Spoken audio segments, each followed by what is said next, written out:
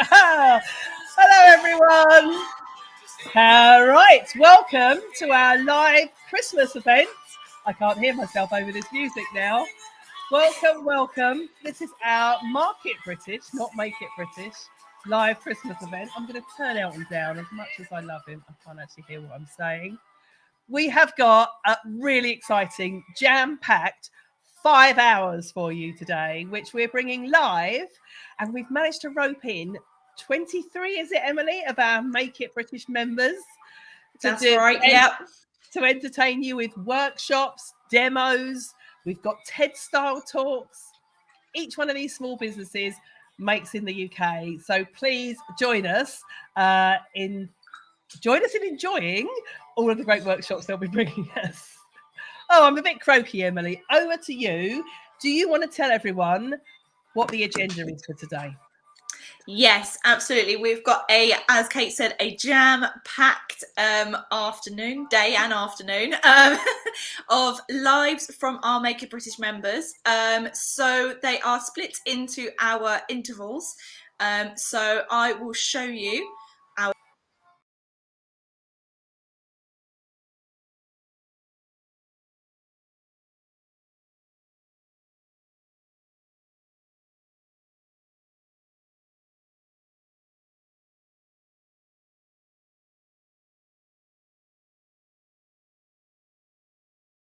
I've just noticed you can't hear me. That's brilliant, isn't it?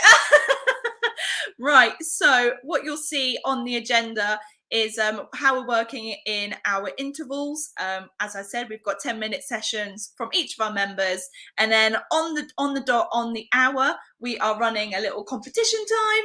So every 10 minutes before we introduce each member, we will be letting everyone know about a quiz question that you can answer to win a whole load of UK-made prizes, of which I will let you know what those are in a moment.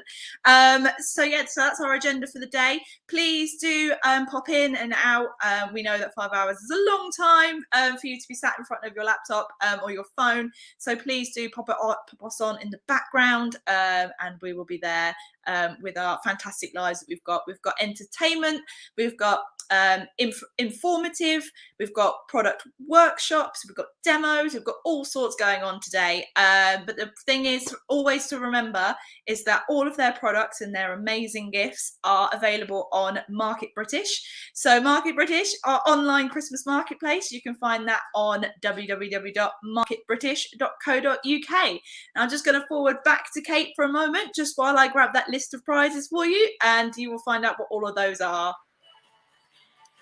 Hello, right. So today, the reason we're doing today, of course, some of you, it may not be lost on you that it's Black Friday, and we don't want to be celebrating Black Friday. We want to be celebrating small businesses who sell amazing, great value products all year round. So that's the reason why we've set up Market British this year as well. So every year, Make It British, we do a gift guide. We've done that for about the last, about 8 years, which has the most amazing gifts and products from all of the small businesses that are members of Make It British. And each one of those products is made in the UK. So every year we do a gift guide, and this year we've decided to do it slightly differently and do it as a standalone website, which is the URL that you can see there, Market British. So all of the products that you find on Market British, we don't take any money from the sale of those. All of that goes directly to the small business, to the member of Make It British whose product it is, because you'll be able to go from the Market British website directly through to their website to purchase. So make sure throughout the day you have a browse at all the different amazing gifts that are on Market British, and we'll be prompting you and telling you about all the different things we've got within that gift guide throughout the day as well. We've also we've got lots of prizes to give away today, haven't we, Emily? We've got a competition. We do. So how many prizes have we got to give away? So we have 22 different prizes to be won, all made in the UK. And you've got multiple ways of winning. So the way that you'll find out is you'll have to stay on the stream and listen to our quiz questions that are coming every every time we do a new intro for one of our new members. And another way that you can win, we are giving away a Sweeties hamper from Golden Casket. So to make sure to be entered into a chance to win, you have to click going on our Facebook event page. Those who are already on Facebook will see that you're already clicking to going. But if you're watching on Twitter, on YouTube, or our Market British website, you can have a look there. And you'll be able to see how you can enter in the comments there, and you can find out how to click going to our Facebook group as well. Now, do you want me to let you know what the prizes are that we've got? Before you do that, Emily, can I just Yes. let everyone know we've got a spammer in the chat, unfortunately, and I don't know how to get rid of that comment right now. So please, no one click on that link that says Online Networks XYZ, because that's nothing to do with us. So thank you, Mr. Budakam Chats, who keeps putting that comment in the chat. As soon as I've worked out how to get shot of you, I will. But please, no one in the meantime click on that link. It's nothing to do with us. All of our links start with Market British or makeitbritish.co.uk. Right, Emily, back over to you. Amazing. So the list of prizes that we've got available, we've got a fantastic gift bundle from Hebtroco featuring a action blanket, a Don't Be a Dick mug and scarf, a Yorkshire pudding tin, and a pair of woolen socks as well. So that's a great bundle for someone to win there. We've got a Leatherfoot card holder from Roslyn Whiting Leathercraft. We've got a reindeer plate from the Woodlife Project. We've got cashmere fingerless gloves and ankle warmers from Turtle Doves. We've got a Winchelsea charcoal grey cap from Sussex Tweed. We've got an Ida bag in teal from Violet Flamingo. A jumbo bubble kit, that's quite hard to say in a mouthful, from Dr. Ziggs. We've got sapphire sky crystal earrings from My Gold. Cooler Quitch scarf in slate from the Welsh girl. I might have butchered that pronunciation there. I'm so sorry. We've got a terrarium kitchen chart print from Arati Devesha Illustration. Saxon leather glasses case from Jeff Stocker. Portable educational learning board and wooden stand from Ted O'Play. Alpaca hand warmers and silk scarf from the British Alpaca Fashion Company. Artscapes calendar for 2022 from Perkins and Morley. Satin sleep mask with pouch from Morda. A Chiltern beanie from Valentina Corrales. A personalised silver leather purse from Pedal and Brass. Iron-on fish and chips patches from Boy Wonder. A luxury tweed and snaffle headband from the Tweed Boutique. Oven mitts and tea towel set from Jelena, and a silk sleep mask from Lucy Joe's Lingerie. So, whoa, that was a mouthful. You probably don't remember the generation game when it all used to go past on a conveyor belt, and then you had to remember the prize. It can go to anyone that can remember all those prizes. No. Absolutely. Do you want to tell everyone how they can win the prizes? So the way to win is me and Kate will be doing a little intro before each of our members' slots, and we'll also be dropping a quiz question for you to answer in the comments. So if you know the answer, and most of the answers will be in the members' lives or they'll be on their website. Once you know the answer, drop it into the comments, and the first person to write the comment and write the right answer will win the prize. So me and Kate, you got to be Kate. Yeah, you got to be quick. Absolutely. And we'll be announcing the winners at the end of each hour section as well. So you need to listen really carefully and watch the live presentation from each one of the members so you know the answer to the quiz. And it will be the first person that puts that answer in the comments, either on Facebook or YouTube. Or if you're watching this on the Make It British website, can they leave the answer there as well, Emily? Yeah, if they're watching it on the Market British website, you can leave comments there. But if you're watching on Twitter right now, you're going to have to go over to either the Facebook page, the YouTube page, or the Market British page to leave comments. And then we will be announcing the winner at the end of each one of these 10-minute presentations, slots, or whatever we're going to call them. Little duets that we've got. I can already see that we've got quite a few of our members lining up. So you have to bear with us because this is the first time we've done anything like this. We've had a little bit of a run through, but But hey, what could go wrong? It's live video. And I think Exactly. we're ready now to bring on our first guest, aren't we, Emily? So We are. shall I introduce the first guest? Yeah, absolutely. Go for it. Are they waiting in the waiting room? Are they They behind? are. So they're here. I can bring them in. Brilliant. Sonia, oh my God. Hello. Hello. Amazing. Do you want to tell everyone which company you're from? Yes, so hello everyone. My name is Sonia. I'm the manager here from Dr. Zig's Extraordinary Bubbles. And today I'm going to introduce you to some amazing Christmas gifts and presents for the whole family. Brilliant. So, before yeah, you do that, Sonia, yeah. Emily, do you want to tell everyone? Actually, I'll read the question that we've got to win, because they can win a prize from Dr. Zig's, can't they? So while Emily's doing their presentation, do you want to ask everyone tell everyone what the question is to win the Dr. Zig's prize? And then we can leave the screen, leave Sonia to her presentation, and the first person to write the correct answer in the comments wins the prize. So what is the question, Amazing. Emily? The question is, what is Dr. Zig's new exciting bubble toy? Right. Brilliant. Okay. Over to you, Sonia. You've got about 8 Thank minutes you. to tell everyone about Dr. Zig's. Thank you very much. So, hello everybody.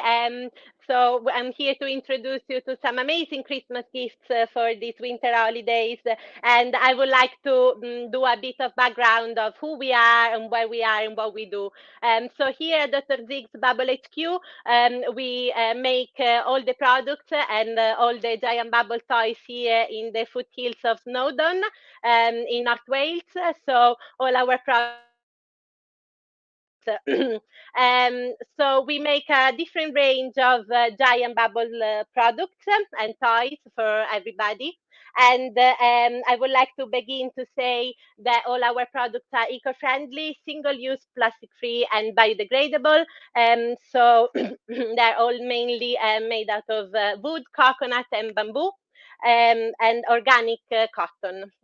So the first amazing present for this Christmas I would like to introduce you is a new bubble. This is absolutely great for arts and crafts, so that your children can enjoy playing indoors. So just a little demonstration. It comes with a little bamboo foamer.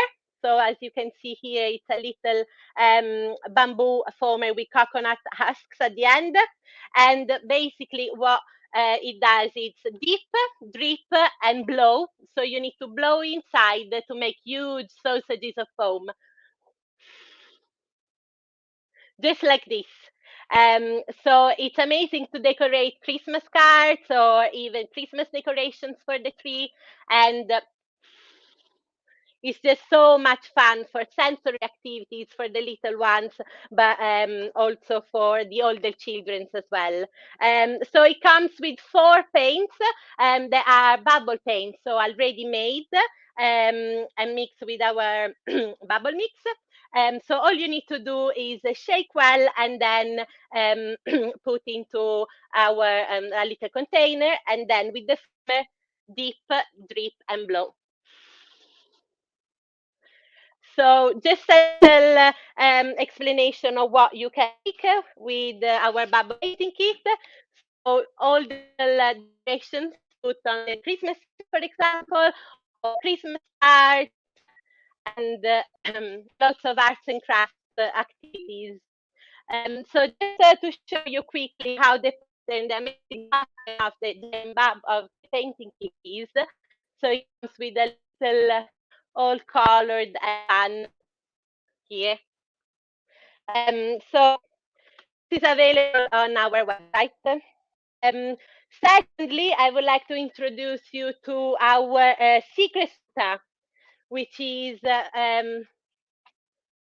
So it comes with a giant rope and some giant bubble ones, little pocket ones, and a Christmas scent, so Christmas cookie spice scented bubble mix. So all you need to do is dilute this with water. There's all the instructions included with it. And it's just such a perfect Christmas present and Secret Santa for stocking fillers. So I will show you now our amazing giant bubbles.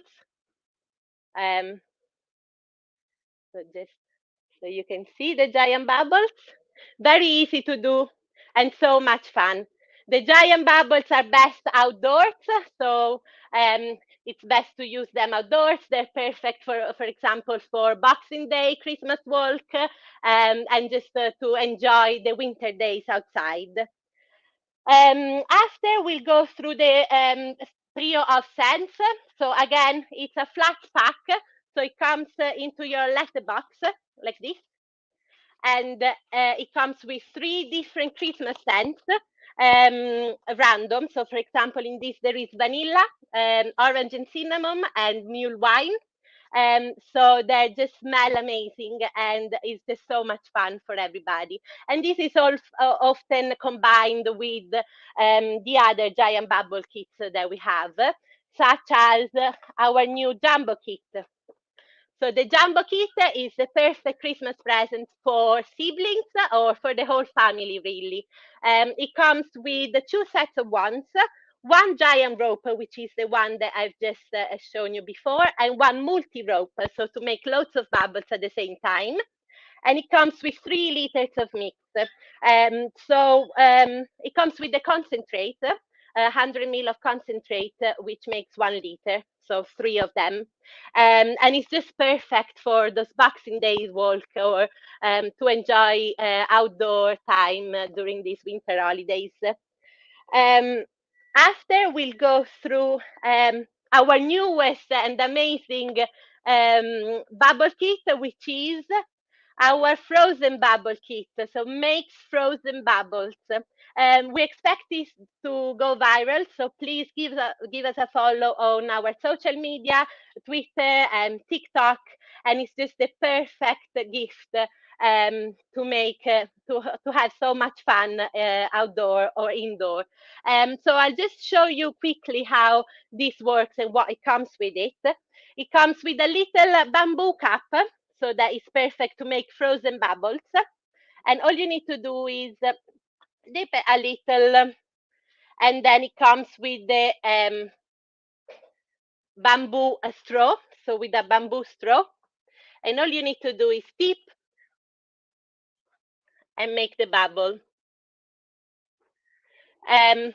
So then you can either place it outside if it's less than 2 degrees, or place it in the freezer, and then you can watch all the crystals grow and freeze.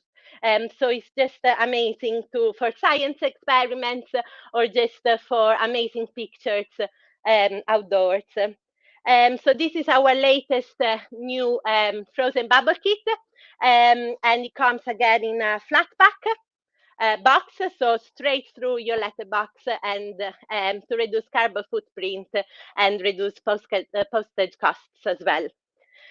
Then I would like to show you also our amazing Christmas Bobo bubbles, which are little bubbles full of bubble mix that you can hang on the tree. So they're really cute, and they come with our Christmas logo. So again, they're amazing stocking fillers presents to put on the tree. This comes in different scents. For example, this is a Christmas tree scent, but also Christmas cookie and orange and cinnamon. So they're really smelling really nice, and this makes a liter of mix. So you need to dilute it with water, and then it's ready to bubble. So just to let you know also that with every purchase on dr6.com, you're contributing to a gift hamper for hospice, care homes, and Alder Ormond Hospital, Children's Ward. So we're giving a part of all the purchases to make a Christmas hamper for them. Yay! Sonia, that was I hope you brilliant. enjoyed. That was amazing. Oh, you look so festive. Whereabouts are Yeah. you? Are you out in an inside studio or are you Yes, outside? yeah, it's here in our Bubble HQ in North Wales. We set everything up here. I So love it. Bubble HQ yeah, in the hills of Snowdonia, you are, aren't yeah, you? So yes. can you tell everyone, because there's been a few answers and guesses at the question to win the Okay. bubble kit. Can you tell everyone what the answer? Well, Emily, first tell everyone what the question was, and then Yeah. Sonia, tell everyone what the exact answer to the question is, and then we can announce the winner. Amazing. So the question was, what is Dr. Zig's new exciting bubble toy? Yeah, so our new exciting bubble toy is the frozen bubble kit. So we're just launching it next week, so it will be available on all our channels, and it's just so great for a Christmas present this year.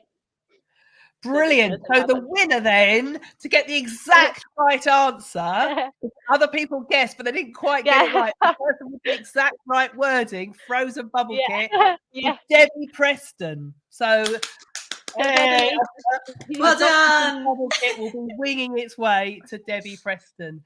Sonia, thank you so much for joining us today. Thank you for this opportunity. You off stage now because we've got to bring our next guest in. Sonia Milano from Dr. Zig's, amazing. Thank you. Bye-bye. Thank you. Bye.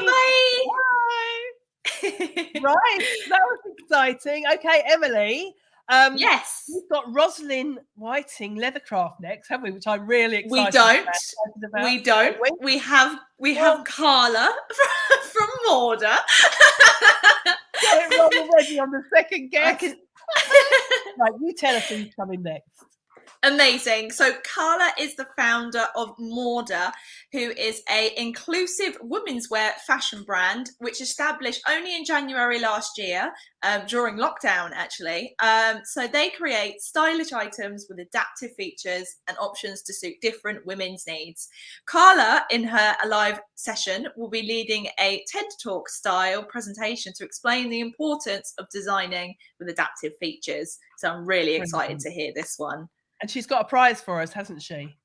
She does have a prize for us. Yeah. Shall we announce the question? What's the prize? What's the prize to be won first? So Carla's prize is a lovely satin sleep mask with pouch, which looks divine. It looks like something you could just fall asleep to. And the question is? The question is, what's Morda's, as in the brand, main goal that she goes for? And I'm sure you'll hear the answer in her live session. So make sure to listen carefully and check out her website as well in order to find the answer. Brilliant. Right, let's go over to Carla. Let's bring her on. Bring her in. Hello, hey! Also got our fairy lights up. Right, we need to crack on, Carla, because we've already talked over your time. So over to you. That's fine. Thanks very much. So yes, my name is Carla Darling. I founded Morda at the beginning of the year. And today I'd like to talk a little bit about the background to coming up with this brand. So there's around 15% of the population across the world have got a disability, and disabled people are the fastest growing minority group currently. Most or some disabled people will recognize that they're probably not disabled because of their body, but because of the design of society. And if you think about around us, you know, how we navigate our streets and how we put on our clothes, we do have a very standardized way of creating patterns to fit bodies, and everything is pretty much according to traditional concepts around fashion. So more than breaking with those outdated fashion concepts, Morda's our little contribution to bringing adaptive fashion into the mainstream. So trying to get designers and the public to accept that there could be different ways to create fashion that are a bit easier for the ones who have a disability. Now, the trouble with adaptive fashion or disability-friendly fashion up until very recently is that disability is still very much associated with an older age group. And the designs for adaptive fashion are still very much similar to the clean lines of hospital gowns. So if we think that disability can be permanent or temporary and occur at any age, people have different needs, but people do like to maintain a sense of style and a sense of fashion, because ultimately fashion is the way we express our personality. So it does make sense that we create fashion that is inclusive and that people can quickly put on and take off, because let's face it, we all have families, we all have jobs, we do not or cannot afford to be spending half an hour trying to button up a shirt when there are tools that can make that a lot easier and quicker. So that's what we do. At Moda, we want women to just come in, and if they find a design that they really like, they have the option to acquire that design with the standard features. If you find that a button and buttonholes or a zipper are quite straightforward to use, but if you would require less fiddly fastenings and closures, then we have options with magnet buttons, snap fasteners, or even Velcro. And I know that Velcro is one of those things that we only associate with sportswear or rucksacks, but trust me, Velcro is quite straightforward and doesn't need to be visible, and it's really, really easy to allow people to put on and take off their clothes. So I'm going to show you a little bit of what we've got, because I think it's easier to, well, we're talking about fashion anyway, it's easier to see than to talk about it. So we've got our Francis trousers, and I'm going to confess, I like this design so much that we ended up having this in the summer version in cotton and now in tweed. Now, another feature of our brand is to, obviously we make our things in Scotland, so it makes sense that we have a lot of wool and natural fibers from the region as well. And we tend to go for fabrics that are breathable, because if you consider people that have limited mobility, it is important that the fashion, the clothes they wear, allows them to, it allows the body to breathe. So on this design, no pockets at the back, purely because if you're in a seated position for longer, you do require some comfort, and back pockets can be quite harmful and even cause pressure sores. So we tend to either have our pockets at the front, like in this design. They're easy access for anyone standing up or sitting down, or just on the side, like this model.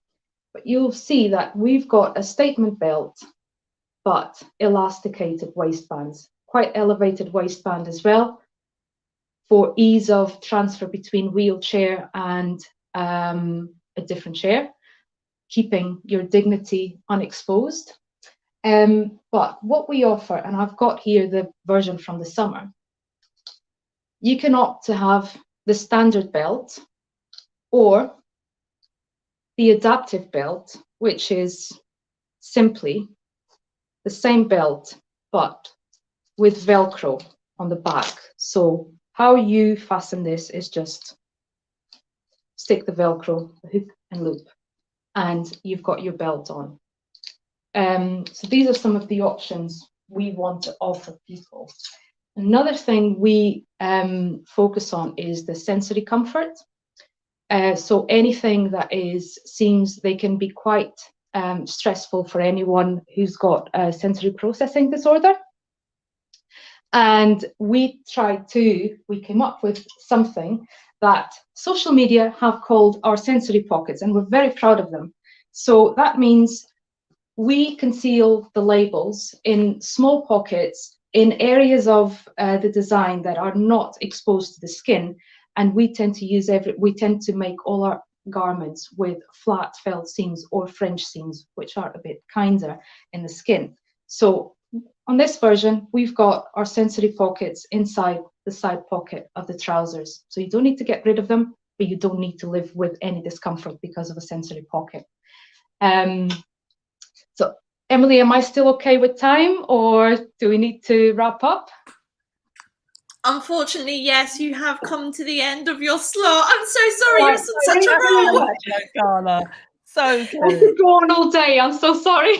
It was really good, particularly when you had the products to demo. I loved it. So we've put the link for where people can find your amazing clothing in the chat. Did we get the right answer for the question, Emily? Do you know what? I've just seen that an answer has come through, but it's Debbie again. Debbie has answered with the right answer. Debbie's going to win everything today. She's Debbie's going to win everything. Someone's just missed it. It was so close. Do we allow the same person to keep winning the same winning prizes? I'm not sure that we can. I think it's fair if we open it up to other people. So I think we'll say that Leanne Lilford has won the prize, and she answered with, a goal is to bring accessible fashion to mainstream. Is that right? Yes, amazing. Absolutely. Amazing. Though, well, Debbie, I'll send you a Make It British mug for your enthusiasm there for answering. So how are we getting everyone's prizes to them, Emily? When we announce the winner, you're going to send them a direct message, aren't you? And then we'll get their address. We'll get in touch. Don't you worry. We're writing all of your names down, and we'll get in touch with you to find out your delivery addresses, and we'll get the amazing prizes to you. I've not plugged in. Oh no! Carla, that was amazing. Thank you so much for joining us today. Thank you. Thank you. Bye. Thank you. Have a lovely day. Bye. Right. Emily, you better tell me who's next, because I got it wrong last time. So next we've got the amazing Hazel Russell from the Wood Life Project. Would you like me to do a little intro? Shall I read out the intro for Hazel? I love Hazel. Go for it. I'm a big fan of Hazel. It's amazing. I think it's so clever what she does. But I'm trying to find the description. Right. I keep getting this wrong. I would never make a good live TV presenter. Right. So we've got Hazel Russell, who is the co-founder of the Wood Life Project. I knew that. I didn't need to look at my notes for that. But they manufacture beautiful, innovative, eco-friendly, practical products for the family and the home with a focus on mealtimes. Her products are really clever. So we're going to bring Hazel in. Have we got a prize from Hazel? Yes, we do. We have a wonderful reindeer plate, which is so cute. So what's Hazel's question? Should we bring Hazel in? She can ask. Let's bring her in. Absolutely, yes. She's waiting in the wings. Hello. Hey. Hi, Hazel. Hi, Hazel. Do you want to tell everyone what the question is to win your reindeer plate? Okay, so to win our reindeer plate, you need to answer this question. So, our products are made from British hardwoods, but which British hardwoods is the question? Brilliant. Love it. Right, over to you, Hazel. Thank you. I'm just going to pop the light on. It's quite dark. Hang on. And anyone listening in, put the answer to the question in the chat, in the comments, whether you're on Facebook or YouTube or the Market British website. First person to answer will win the reindeer plate. Hey. So I'm Hazel Russell, founder of the Wood Life Project. As Kate said, we make beautiful, innovative, eco-friendly and practical wooden products for the family home with a focus on meal times. We manufacture in the UK only and use trees which have been sustainably grown and harvested in the UK only too. Our products are made from British ash and sycamore wood. So we launched the wholesale in September 2019 and are now stocked in over 80 retailers in the UK, including John Lewis, Daylesford and Eo Valley. We also have international presence in countries in the EU, the US, Canada and Japan. And we also sell on our own website at thewoodlifeproject.com, as well as on third-party platforms such as Not on the High Street and Jules. So back to the beginning, our decision to create our company was born out of concerns we had for the future of our planet and the legacy which was being left behind for our little boys. It felt as if every day we were learning more and more alarming facts about the effects of plastic pollution and the deterioration of our wonderful planet.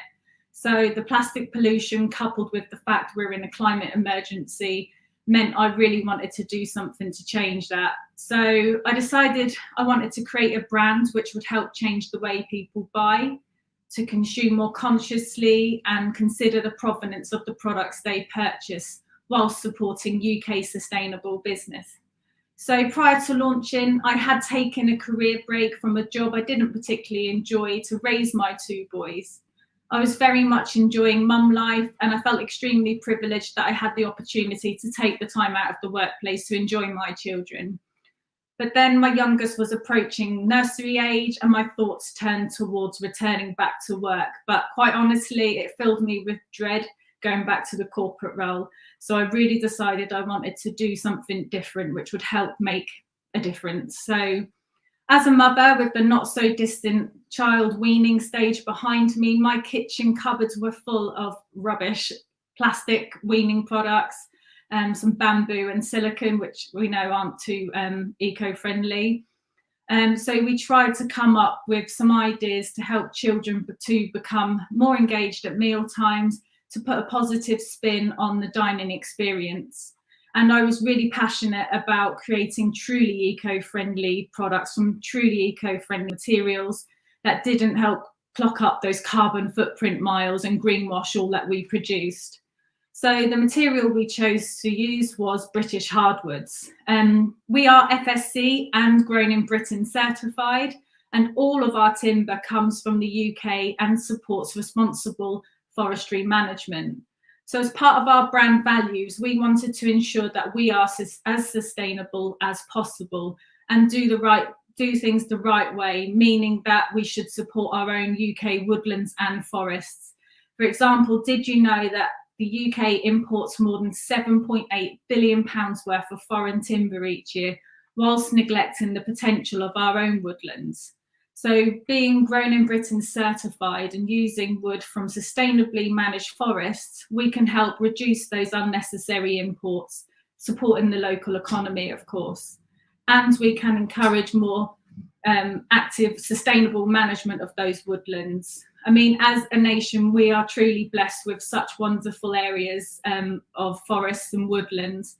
And when sustainably managed, they provide endless benefits. So things include into our physical health, so helping reduce inflammation in our lungs, for example, for our mental health, so getting outside in the woods, enjoying the forest, can have huge positive impacts on our mental health. I, for one, am a huge fan of forest bathing, so the Japanese art of Shinrin-yoku, and then other things such as sequestering carbon and cleansing the air, flood prevention, restoring biodiversity, and perhaps even the answer to our plastic pollution crisis is, can the fibre from trees be used to help replace those plastic products? So that's a bit about our background and why we choose to use British wood. So now I better talk about our products. So first, we brought to market our bear, fox and rabbit plates. So these were really born out of frustrations we had as our eldest child, Joseph, was a real fussy eater. He barely opened his mouth when we first started weaning, and he's just, I don't want to eat anything. He was so disengaged because he was so busy doing other things. And we really wanted to create something which would help him be more engaged at meal times. And so what we came up with is our lovely plates. So this is one of them. So this is our rabbit plate, which have got separate ear sections, perfect for those fussy eaters. Joseph really freaked out anytime we put vegetables near his mashed potatoes or something. He liked to have his food separated. So we had our rabbit plate, and we have our fox plate, again with the separate ear sections, and then our Mr. Bear plate. So these are on sale on our own website, and also on Not on the High Street. You can get these personalised. So people tend to put a child's name in here, and then a date of birth, and they make really great quality heirloom products.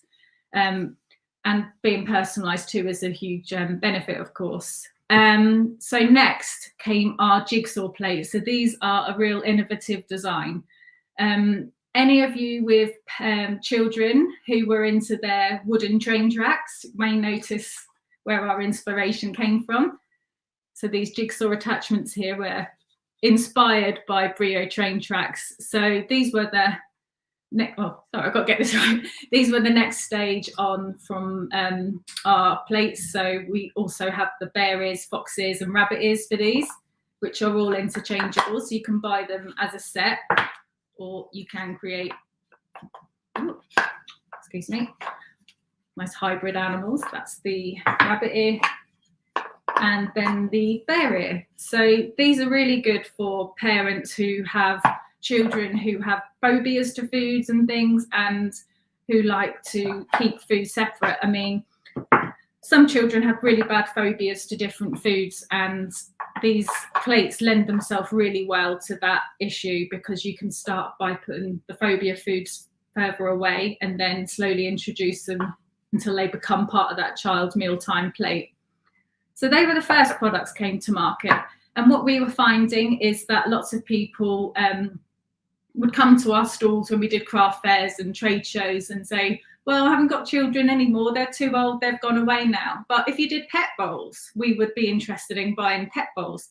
So next came our cat bowl and our dog bowl. So these are our cat bowls, quite deep, nice and sturdy. These are suitable for both wet and dry food. And due to the lignin present in wood, they are far superior to plastic equivalents.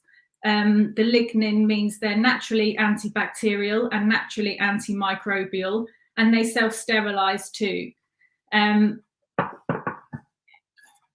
Here's our dog bowl. Oh, I can't hear you. Are you trying to talk to me, Kate? I was just saying, you've gone over your time. This is fascinating, though. Everyone absolutely loves this. Amazing. You should be on Dragon's Den with this. It's incredible. Sorry, I love it. Chatting away. It's brilliant. Have you shown your reindeer plate, though? I don't think you have. The reindeer plate. Stars. You've got stars. And this is our... Oh, so that's the prize that people can win. The question was, what wood does Hazel make the Woodlife make their products from? The answer was, Hazel? It's either ash or sycamore. Who got the answer first, Emily? So it's actually one of our viewers on YouTube. I don't know how to pronounce your name. I'm so sorry. Nagarit? They're the winners. Completely butchered that, but their reindeer plate will be winging their way. So, Emily, make sure you get that person's details to give to Hazel. Hazel, thank you so much. Incredible. For anyone that's just joined, that was Hazel from the Woodlife Project. Links for where to find her amazing products are in the comments. Thank you so much, Hazel. We're going to have to say goodbye now. Happy Christmas. Thank you. Bye. Take care. Bye. Right, who we got? Rosalind White. We have got Rosalind Whiting now, haven't we? I've got Rosalind 20 minutes ago. Poor Rosalind has been waiting for ages. Right, let's bring Rosalind in. What could go wrong? A live video with 10-minute slots each.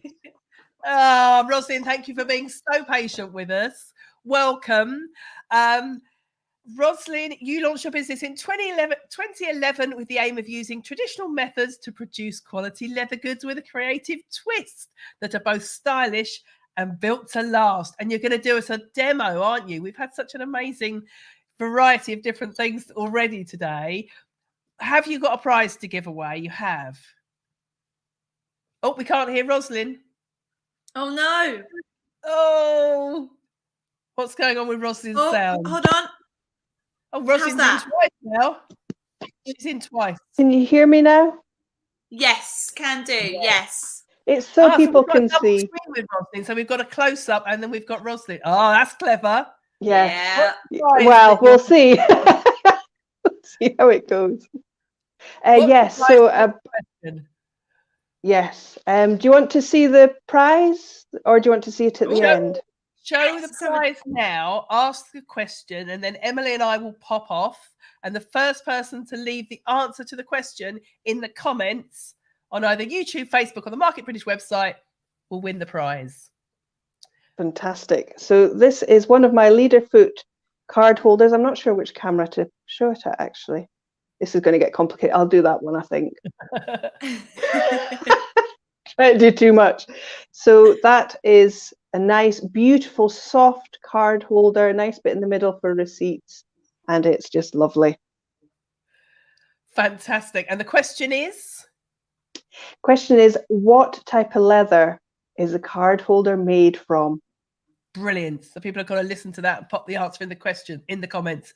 Emily and I will disappear. Rosalind will make sure you get your 8 minutes. We're going to be running a little bit behind, which means Perfect Pillow will be a little bit later as well. We'll just have to keep our 11 o'clock slot a bit shorter, Emily. Fantastic. No worries. Over to Amazing. you. Thank you. So yes, as Kate said, I started my leatherwork business 10 years ago. In fact, it's the business birthday next month when it turns 10.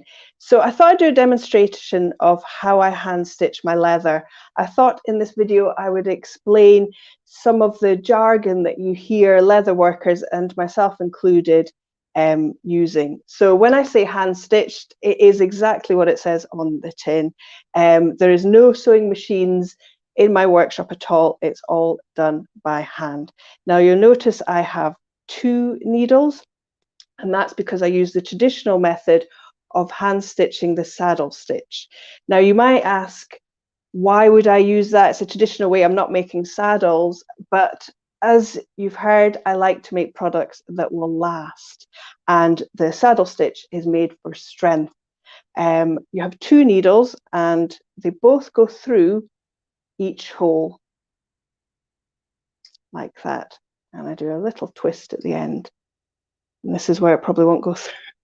Sometimes it's a bit tight, but that's what helps seal it as well as beeswax being on the linen thread. So everything is natural. The linen thread obviously is natural.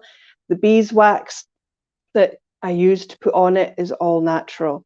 Now the reason why you go through each hole twice is so that you've got a running stitch on each side.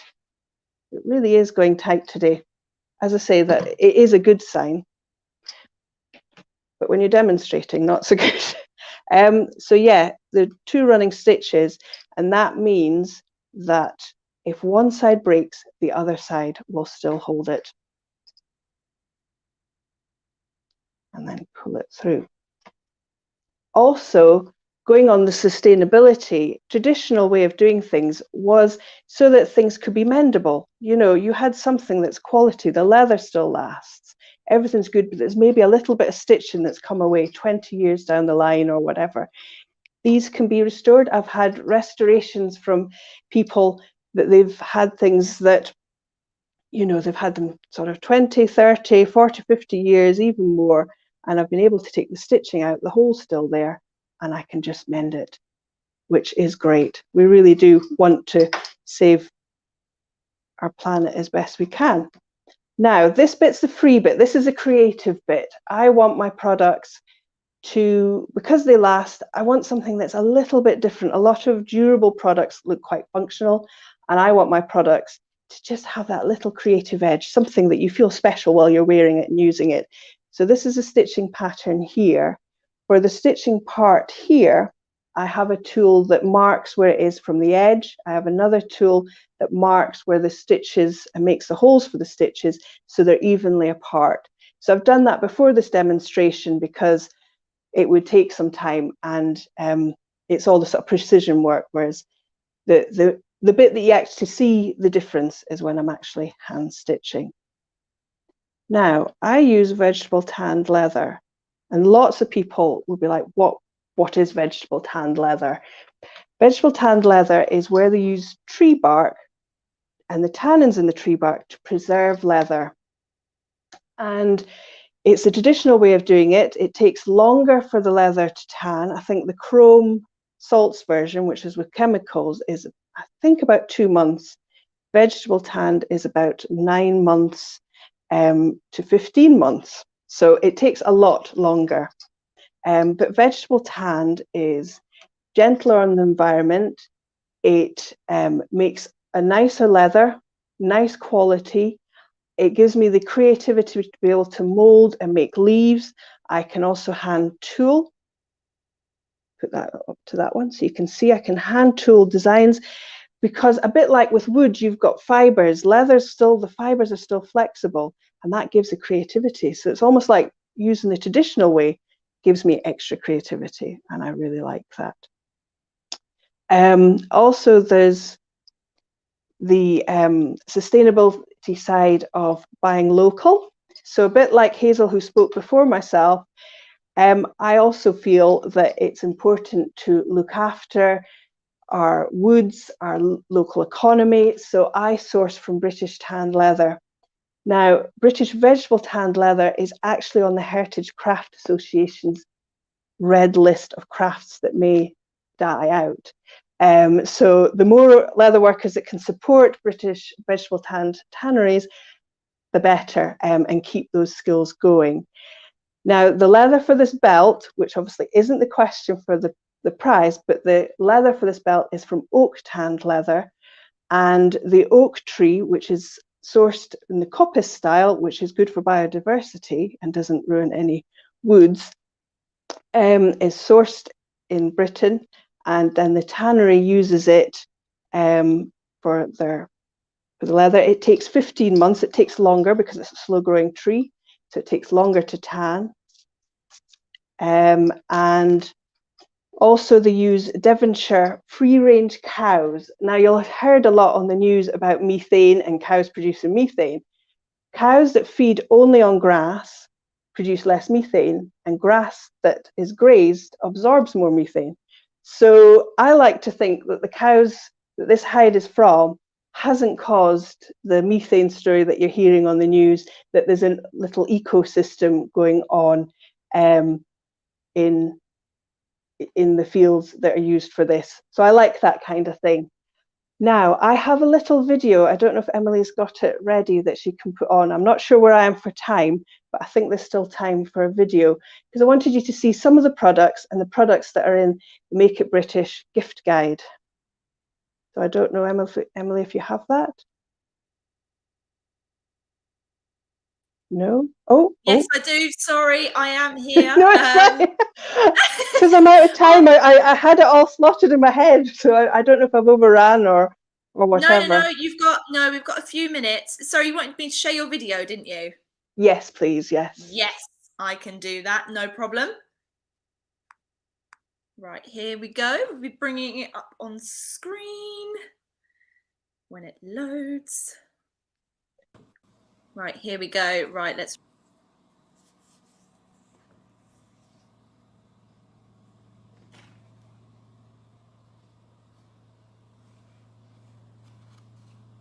So for this video, I would recommend that everybody really listens to what I say in this video. So what you see here is a small organizer gift set, where it comes with a nice keyring and organizer tray. Is the video going to work, Emily, or are we stretched? Oh, there we go. So it's got a keyring which is made from offcuts from this belt, and also it can fit through a belt, and the brass fittings are British made. It's really struggling with this, isn't it? I could just show you here rather than the video, but the video shows you nice and close up. The organizer tray in the background is dark brown, and it's also from the same tannery as this oak tanned leather, although it isn't tanned with oak. It's tanned with mimosa, I think it is, and chestnut. So it has a more of an orangey backing to it.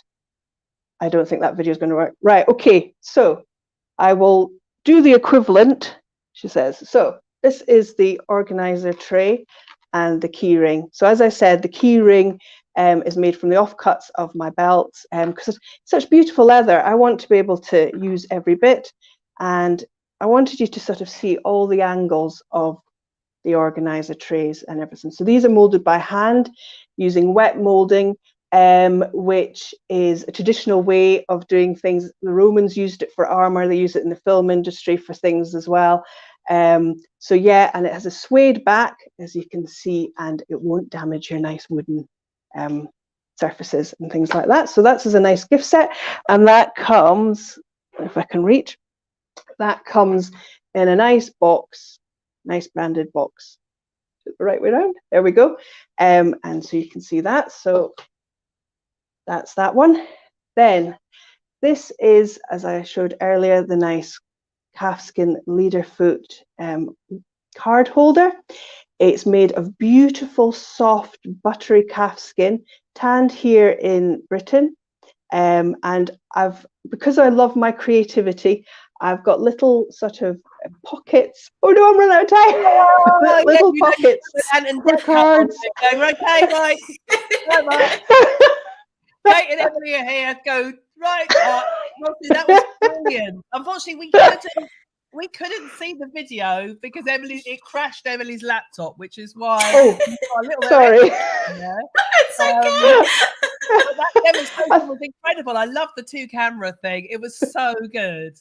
So we need to see if anyone got the question right. Exactly. Right. So find us what the question was and the answer, Rosalind. Sorry, what was the? Remind Sorry, us I was too busy looking at the comments. Sorry. Remind us what the question and the answer is. Right. So the question is, what type of leather is the leaderfoot card holder made out of? And the clue is it's thin, as opposed to the cow hide with a belt. I don't know if anyone's answered it right. I don't think anyone's got it went for right. veg tan, which is not thin. What's the answer? Oh, It's calf's. Oh, no one's got it right. Oh, brilliant. To be fair, Touch of Tweeds did get in there before you said the answer. Brilliant. So I think they might have won that. Yeah, fantastic. Hey, I suppose because I'm sure Ant and Dec have these problems as well, you know. I suppose because I was going to do it as part of the video. The answer was going to be part of the video, which was near the end. I don't think we're going to be able to do any more videos because they buffer, unfortunately. Yeah. We'll have to work out a way. Have we got any more videos later today, Emily? We do, yeah. Okay. We'll have to work something out. Rosalind, that was amazing. I loved the demo. It was so good. It was really good. Thank you so much. Thank you. We're going to have to let you go now. Happy Christmas. Yeah, thank you. You too. Bye. Bye. Hey, right. Who have we got next? Because we're running over again. We are. We thought it would happen. Now. We do. We've got Maro from Perfect Pillow. So Perfect Pillow, if you've never heard of the ingenious product before, they produce organic, earth-friendly health products, including their organic buckwheat pillows and mattresses, as well as their award-winning non-toxic Perfect Pillow, which are all manufactured near Whitby on the North Yorkshire moors. And I think Maro is going to show us all the different products they offer and how they are made. Right, bring Maro in then. Where's Maro? Let's. Hey! Hello! Oh, that's a great setup. Straight over to you, Maro, because that's the best I could do for a day. So I'm sorry about it. I just stepped in. I'm not a person who talking or showing anything. I'm afraid, but I'm a production person. But I'm here today, and I'm going to tell you about our great product made right here in North Yorkshire Moors. Basically, the story began in 1996, and Tony invented the Perfect Pillow.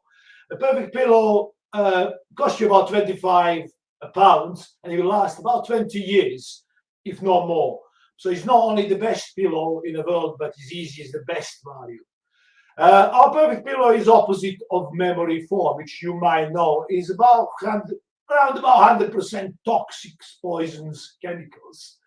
Whereas our Perfect Pillow, natural, filled with buckwheat husk, ethical, sustainable, and genuinely organic. Consider the issue when you buy pillows or mattresses. But first, will it prevent your head from sweating, keeping you cool in the summer and cozy in the winter? Yes, our buckwheat pillow will. Second, is it produced by UK family-owned business, which can be winning awards for ethical production? Yes. Is it contaminated with toxic chemicals like fiber, foam, feather pillows are? Well, the good news, our organic buckwheat husk is only touched by air, earth, and rainwater. Does it grow in poor soil conditions without need of any pesticide or herbicide and provide vital support for the region's ecosystem? Well, our buckwheat husk is. Buckwheat is actually not a wheat. It's related to rhubarb. Maybe we should call it just rhubarb pillow or mattresses. Does your kind of pillow causes you to toss and turn? We believe our organic pillow is the only pillow that provides you vital support needed for your neck, head, and shoulders. So thousands of messages we got in our reviews. One of the best is simply the best pillow in the world. Or your usual pillow is as good as a paper bag in a store. You can order our great pillows and mattresses on our perfectpillow.co.uk website or razmetas.co.uk. As you can see, we got .co.uk and it's 100% UK products. For trade inquiries for buckwheat and husk and K-pop, please visit our buckwheat.co.uk. After 7 years of producing our successful traditional dimple mattress, we announced with a deeper design, which you can see here. I don't know whether you can see it or not. The Atlas mattress, we call it, is our newest offer. Like the Perfect Pillow, is carbon neutral, sustainable, source feeling, supremely comfortable, truly organic. Made with love and consideration for our precious planet on the North Yorkshire moors. In spite of being a small family business, we continue to take the fight to mega corporations who produce toxic chemicals bedding such a memory foam without the care for you, me, the truly consideration in dividends for shareholders.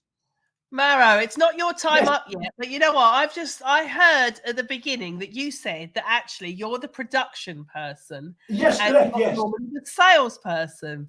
So Yes, you know correct. what? I thought, can I ask you a few questions about how the pillows are actually made? Because Right, that's yeah, obviously your area of specialism, isn't it? And I haven't got because I've been to pillow factories before where have you got the machines? What's it called when you fill the pillows? It's simply, if I can say, it's simply filled by hand. We got hopper, You which fill is them by going hand. in. Sorry? You fill them all by hand. More or less, yes. There's a big hopper holding about around 100 kilos of husk, and we just basically got the so-called scissors on the bottom, and literally just there's a zip in every pillow. Yeah. Giving you access to the obviously and inside is just a pure clean husk. That's all it is. The cover is made of 100% cotton, and that's what it is. It goes in a box presented there. If you can see it, the boxes are recycled cardboard, and there is no plastic use whatsoever. So basically, you have a big hopper. Goes in the box. Yeah. They have a big hopper, and you fill it full of buckwheat husk. Yes, correct. And drop it into each one of the pillows. So Yes. is that a bit like a beanbag in that respect? Because I haven't seen one.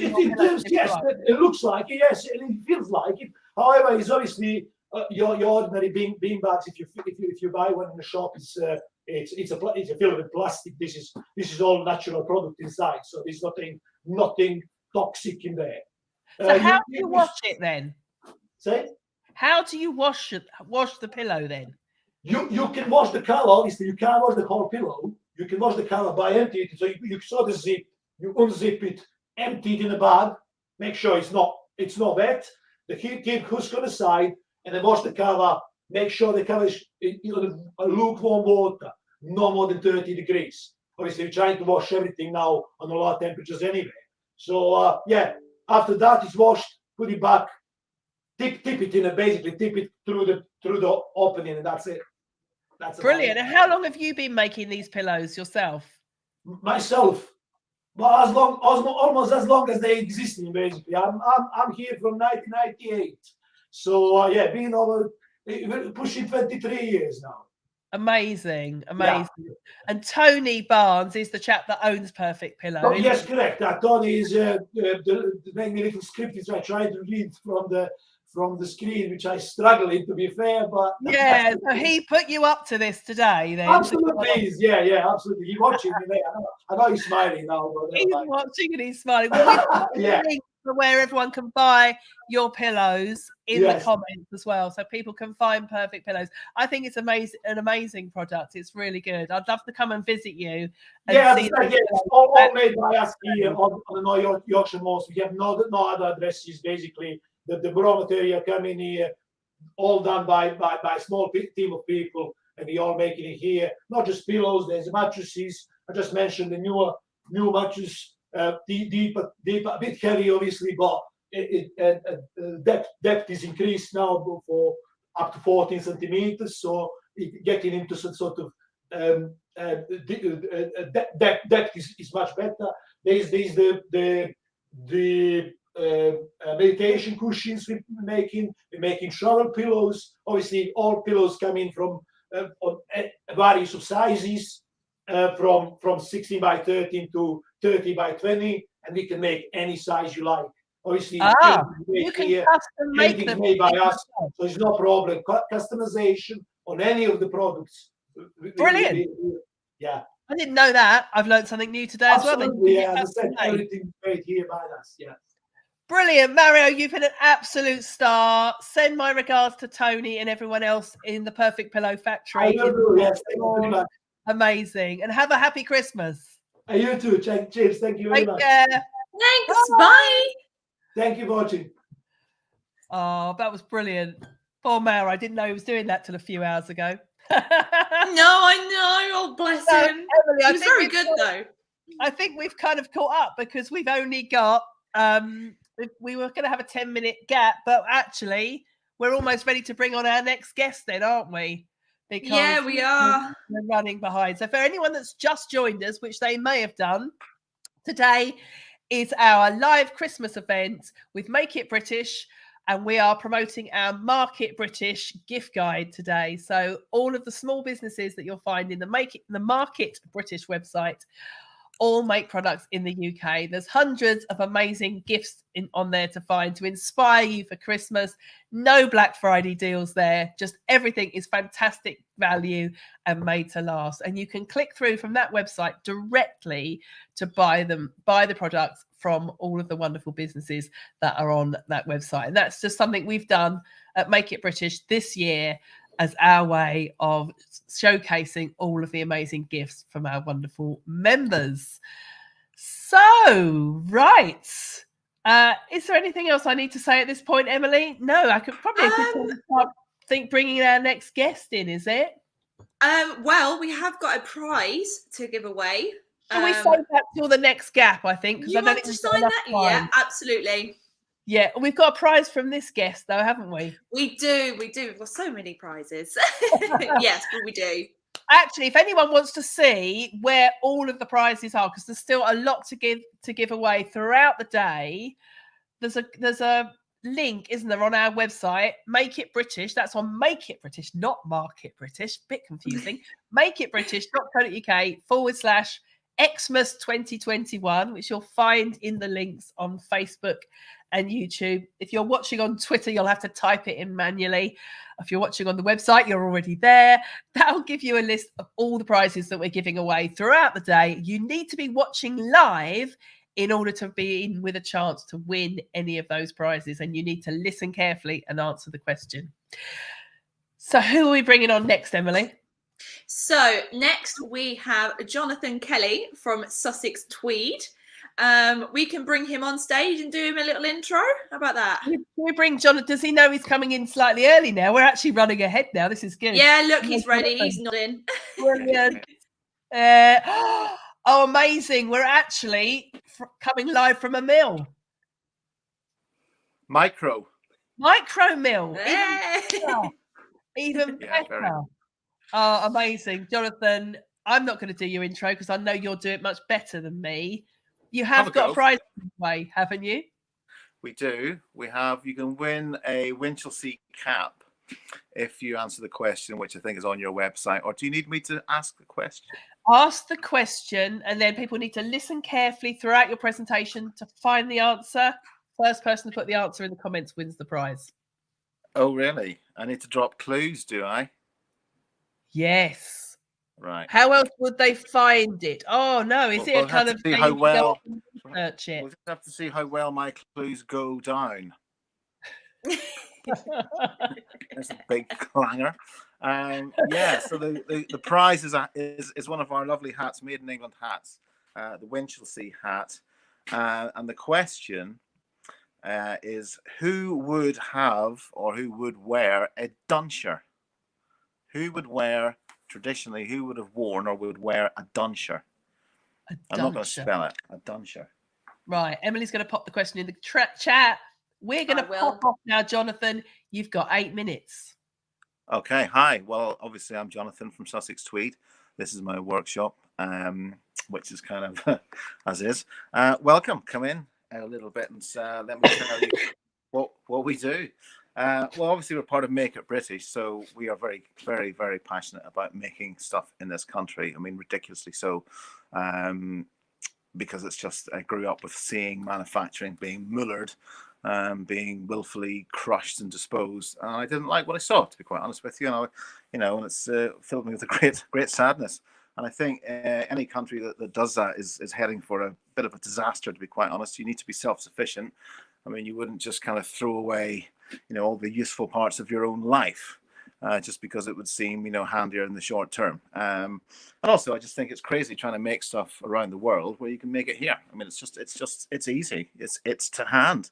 I mean, I don't need to have problems happening in Romania or China where, I have to fly out. I mean, that's crazy. And I haven't even looked at it. We haven't even costed doing stuff abroad because we just don't want to. I mean, I'll just give you a quick example here on this loom that we've basically restored from a kit of parts. This had to be remade, which is like a 5/8 inch imperial size bolt. You can't get them off the shelf. We had to have them made. We got it made in Sheffield because I like doing stuff like that.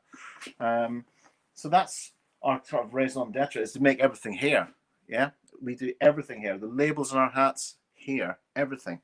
Not one thing comes from abroad. I mean, we make from the 4 nations. So basically, so far we've used stuff from Scotland, Northern Ireland, and England. So it's all UK. And we think that's the way it should be. And people are prepared to pay for that because it does mean higher quality. It means a bit more oversight. And also you're paying money into the system. You're paying, people are getting paid wages. You're keeping skills here. You're paying taxes here. It's all good. There's nothing bad about it. So very quickly, because I know time's an issue. So this is our big loom. We do have a tiny wee loom, but it's not worth looking at. It's just there. But this came from Donegal, which is where I got my love of weaving from, was watching people in Donegal and Donegal tweed. And this was a kit of parts, came from a shed. We've basically put it back together through trial and error. We've managed to get this working. I mean, here's our twanger. I don't even know what it's called. Which we've basically fixed. If you look up here with bits of bungee cord, that's an inner tube.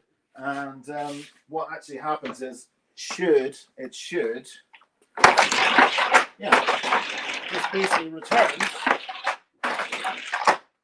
that back and forth. That's all that does. But you can see it's pretty rural. We've got our we call it binder twine, baler twine, kind of the organic stuff as well as the old nylon stuff. But again, this came from England. That's how ridiculous we are about this. And at the minute, we're supposed to be able to show you an actual warp on this, but it hasn't arrived yet. It's coming from Haworth in Lancashire.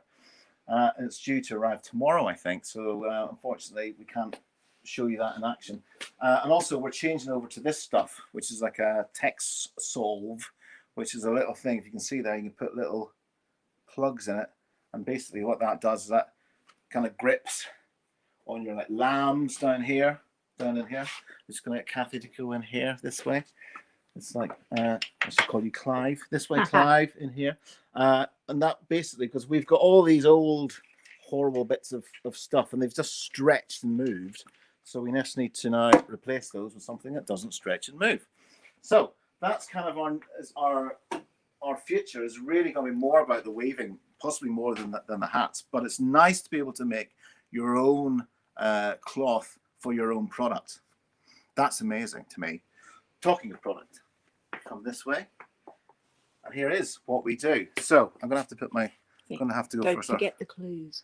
The slight spectacles. And this is a, yeah, I'm trying to work a clue into this one. This is what we do. Look at this. I mean, this is a vintage tweed, and it's made the old-fashioned way. The hats used to be made like this, and they are not made like this anymore. You know, we've got the embossed leather sweatband from Bracers in Manchester. They're the last people, I think, doing this stuff in the UK. You can see Sussex tweed, made in England. Not beautifully British, actually British, I think you'll find. Cotton from Lancashire. We've got labels from Derby. GB labels up there in Derby. Hello, GB labels. And that is what, that's our stock and trade. That's what we do. We're kind of, you know, riveting this stuff together. That is a bad clue, but it's a clue. And we are banging this stuff out. And here, Dunshire wise, this is what I'd call a Dunshire. Look at that. I mean, that's woven right here where I'm standing. This is where we've been woven. And if you look at that carefully, you can see our little signature, which is this blue, Sussex blue. And you can see that in the warp. See that? Have a look at that. Can you see that? So it gives it a iridescence. And that's what we're hoping to, most of our tweeds, if not all of our tweeds, will have that through it. And you can see even here, it goes lovely with a nice bit of like autumnal brown. And that's a beautiful, soft, hand woven, meaning hand woven tweed. What type of hat is this? This is a Brighton hat. Thanks, Clive. Clive keeps me right. He's my producer and director. But this is my favorite. This is a Brighton blue. And again, we've got the leather in this. Now, you notice there we weren't showing you leather sweatbands and that. I have to be honest with you because of COVID. If you come up here, Clive, thank you.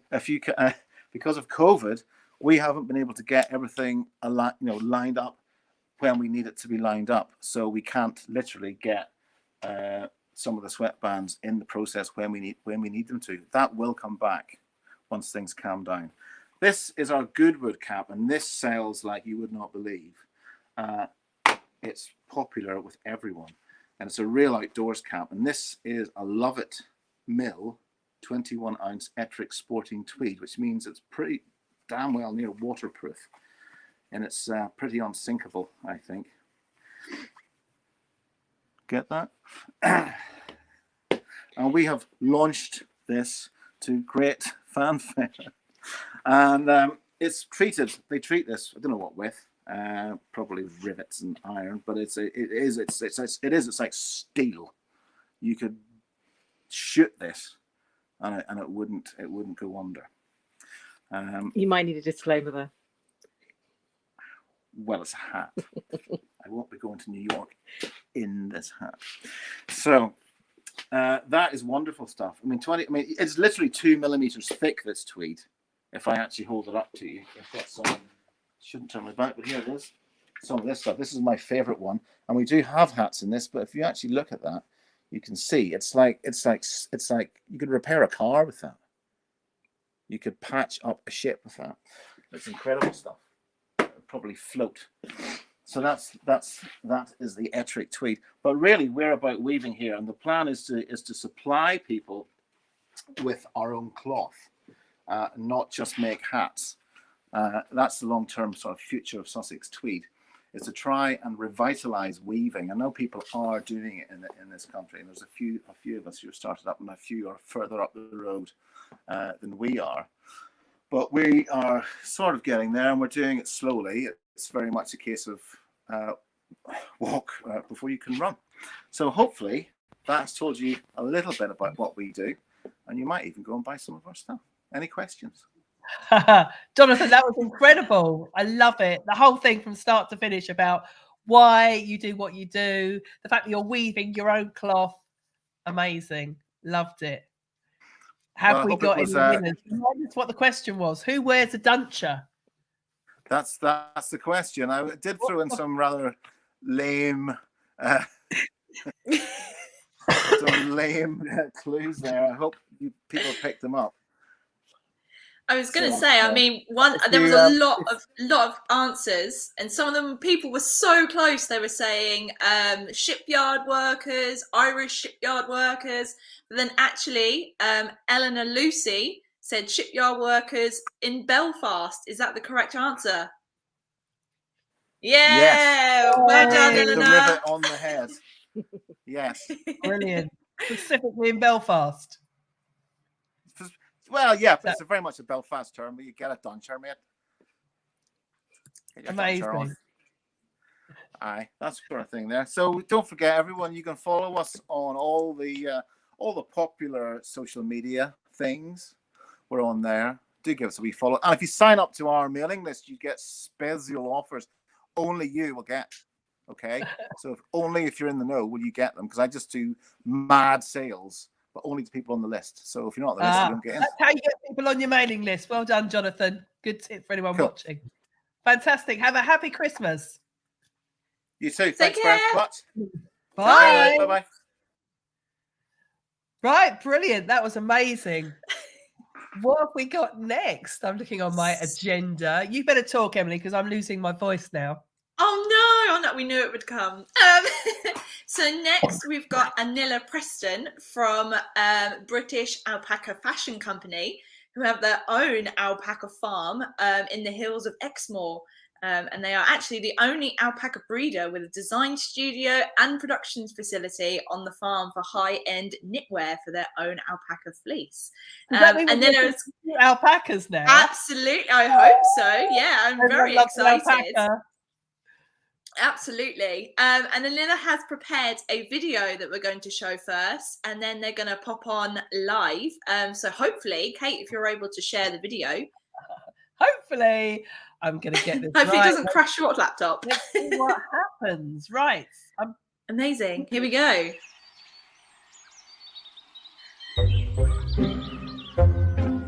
We are David and Anila Preston. We are camelid breeders based in the southwest of England in the beautiful Exmoor National Park.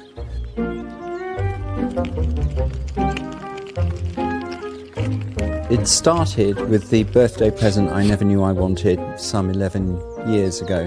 I thought I'd get a Ferrari for the weekend, instead of which I got 2 alpacas called Champagne and Truffle. And that's how this started.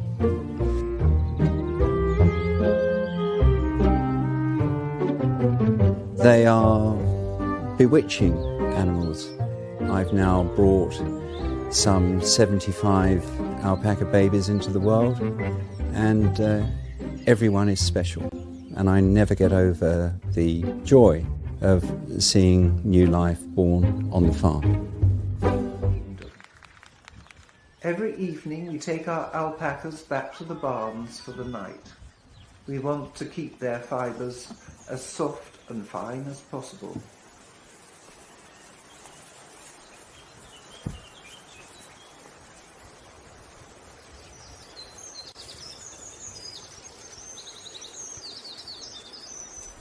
Shearing takes place once a year under the close supervision of Anila and David, the farm owners, and is only carried out by specialised alpaca shearers who understand how to handle alpacas, thus causing them minimum stress. Shearing is a great event on the farm. It brings together owners, staff and friends from all over England. We're a big family where everyone carries out just one task. Immediately after shearing, each alpaca fleece is graded, skirted and sorted so that the highest quality fibres with low micron count can be separated from the coarser fibres and guard hair. Our fibre micron count averages between 15 and 19. This is what we call British Royal Alpaca. Alpaca comes in about 26 natural shades. This is a major difference from sheep. The ranges of white could be 4 different types of white. Some of the unusual colors are rose gray and a certain kind of brown, which is like a caramel brown. And gray, although it might sound very mundane, actually is an extremely difficult color to create in an alpaca.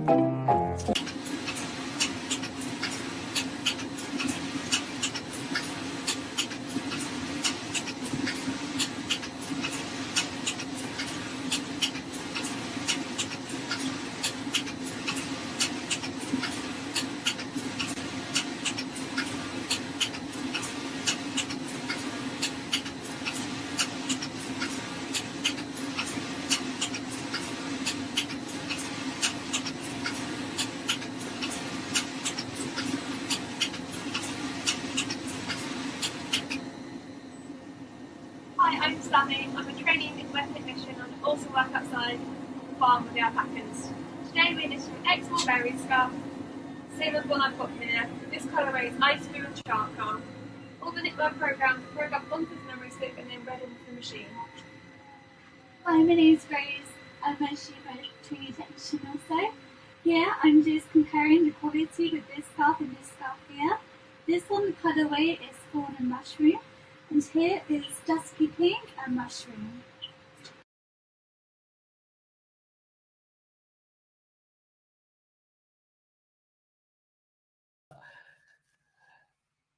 Yeah, that was so good. Behind the scenes at British Alpaca Fashion. Have we got Anila joining us?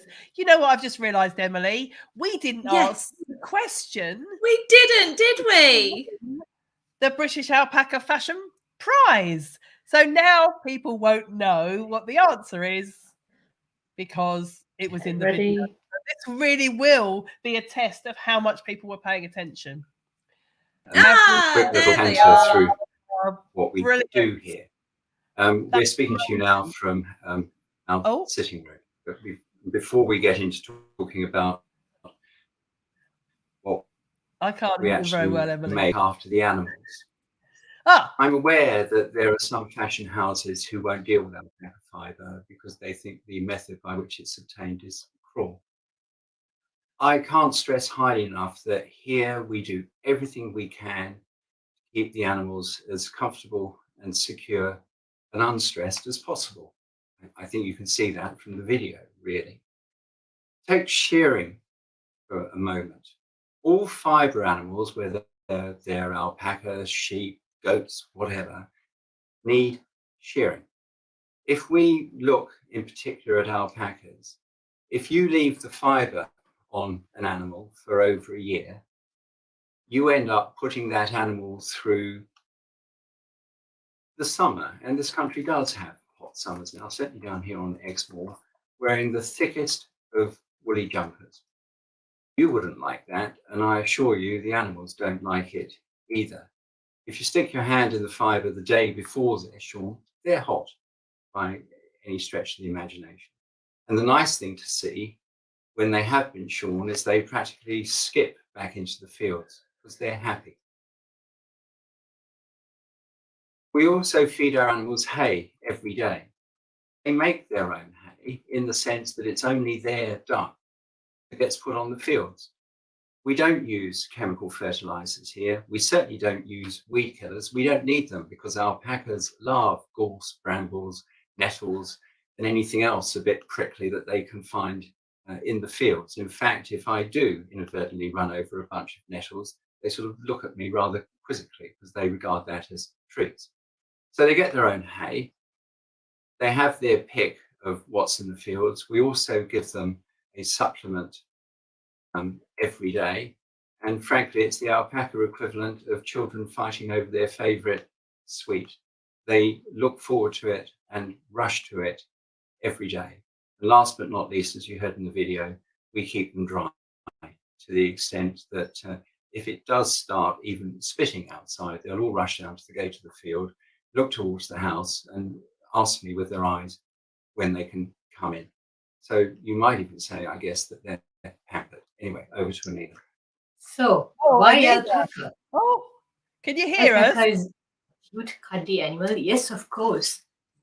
But an alpaca is not just for You need to ask your question, and taking to weddings. It's all about their fiber. I We don't think saw a she little can bit hear. about how we sort and grade fiber. But actually, there are some very unique properties. Firstly, it is 3 Emily, do you times want to ask your warmer question? than wool, merino, or cashmere. It's also lighter than wool, 3 times lighter than wool. The reason is it is a hollow fiber. And because it's hollow, an alpaca can keep air in their fiber. And we try to preserve this when we make our garments. Now, secondly, it's very important to remember hypoallergenic. There is no lanolin on an alpaca, like a sheep. So people who are allergic to lanolin, quick drying. So ideal for garments that you wear close to your skin, like base layers, which we are developing now. And I will make one final comment. It is totally biodegradable, sustainable, and eco-friendly. So we have on this table here a small selection of gifts and that we think are ideal for Christmas. And if you look at Market British and their wonderful Christmas gifts online, you will see some of our products made from our own alpaca, sustainable, organic, eco-friendly, and totally ethical. Amazing. I'm just going to Anita, show a can few. you hear me? This is a jacquard scarf. Can't hear us. Anila, can you hear us? Available in quite a few colors. Well, I think This is our unfortunately gift, which is going to can't be hear us. We're running price way for the over. choice. It's Oh, an alpaca Anita. silk scarf, very light to wear. We're gonna You see that? And We're I'm gonna wearing have to cut you, I'm handovers, which afraid. are I'm so also sorry. part of the Christmas gift. Bye, Nina. On the table, we also have our first baby. Oh no, I don't know what happened there. She couldn't hear us. Oh dear. No, they aren't pre-recorded, bless them. Hazel. It looks like they're pre-recorded. I think she's away. She hasn't got her microphone switched on. So the video was pre-recorded, but the bit with them at the fireplace with their products wasn't pre-recorded, but she obviously couldn't hear us. So we don't want to run over. And we do have a question which you've asked in the chat, haven't you, Emily? Because I have, yes. Which was how many alpaca babies are born on the British alpaca farm every year, and the answer is 75. So Hazel Brilliant. Russell got that correct. Well done. We didn't obviously announce the prize either, but you do win alpaca hand warmers and a silk scarf from the British Alpaca Fashion Company. So we'll make sure that they get your details, Hazel, and we'll pass them over for you. Brilliant. Okay, this is live video. Hey, what can go wrong? So we did have who have we got? And I'm losing my voice, which is even worse. That's okay. No worries. We've got Valentina coming up. She produces one-of-a-kind large pieces of knitwear using surplus yarn from large factories that would otherwise have gone to waste. Valentina is running her session from what looks like outside her house, from what I can see in the backstage. Question. Let's not forget to answer the question this time. Let's do that first. Right. So the question is to win a Chiltern beanie, which is actually on our Market British marketplace. The question is, what type of yarns does Valentina use? And I am sure she will mention that during her live session. So make sure to listen in and write your answer in the comments as quick as possible. Valentina, hello. Hello, welcome to Northwest London. Brilliant. We're going to go straight over to you because this is live and we've got lots to cover. Amazing.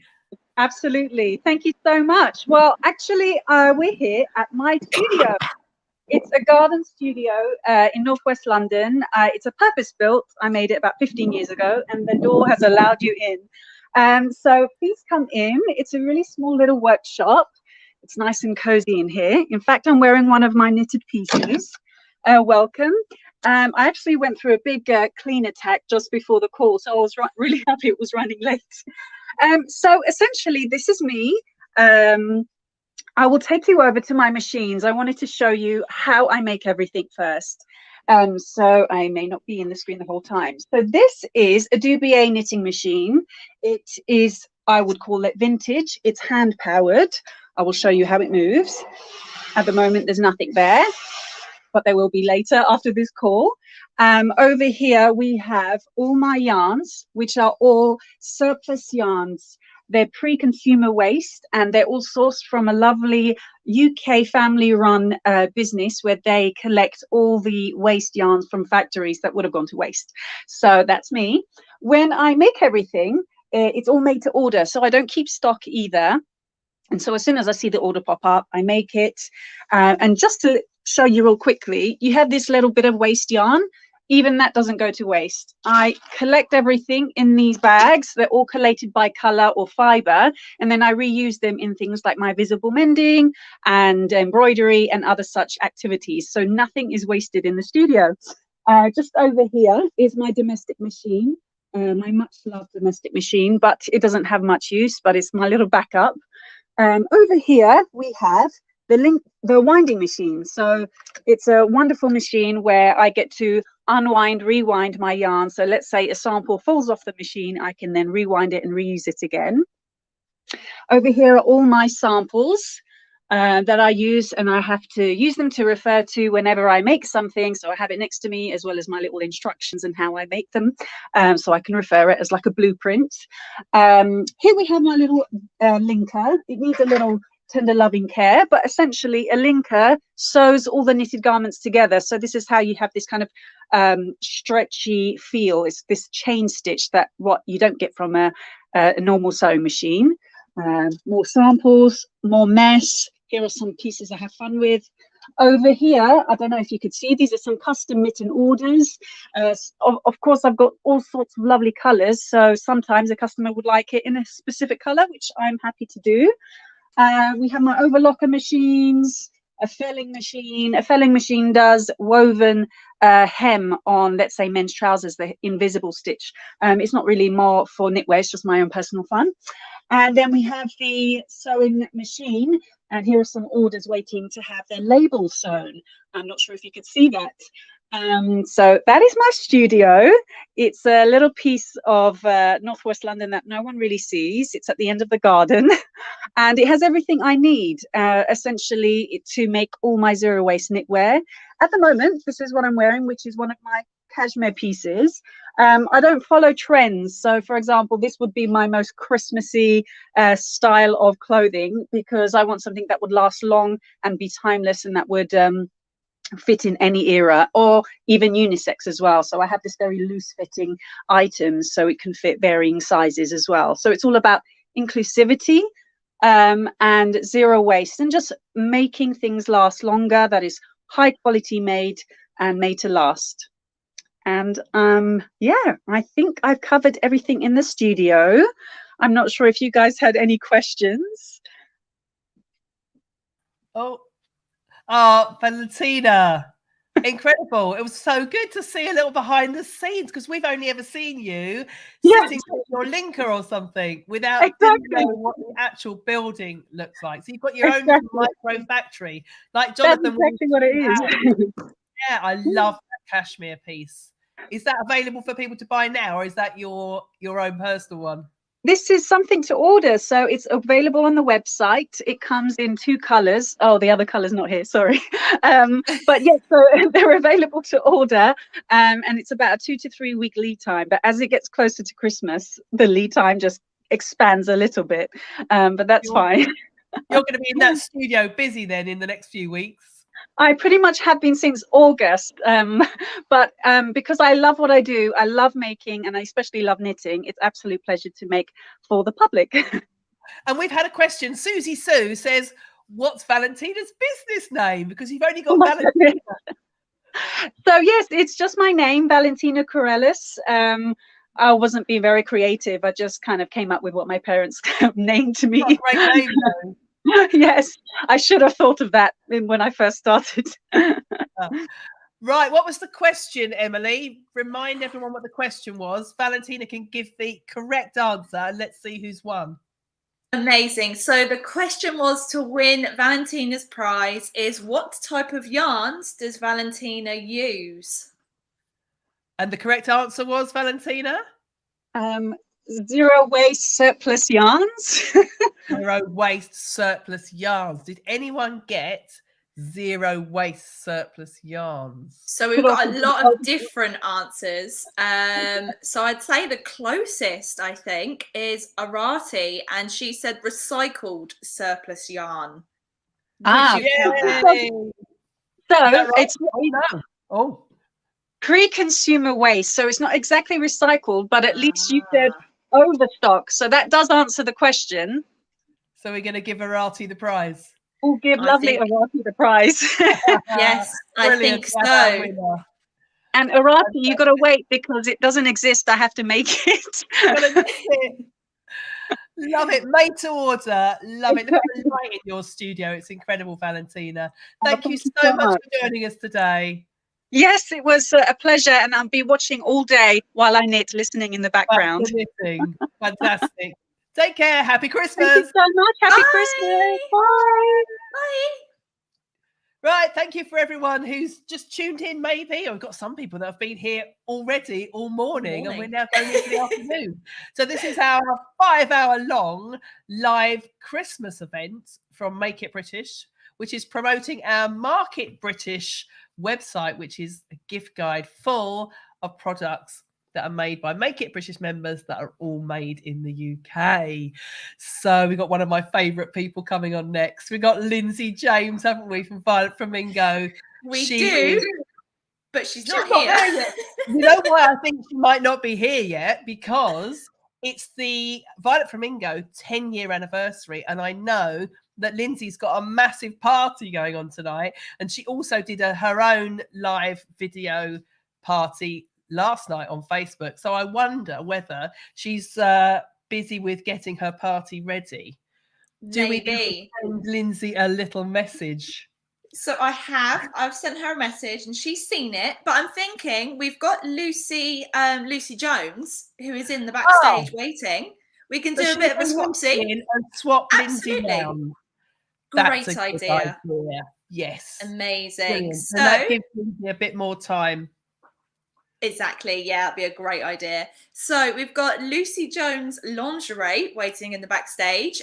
She first launched her lingerie brand back in the 1980s, and sold to specialist department stores and boutiques in the UK, Europe, and New York.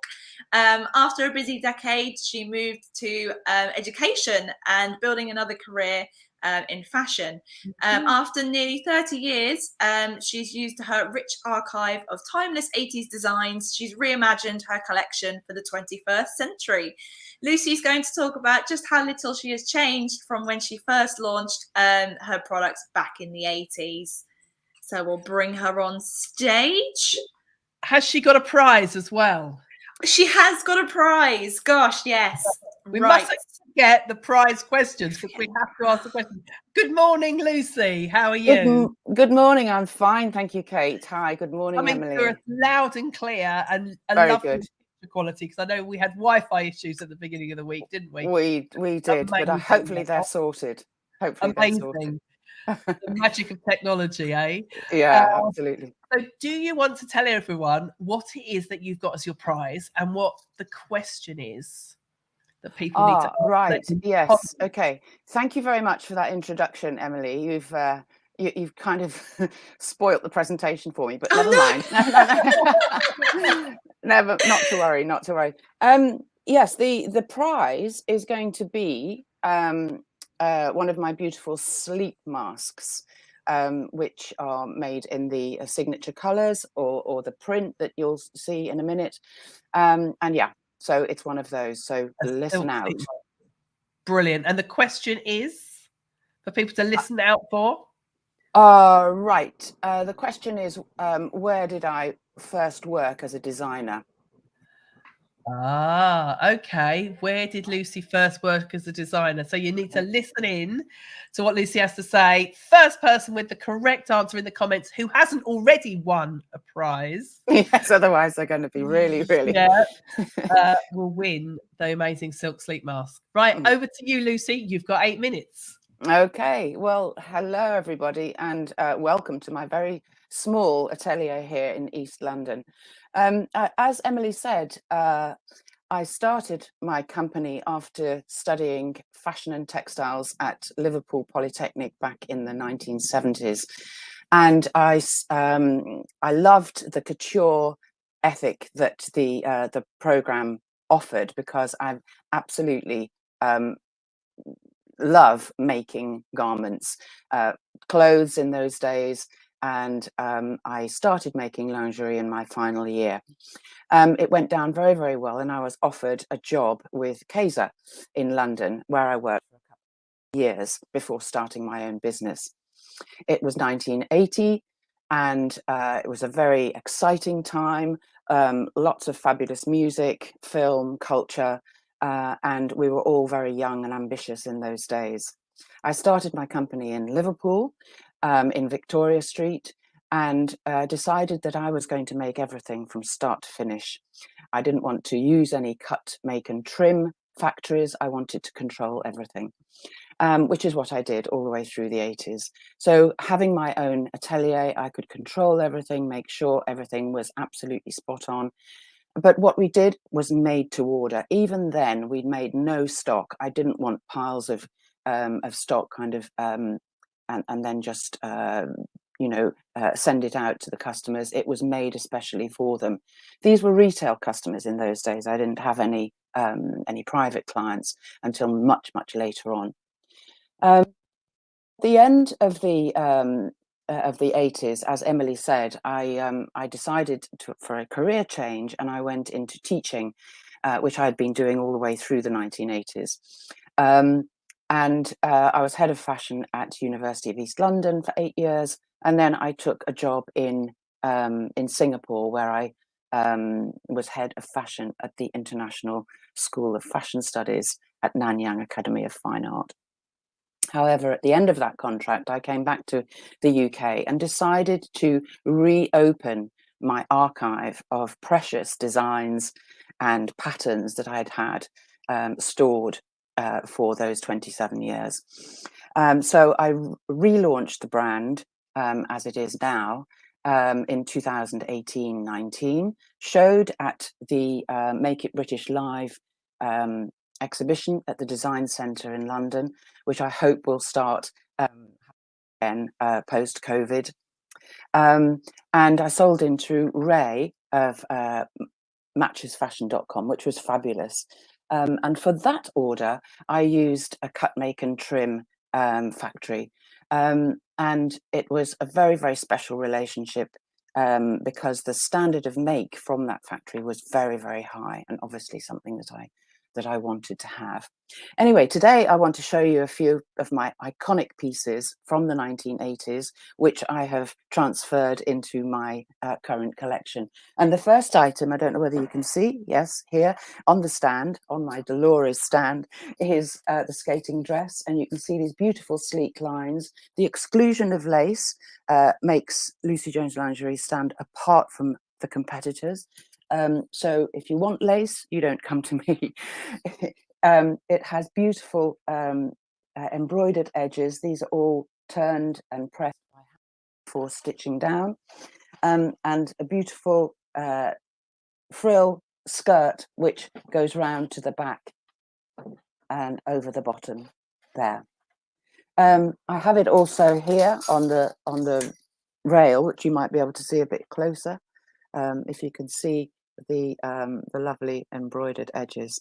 You can also see videos and pictures of these things on my Instagram newsfeed and on my website, of course, lucyjoneslingerie.com. Now, this little bralette was developed for the new launch in 2018. I never used to do bralettes or bras in the 80s at all. But this is a very soft sculptured little bralette with some elastication under the bust there. It's suspended by these little rouleau straps, but if there is anybody who wants a item made, then I'm happy to work with them. If they have a larger bust, they have wider straps, but there is this nice broad back here. Here's one in red, this red rose colour that I started at the beginning of this year. It's fantastic and looks lovely. And this is the item that are on the Market British website. This is the bralette and the French thongs. Now, the French thong was developed again around 2018-19.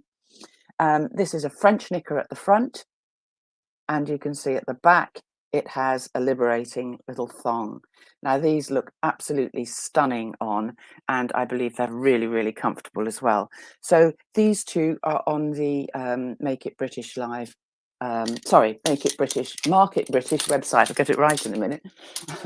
And a lovely new that I've just done is called the skating knickers. Now these also, you can see these on Instagram.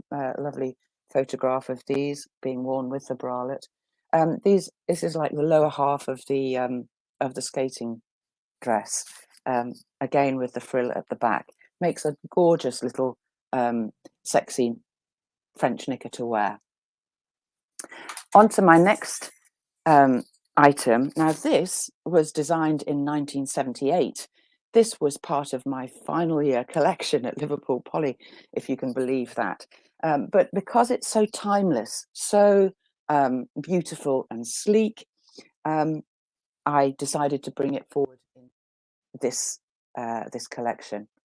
Am I running out of time, Kate, or am I still all right? We can't hear. Can you not hear me? Oh, yes, I can. There we go.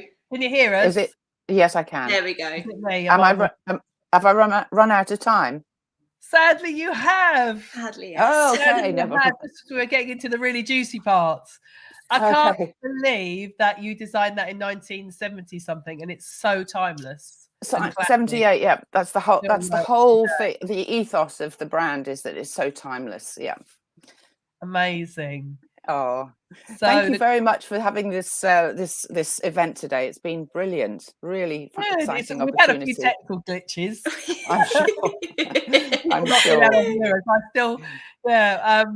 Okay, right. So we had a question to win one of your silk sleep masks. Yes. Which was, what was the company that you first worked for when you left college? Now, how particular are we going to be about the question being spelt right? Because we've had a few responses. Oh, well, I don't mind that because because it could be spelt the German way, and it wasn't a German company, but it's spelt the English way. So no, I'm not fussed about that. Tell everyone what the answer was. Yeah, well, the full answer, but none of you will have the full answer because I didn't use the full answer. It was Kaiser Bondor. But if you have Kaiser, that's fine. Brilliant. If you have Kaiser lingerie, yeah. So the first person with the answer was Emily. So it depends how, as you say, how particular you are with the spelling, because the first person to answer was Paul Anthony, but he spelt it Kaser. Yes. I think that's close enough. Why? Is there somebody? Someone else after that spelt it Kayser. Kaiser in London. Well, that's wrong as well. They're both wrong. But no, give it to Paul. Give it I to think Paul should be the winner because Paul should win. Enid was on YouTube, was just behind him. How do you spell it correctly, Lucy? Just so everyone knows for future, we'll still honour the prize with Paul. I think it's Kaiser, Bondor.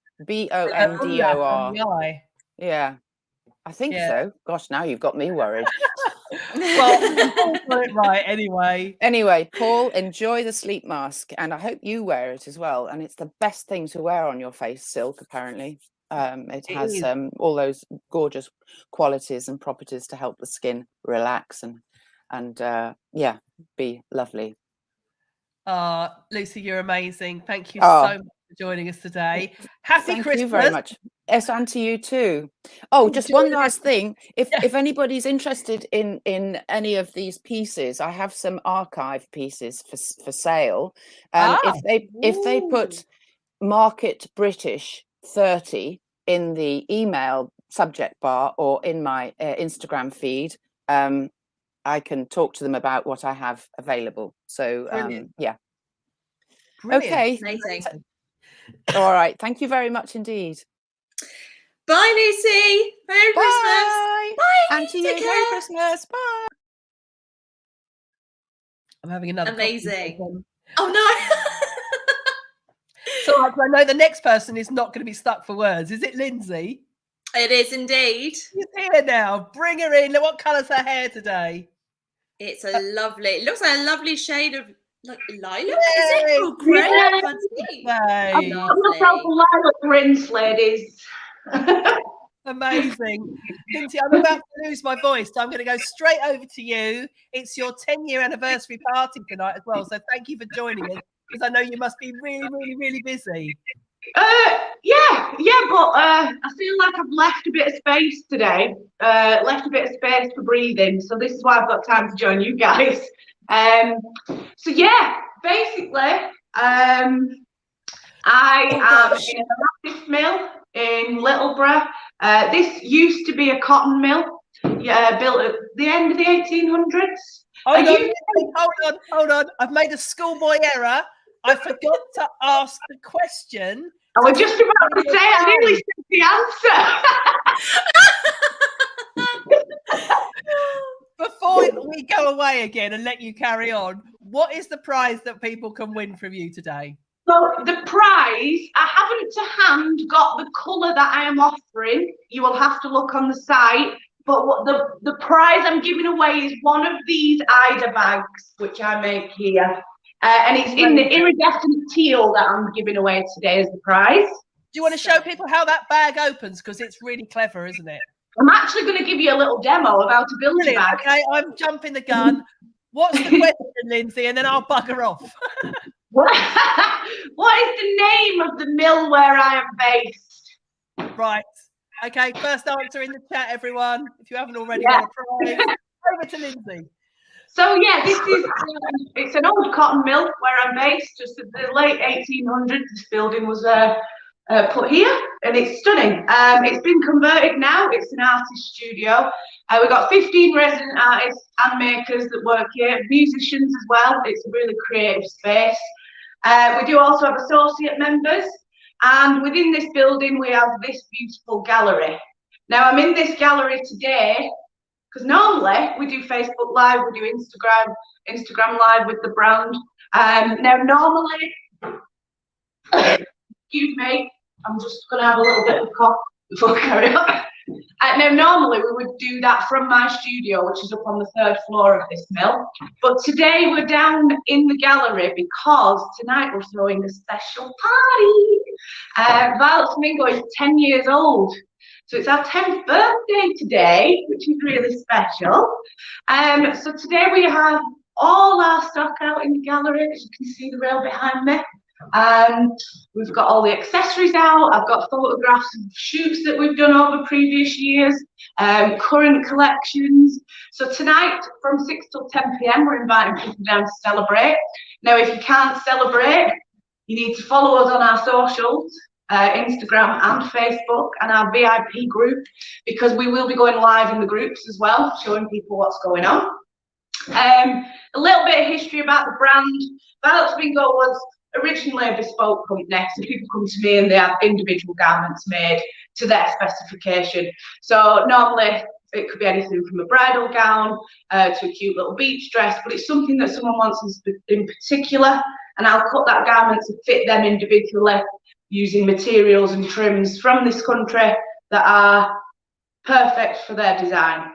I also worked in costume. I've also had experience I've always offered a small range of ready-to-wear pieces, but we've never had a website. I never needed one because my clients are so loyal. They were always just buying my ready-to-wear and buying the bespoke, and we did little events. But in July this year, I thought it was about time that we launched a brand new website so clients can purchase our products instantly. And they're still going to be the same high level of our bespoke garments, because that is really important to me. And it's really important that, you know, it's made in the UK. So we've now got some sister factories which we're working with the manufacturer. We've got some embroidery companies, we've got printers, and currently everyone I'm working with is within Greater Manchester. So our goods aren't moving very much at all. So the new site went live on the 8th of July. So yeah, there's been quite big changes really to the brand in the last few months, but that's kind of the history. So just quickly wanted to talk to you about a couple of products, maybe 3. This product launched last night. So this is the Kira drape dress. Now Kira has been in these in my studio for about 6 years, but obviously with no website, no one really ever saw it. This is probably the most versatile piece I've made ever in the range. All the buttons on the front of this means you can fasten the front about 6 different ways. The inside of the dress, where you see these gathers here, if you lift these up, it's actually held up with a series of ribbons. So you can undo these and wear your dress floor length. You can tie them up so you've got a shorter look. You can make it asymmetric. It's totally up to you. You get so many looks out of the one dress, wrapping the front in different ways. So that's Kira, and it literally launched on the site last night at 7:30. So if you wanted to have a nosy at that one. We've got some party pieces in at the moment, because anyone who's followed my brand will know I love metallics. Shinier the better. So we've got the kimono style jacket in at the moment. This is a digital gold foil velvet. Now this is a one size piece. It's based on a Japanese pattern. So it fits up from a size 6 up to a 24. So it's free range in size. I've only got 2 of these left now, and that's it. They're gone. The fabric's been discontinued. So that's the Orla kimono. And then last, I just wanted to do a quick demo with the bag. So the bag that's up for winning in the competition, this is the Ida bag. So when you receive it, it comes in a little gift box. You have a little card with a QR code, and that's to show you how to make your bag. This comes from a traditional Japanese design too. So when you open your little bag, you've got your Bart's needle handles with magnetic. These are black walnut, and I don't know if you can see there, they're branded up with our little logo. And everyone comes with a little scarf. And what you do, put your handles in the middle, and you get the corner of your scarf, and you put each corner through each hole. And then once you've got all the corners through, split your handles, and then you want to get these ties together above each handle. And then this one, also tie it off in a little knot. And then clip your handles back together, pull that up, and you've got a little bag. So this means when you buy an Ida bag, it basically, any scarf you own at home, you could make it into this bag. Once you own the handles, you can purchase more scarves from us and make different bags. But also the scarves that you're going to make the bags out of, you can wear around your neck, you can put in your hair. So multifunction is a big thing about Flamingo. I want people to get their wear out of products, and I want people to use them in as many ways as possible. They're not throwaway pieces. So that is pretty much my presentation. Apart from, I've got a little bit of sneaky offer going on. Now I will stress to you all right now, this is not a Black Friday sale because I don't get involved in that nonsense. But I'm doing a very special promotion because it's my 10th birthday and I can. And it's nothing to do with this stupid Black Friday.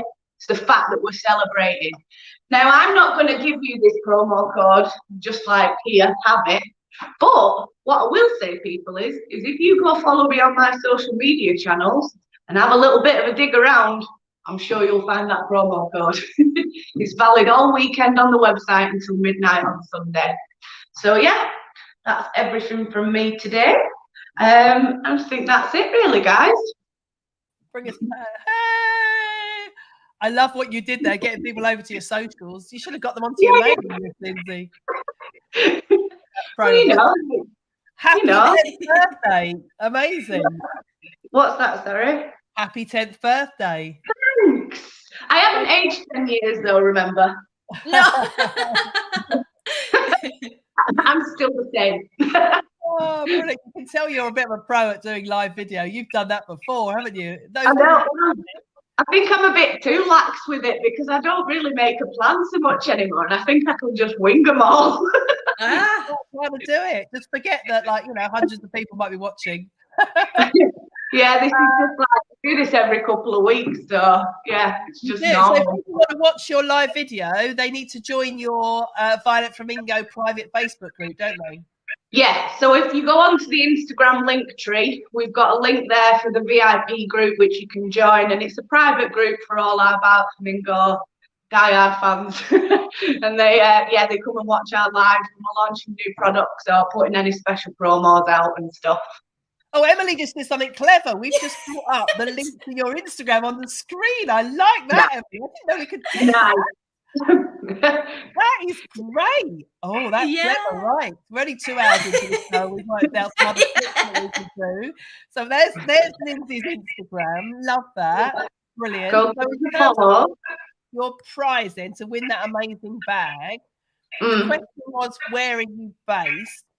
Yes. What's the exact answer? Because we have again had a few different options. What would you say? So I have what the name of the mill is where I'm based, which is Ebor Studio. So are we saying the correct answer is Ebor Mill? Was that the first answer, Emily? Oh, you got it. Yes, it was. I've worked it out. Yay! Congratulations, Leanne. Yeah. So Lynn has won your amazing teal bag, Lindsay. Oh, fab. Congrats. I will send it out in the for you. And good luck with the party tonight.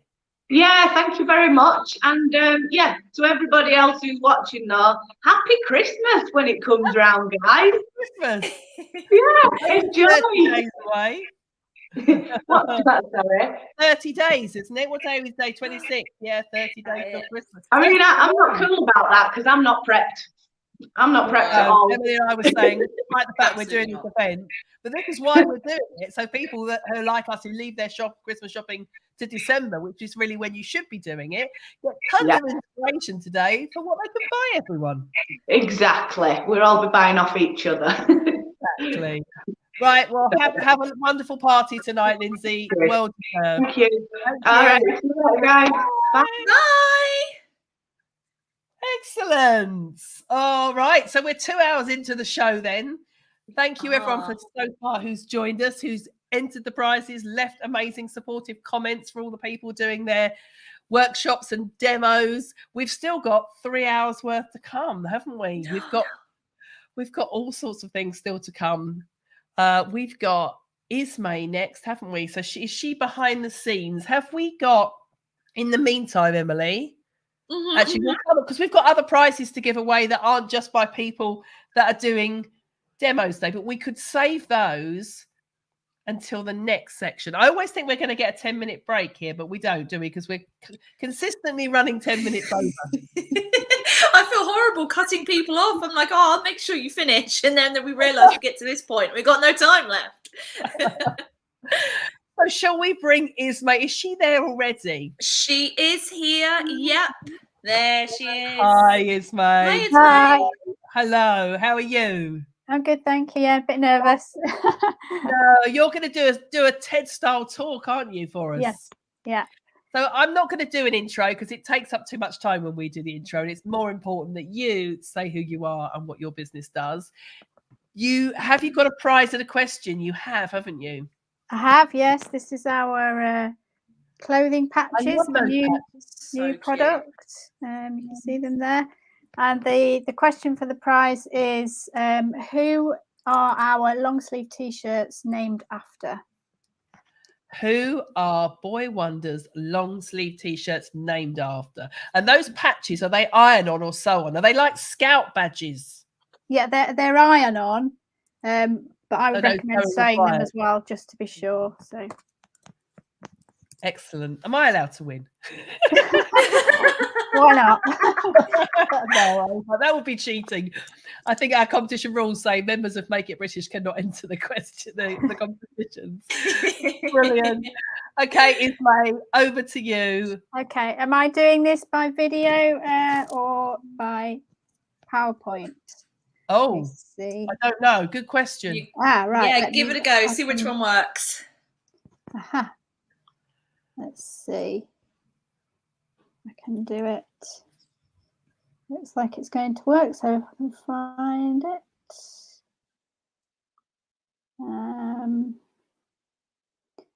Find the right one. Okay, here we go. It's just uploading. Okay, so I'm Ismay anyway from Boy Wonder, design-led sustainable fashion brand for boys. Everything is made ethically in Britain, and you can see my studio behind me, all the bright colours and my hand-drawn prints. So it's just uploading now, and hopefully it will show on your screen. It's quite a large file. Yeah, our new clothing patches are available on our website now, and they're £10. So great stocking filler if anybody wants one. It's just processing the file.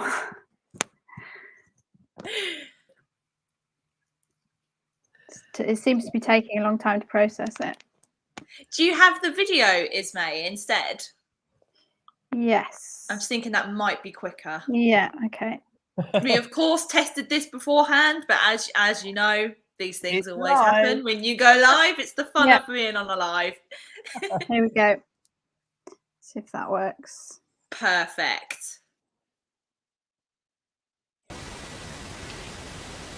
Hello, I'm Ismay, designer and founder of Boy Wonder, a design-led sustainable boys fashion brand made ethically in Britain. So I'll quickly introduce the brand. Boy Wonder is the winner of the SME News British Made Award 2021, a finalist in the Made in UK category of the Great British Entrepreneurs Awards in the Midlands region, and finalist in the Blue Patch Sustainable New Business Awards in 2019 and 2020. We were MSc partners for the Fostering Sustainable Practices research project by the Centre for Sustainable Fashion. The findings were presented to ministers and industry experts at the Westminster Business Forum and the All-Party Parliamentary Group for Sustainability and Ethics in Fashion to stimulate policy for the industry. This is the team: myself, my son, the Boy Wonder, and our CMT factory, printers and fabric mill. So I'm going to talk to you a bit about the fashion footprint, how we reduce hours, and hopefully you can take away some ideas on where reductions can be made to your own practices. So where does the climate impact of clothing come from? Firstly, we reduce our fibre production impact by 68% by using certified organic cotton. The chart here from Ethical Consumer website shows that the majority comes from fabric production. We achieve a 72% reduction in impact according to Kering's EP&L by knitting and dyeing our cloth in the UK with the Discovery knitting. This will be further reduced as our fabric mill are having solar panels fitted to power their factory and vehicles with an aim to be 100% renewable by 2025. Our digitally printed GOTS organic cotton has at least 62% less impact than screen printed conventional cotton according to the Higg Index. Our fabric is printed using the state-of-the-art digital printer that uses 100% waterless technology. It requires no additional pre-treatment, washing or steaming, and creates no wastewater. The inks used are certified non-toxic, and the process produces no toxic fumes and creates less fabric waste. We fast way to support. Making our garments in the UK reduces its footprint by 47%, as shown by research done by the University of Nottingham for David. Its energy mix has far more renewables than the main garment manufacturing countries. Our garments travel around 44% fewer miles at a conservative estimate in comparison to those made in Bangladesh, or 58% less compared to garment production in China. According to Footwear News, as an online-only retailer, our footprint... I'm wondering, this is really fabulous information, but it's kind of fuzzy audio. So is it going to be easier if I ask you the questions and you tell us the answers whilst moving through the slides? Yeah, I can do. Sorry, I tried to turn the mute off, but it actually just stops the video. It's because it's a video. Okay. Do you want to just explain to us a little bit more about what you were going to say in the slides? Because I think the audio is too fuzzy to hear. So, and also we must make sure we can't cover the answer for the questions as well. Yes. So tell us a little bit more about the sustainability of the Boy Wonder brand. Okay, so we make locally in the UK, just over 20 miles from our studio, which really reduces our fashion footprint by around 44%. And making in the UK, according to David Nieper and the University of Nottingham, creates 47% less emissions in itself. Being an online, an online only brand, that also reduces our carbon footprint too. And as we only ship to the UK and only do standard shipping, that further reduces our impact as well, which is really important to us. We use an energy tariff in our studio, an eco-hosting provider, and they have a tree planting scheme as well, which is, adds to our reduced footprint. We use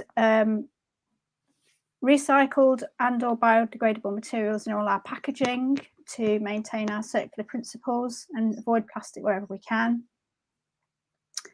Our waste textiles are donated to a charity called Dressability, who make sanitary products for girls in Ghana out of them, and turn some of our samples into adapted garments for disabled children.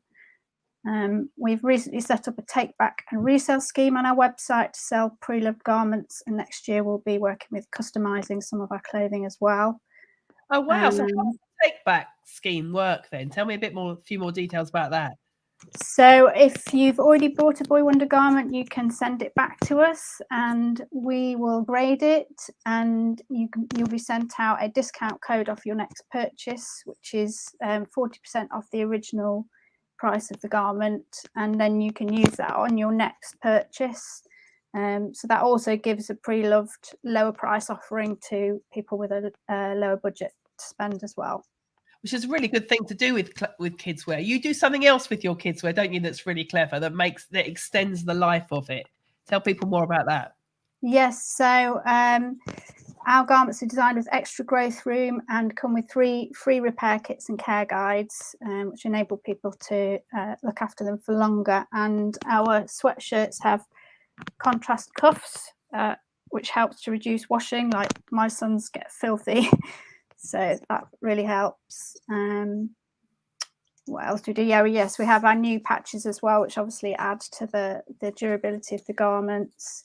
And we try to instill emotional durability, which is when the wearer develops a deeper connection to the product. By our prints all have personal stories, human stories behind them, and we try to connect our audience with our makers as well, and tell them as much as possible about our makers, to try and build in emotional durability for that.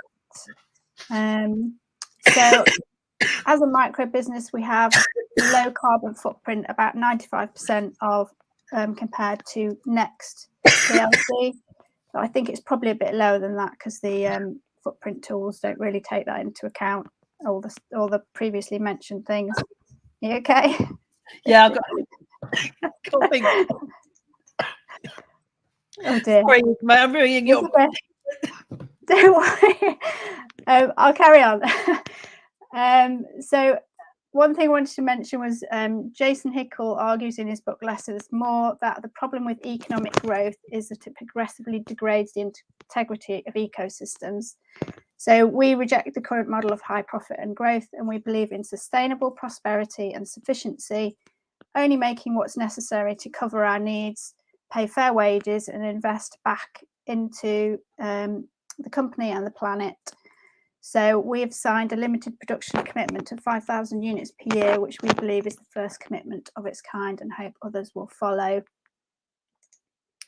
What else can I say? So we also create positive social impact through our charity partnership with Shareware, who relieve clothing poverty by running clothing collection drives and helping them connect with the industry to make use of surplus stock. Positive environmental impact is created through our volunteering, fundraising and donations, and I ran my first 10k this year to raise money for Sea Shepherd. So that's, yeah. Oh, that's amazing, Ismay. Sorry, really, I couldn't put it really all good. in because of all the tech, but anyway, you get the idea. Well, because your presentation wasn't working very well, how can people watch that properly all the way through? Because I know you have got a video of that that people can watch. So is there somewhere else that they can find it? Yeah, I'll put it up onto YouTube, and I'll also put it on our website as well. Brilliant. Fantastic. And have we got the link to put in the on the bottom, Emily? No. Yes. Hold on 2 seconds. It's amazing what you do, though. I mean, I mean, when people say they've got a sustainable brand and then they just kind of throw that around and you say, well, how is it sustainable? You've obviously thought about absolutely everything, including having those patches that you can use to repair the clothes with to extend their life. So incredible. I love it. Really, really fabulous. Thank I'm you. sorry I had a coughing fit in the middle of your presentation. There you go. There's the link to Ismay's website. Did we get any answers to the question? Do you know what? We didn't. Oh, have a look at the website. Check out the website. I don't think you gave the answer, did you, Ismay? No, you have to check out the website and have a look, and you'll come across the answer there. Okay, so should we remind people what the question is again? And then when we see the question pop up a bit later, we can then come back in and say who's won the patches from Wonder. Okay, who are our long sleeve t-shirts named after? Right, there you go. Ah, I think we have got the answer now, have we? We don't. We don't actually. Okay. That's not the answer. Okay. Big hint, if you go to Boy Wonder's website, you'll see what the long sleeve t-shirt. Actually, it might help maybe if you drop a hint as to what they are called.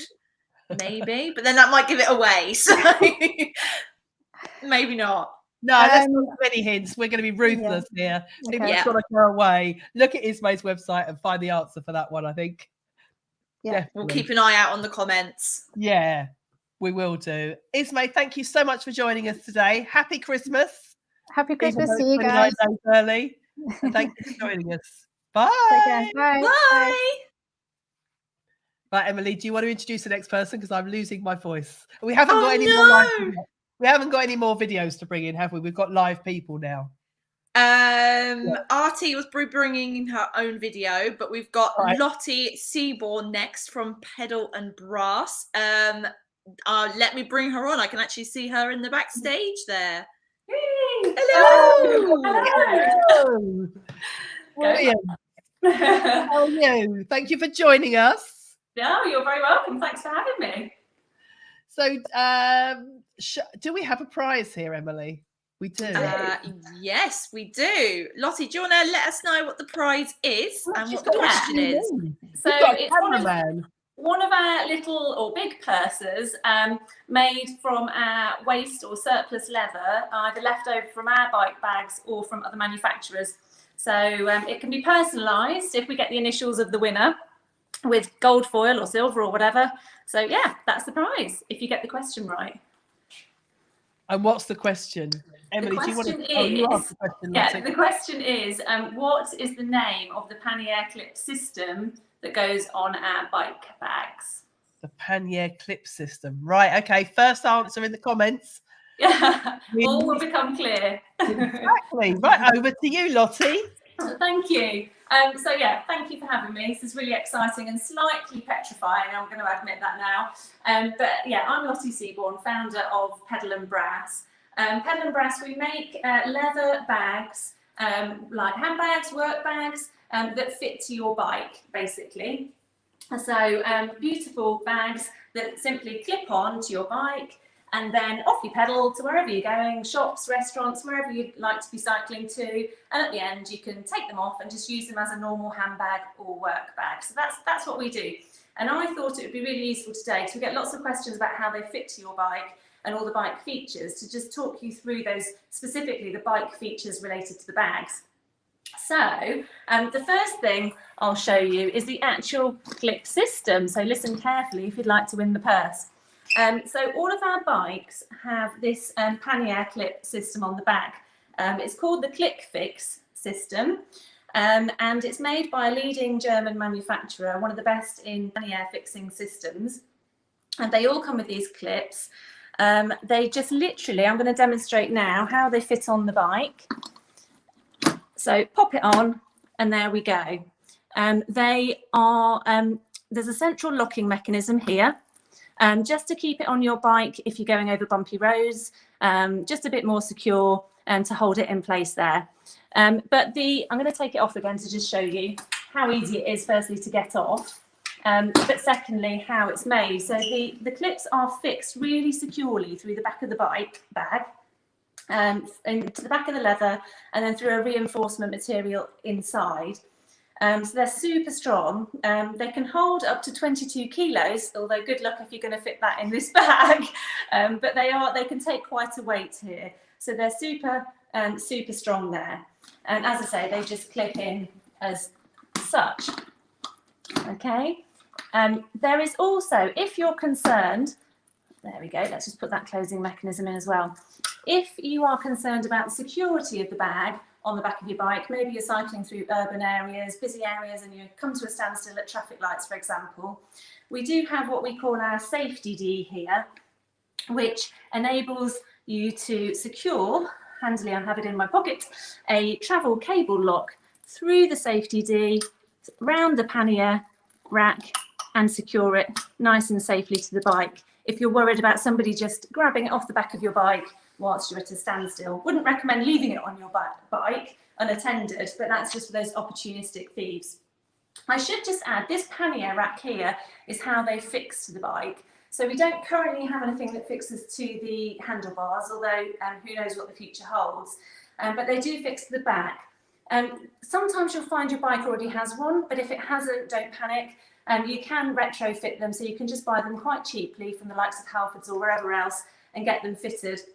And you can have it on any bike, so it doesn't matter whether you've got a Dutch bike like mine, or a mountain bike, or a racing bike. They can go on any bike as long as they've got this pannier rack at the back, which I have heard somebody refer to recently as the cage. It's a pannier rack, not a cage. But that's how they fit to the bike. All of our bags have a lockable closing mechanism, so these actually lock with a key, again, just for added security, so that hands can't dip in at a standstill and so forth.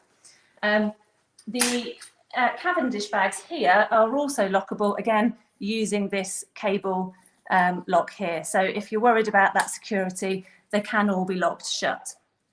You'll notice that some of the bags have long handles, which might be a concern if, getting it stuck in your wheels and so forth. But all of our bags come with a handy, or all of our bags with long handles, I should say, come with a handy sort of strap holder to keep it nice and tidy whilst it's on the back of your bike, and you can just pop it in there and keep it neat. What about bad weather? I know, Britain as it is, it's not always sunny and nice when you're on the back of your bike. Well, all of our bags come with a waterproof coating on them on delivery. So this amazing stuff, you've got to get some for your shoes, for your bags, Colonel Carbon Pro. There's a link to it in our Caring for Your Bag section of the website. So we spray that on the bags before they're delivered to you. And it creates a really good waterproof barrier, which I'll just demonstrate now, where the water just sort of beads, it just sort of stays, it doesn't absorb into the material. So a light rain shower will be no problem with the bags. We would recommend obviously drying them off when you get to your destination, just to keep them extra nice. Yeah, basically it shouldn't absorb too much into the bags. However, if you are cycling in torrential rain, then we do also sell, specifically to fit the bags, a high-vis waterproof rain cover, which fits really neatly around the back, so you can still access the cycle clips and put it on your bike quite easily, and obviously makes you extra safe in the dark as well. So that's all of the features of our bike bags that relate to cycling. I don't know whether we've got any questions. I've got a friend here filming, so I can't actually see any questions or comments in the box. But Kate, I don't know if you want to let me know if there's any questions. Brilliant. Everyone's just saying how amazing they are. Amazing bags, brilliant products. They look fab, smart and brilliant.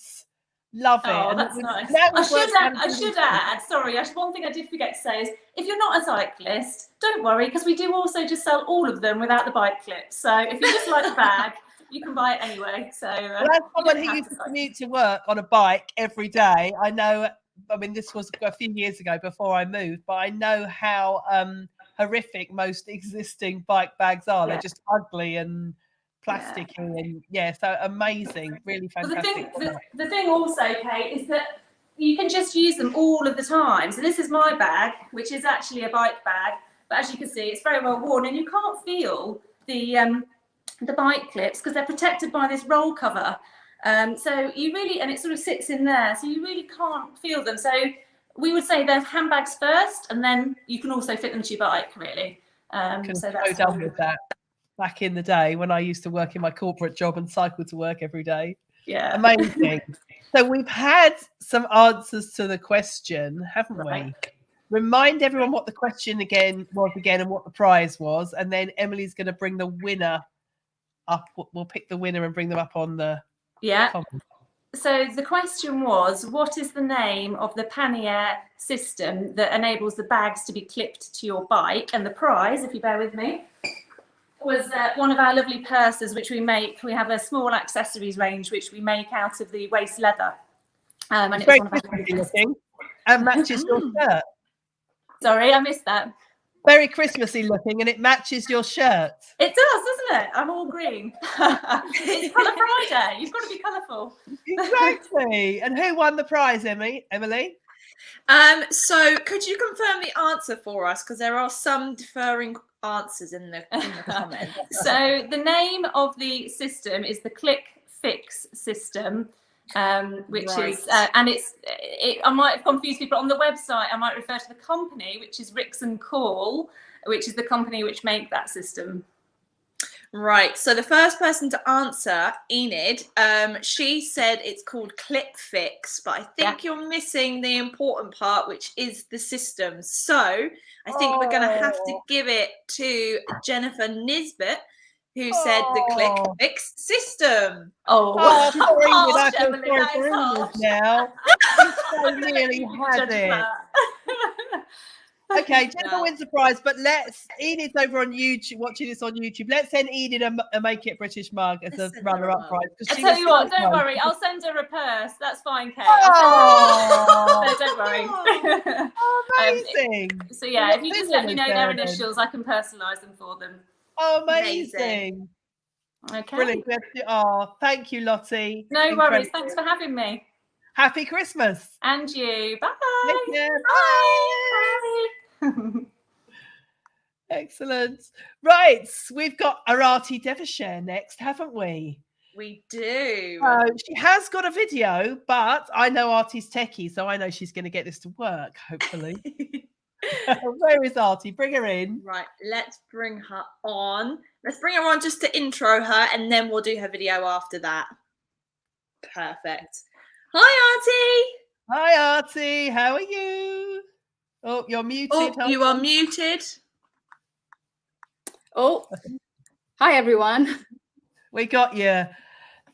Good afternoon. We're afternoon now, aren't we? We're exactly halfway through the show. You got the halfway point, Ismail. I know this is going to be good. Have you got a prize? No. Yeah. I do. I'm actually giving away this terrarium kitchen chart. So Oh to wow! win Look this, at artwork. yes. So to win this, you've got to go to my website and tell me how many different designs of the kitchen charts I have. Whoa! So I've got to go to your website. How many different designs of that kit? Do you want to bring up the link to Artie's website on the screen as well, Emma? I know we're putting it that. now. We've And worked it's out there in my name as well. Oh yeah, it's there. Oh, right. Our Artie, she's ahead of us. She knows what she's doing. Look, she's done it before. Smart. Brilliant. Amazing. Okay. So we'll hand over to you. Oh no, we haven't. We have asked the question. Oh my gosh, I'm losing it, and we're only halfway. I know. Yes. Question Emily, asked. if you play my video, then I will just take a back seat. Yes, no problem. Let's hide. Hi everyone, I'm Aarti. I run Aarti Deveshar Illustration, where I make my artwork into cards, art prints, postcards, and tea towels, and more. Please feel free to ask any questions in the live chat, and I'll answer them at the end of my little talk. To begin with, I'd like to tell you a story about a little girl who used to doodle in the margins of her textbooks. She grew up and went to art school, and then went to a graphic design job, moved on to freelance work, and along the way, her mental and physical health both went up and down. And through it all, she drew and painted and created, and was surrounded by art on all sides. And the more she looked at that art, the more she drew confidence and inspiration from it, and it helped her way through life. From the patterns and colors of the textiles that people around her wore, to the colors and textures of the food of the culture she came from, artistic beauty in the natural world, and of course, all around, the art that covered the walls of her home, both as a child and even now as an adult. That little girl was me, an introvert in a world made for extroverts. It was hard to come out of my shell, but art was the thing that helped me do it. By drawing and painting, I could express what I couldn't put into words, or communicate to anyone around me. It was cathartic to sort of spill my feelings onto paper and canvas, and have them out of my overfull brain and heart. It always amazed me how much better I felt afterwards. It was even more amazing to see how that artwork, created from feelings of happiness and joy or pain and sorrow, could inspire a reaction in other people. They saw something completely different in my work from what I saw in it. And that I could make them so happy was an inspiration to make more art. Not everyone liked every painting I made. Some liked one, other people liked a different one. Gradually, I realized that art has a different meaning to everyone. They each see something different in a piece, and that's affected by their own personality, their life experience, and even their particular mood on the day that they viewed that piece of art. As Joan Miro said, you can look at a picture for a week and never think of it again. You can look at the same picture for a second and think of it all your life. Various research papers have suggested that pleasure is derived by the interaction between emotion processing in the brain and the reaction of the beholder to the artwork. So when you see art, it affects your mood. The color, the feel, the aura it exudes, happiness, sorrow, fear, longing, anger, all of these can be contained in a single piece of art. It's also believed that art can give you a similar feeling to a dopamine boost, kind of like falling in love. Art in your surroundings has also been observed to reduce stress and depression. That is, if it's the right piece of art. Because everyone reacts differently to artwork, and a disturbing piece of art could cause untold distress over time. For someone trying to deal with a lot of anger, for example, an angry piece on the wall could either be a reminder to control that anger, or a piece just to rage at in privacy when you need to. People who suffer with social anxiety may do best with calming artwork in their space, a peaceful oasis to come back to and recharge when they need to, especially after a lot of interaction. An introvert like myself enjoys pieces in which I can find a deeper meaning and kind of weave stories about in my own head. An extrovert may need art that inspires and energizes for those moments when alone time is kind of stifling to them. If you feel overwhelmed and you can't decide on art for your space, all you have to do is feel. Stop thinking with your head and start thinking with your heart and soul. From something as simple as, do I like the colors, to what does this piece of art mean to me? Do I connect with it? Will I enjoy looking at it long term? That is, each and every day. Does it make me laugh? Focus on what you love about the piece, or what is meaningful to you. And when you feel that most vital connection, you'll just know. You'll think, this has to come home with me right now. And even better for your state of mind will be the knowledge that you made an artist, if they're living, very, very happy by falling in love with their work. It's the ultimate compliment for you to connect with their work, their expression of their soul, and it's a feeling unlike any other. So coming back to my story, eventually the little girl that I was stopped drawing just general things and began to illustrate the subjects that meant a great deal to me. I love food, so I draw it rather a lot, as you can see. Animals and plants are important in my work, so that became a constant theme. The quirky and whimsical side of my personality started to surface along with the confidence that comes from deep thinking and from growing up. So I drew things that had deeper meaning than the colorful surface maybe showed. My own health and mental state of mind are reflected in these pieces and throughout my sketchbooks. As making my art has done for me, I want my art to do the same for you. I want my art to bring you joy, to create a visual feast in your home, and help you make your space feel sort of more like you. I want you to look around you every day and feel happy, to see beauty and inspiration, and to feel fulfilled and content. Art absolutely has the power to lift your spirits and be sort of transformative to your home. Original art, prints, sculptures, and even bespoke art made just for you. From a thing as small as a postcard propped against a stack of books, to a few frames in a gallery wall, or a huge mural, even. So whether you live in your parents' home with just one room to decorate, or in a dorm room that needs to be more personal and less sterile, a rental apartment, grimy and grungy as it might be, a first home that you can do whatever you want with, or even your perfect forever, ideal, happy home. Art is what makes it feel complete. It's the finishing touch, adding your personality more than any fixtures and fittings ever could. Because the art that you buy and hang on your walls is personal. You made a connection with it. And that's why you brought it into the most intimate place of all, your home. Even better, there are specific ways in which particular pieces of art can transform a space. I'm going to use some of my own work to illustrate this point.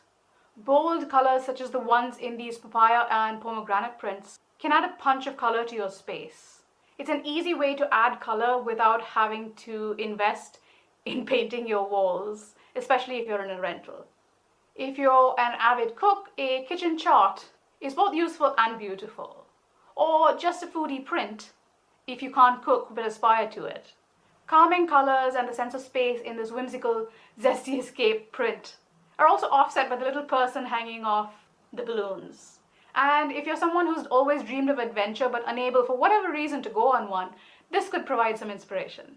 The food mandala prints are quite zen. This one is the gin mandala. Again, calming colors offset by white and line work can really help with a feeling of contentment. Every day I look at art, my own, online, in museums, in other people's homes, to feed my psyche and my soul. I look at art to refresh myself, not just because I'm an artist, but because I want to rejuvenate my creativity by admiring that of others, well-known or obscure. By acquiring the work of up-and-coming artists, young artists, whose work appeals to you, you can ensure that they're able to continue with their creative processes and to flourish, as well as investing into the long-term future of the whole arts community at large. I hope that I've encouraged you to fill your home with art that you love and make it an extension of your soul, a place that you can retreat to when you need it and enjoy no matter what your mood. As George Bernard Shaw said, you use a glass mirror to see your face, and you use art to see your soul. I'm happy to be able to answer any questions you have now in the live chat. After that, feel free to use the chat button on my website, artidevesher.com, or sign up to my email list, or even follow me on YouTube. Plus, my Instagram DMs are always open to you as well. Thank you so much for listening. Bye. Oh, that was so good. So good. Okay, that's restored my faith in the video then. Artie, you're a bit of a pro there, aren't you? So inspiring as well. I'm now looking around my home thinking I don't have enough art. I Me think everyone too. else watching that is thinking the same. Yeah, amazing. So inspiring. You're muted, Artie. Unmute yourself. The more the better, I said. Yeah, definitely. I don't have a lot of wall space in my home. That's the problem because it's all glass. But you can Otherwise, actually just prop things up like that frame there. It's actually just a card. Whoop. It's just a card in a frame. So it's actually a greeting card that I've stuck in there. because you sell greetings cards as well, don't you? I do, yeah. Brilliant. Love it. Love it. Right, we're running over because I'm conscious We are we've running got over. next guest to come in. We need to announce the winner because we had there was a bit of a conflict of what the possible answer will be. So remind everyone what the question was to win your fabulous print. So how many kitchen charts do I have? So there are 4 in this design, but actually there are 5 kitchen charts because I also have an oven temperatures chart. So that is also a kitchen chart. So if you got the answer 5, you are correct. Right, who was the first person to write 5? There's a couple of people that have written 5. Who was the first one? Matt. Matt. Congratulations, First Matt. one. Yay! Well done. That was a tricky question, Artie. That was good. Lots of people said 4, lots of people said 6. Brilliant. Matt, Artie's print will be winging its way to you to brighten up your walls in your home. Amazing. Congratulations and thank you for having me. Thank you. No Happy worries, Christmas, Artie. Bye. Okay. Right. Who have we got next? Next, we've got the wonderful Catherine from Touch of Tweed, who are going to be doing some fashion styling tips, which I'm really excited about. She's roped her husband in to do it. She has. There's a husband and wife team here. We've had studio tours, we've had inspirational talks, and now we've got styling tips from a husband and wife team behind Touch of Tweed. Yeah, so I'll bring her on now. Hello. Hi, everyone. Hi, guys. How are you? Nervous, but we're okay. We're fine, thank you. You're absolutely fine. It's live video. What could go wrong? And I know I've seen your reels on Instagram and you're good at video, so you know what you're doing. We'll hand over to you two. Sorry. Shall we have? There you go. There you go. So we're highlighted now. So yeah, thank you, ladies. I'm Catherine. James. And as the lady said, we are a husband and wife duo. We run a company called Touch of Tweed, and we started the business in 2016, but we didn't actually start manufacturing our products until 2018. And we thought today we would do some styling tips of our popular Westbourne sweatshirt that James is kindly modelling for me. And we would talk you through how to style it up for maybe a Christmas meal or your office look, and perhaps a more casual look. So something for the gents watching today, but also if we've got ladies watching and you don't know what to get that special man in your life, hopefully we'll have some tips and tricks for you. So over to James. Would you like to talk through your outfit number 1?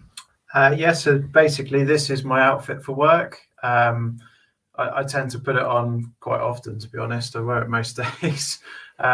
Yeah, I mean, it's just a really smart sweatshirt. It's really warm, and obviously it's got beautiful detailing and style. So yeah, I mean, I went into work the other morning and it was 6 degrees. Glad I wore this because I was quite warm still. My boss wasn't. So yeah. So yeah, basically I just tend to wear either a casual shirt or a smarter shirt, and a pair of chinos, or you could wear a suit pair of trousers, which I often do, and obviously you have to complement it with a Touch of Tweed belt. Yes. Which I think we're just covering sweatshirts today, so we'll just focus on that for now. But yeah, basically this is my smart outfit for going to work, going to a dinner or something like that, or Christmas dinner, lunch or something like that, maybe. Yeah, the Christmas meals for work's coming up now, or Christmas drinks. Yeah. So it's a great transitional item. Yeah, And so I could basically wear this to work and then take it straight to the pub. Perfect. What more could you want? Did you want to go and whiz off and get outfit number 2? Well, James has whizzed off. I will talk you through some of the details of our sweatshirt. So this is the sweatshirt that James was wearing. It's called our Westbourne sweatshirt. We only use sustainable or natural materials in all of our clothing products. So this one is made from 100% organic cotton, and inside it's got the most beautiful fleece back lining, which James was talking about. So when it was really cold in his office the other day, he was actually lovely and warm. And then, of course, we've got beautiful British tweed detailing on the front. There we go. Hopefully you can see that. It's a beautiful herringbone pattern. And then we've got complementing leather zip pull here. And this is all actually handmade right here in Somerset, just 25 minutes down the road. We try to be as sustainable as we can in terms of the fabrics and making sure they're all verified and we know exactly where they're sourced from. But we go as far as making as locally as possible to also support our local economy. And then also where we can, we source British fabrics and components. So the zips are made in the UK, the tweed is sourced in the UK, and all of our packaging is also recyclable or reusable. As you can see, James frantically trying to get changed in the corner to bring you outfit look number 2, and he's nearly ready. So I just pop this one back on the shelf here a second. Show them the belt. He wants me to show you the belt, which I was not meant to be talking about today, but I will. Give me some more time. He wants some more time. So this is the belt that you could see James was wearing. It is a beautiful all British material belt. The leather is sourced from Devon, so it's just over the border from us. And we've got a beautiful brass buckle, which is made in Nottingham. And then, of course, our signature tweed touch at the back there. These come in 2 colours, navy and teal as standard, although we do now offer a bespoke service for your own coloured tweed. He's back. Having just hit his head. Never mind. No one saw that, hopefully. So this is look number 2. Would you like to talk me through look number 2? Yeah, just catch my breath. Yeah, look number 2 is more casual. So I just got a standard t-shirt underneath. Jasper's the dog is just getting a bit excited and wants to know what we're doing. Yeah, smart sweatshirt on top, as I've already covered. Casual t-shirt, smart pair of jeans, and obviously the belt. And yeah, this is just a sort of all-rounder, really. And where you want to be a bit more casual, but still have that warm layer on top. I find that I don't ever need to put more than 1 layer on underneath. You could if you wanted to, if you really feel the cold, but generally speaking, I don't need to. So yeah. Do you want to say what your favourite features of the sweatshirt were? My favourite features, I would say, would be the colourful tweed. I love the bright colours. With this one, we've just gone with this sort of self material inside, but on quite a few of our other ones, we have tweed, contrasting tweed on the inside as well as the outside. Like this one's got beautiful green on the inside. But as I know that some gents and ladies aren't quite as bold with colour as we are, so we've tried to sort of help certain people that might want it to be a bit more dulled down, but we can make it as bright as you want. We can. And you were also saying that because it's organic cotton, it actually breathes with you. So for now, when you want a layer, because it's quite cold outside, it's that perfect in-between layer with a coat over the top. Yeah. Or equally in the summer, you might think, oh, it's too heavy for the summer, but actually it's not. It's a really breathable layer for your evening barbecues, walks on the beach, things like that. So it's a really transitional piece. Yeah, I wear it all year round. So even when it's really warm, it's surprising because you think that you're going to be too hot, but you're not.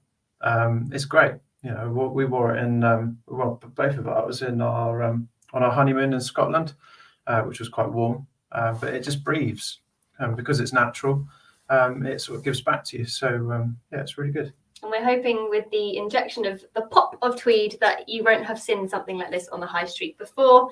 We couldn't find anything when we first met. We were looking for something that would suit James's love of the coast and the bright colours, and my love of tweed, having grown up in a small village. So, without being full tweed, yes, which was something that I didn't have in my wardrobe. So if we think a tweed jacket probably wouldn't look quite right on the beach, and my tweed jacket, my tweed jacket wouldn't look great on the beach, and James's flip-flops didn't quite fit in a country pub. So there we go. We've made a company and a brand that you can go to and will suit both occasions. And I think amazing. our time's done. Those were brilliant. I Love wonder, did that. James know he was going to do this before 5 minutes before it started? Yeah, he knew. Yeah, I knew. I just, Brilliant. Wasn't quite Brilliant. ready. We're doing the belts, we're not doing the belts. Love it. Amazing. Well done to both of you. Really, really good. Loved Thank it. you. Fantastic. So, okay, we're on to our next guest. Thank you. That was We touching. are. Look, Thank you there so go. much. I keep forgetting Link what we're is doing. in the below there. Website. We know how to bring the comments on now. So Yeah. please do. Amazing. Have a wonderful Christmas, you two. Brilliant. Thank you for having us. Thanks. Merry Bye. Christmas, everyone. Excellent. Love it. We've Fantastic. had such a variety today, haven't we, Emily? We've had all sorts. Yes. And from All up and down the sorts of things. country as well. It's been If really nice anyone to that's see.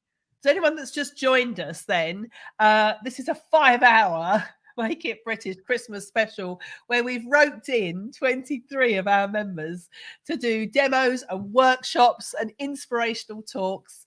We've still got half of the presentations to go, haven't we? Yeah. We've got some amazing stuff coming up.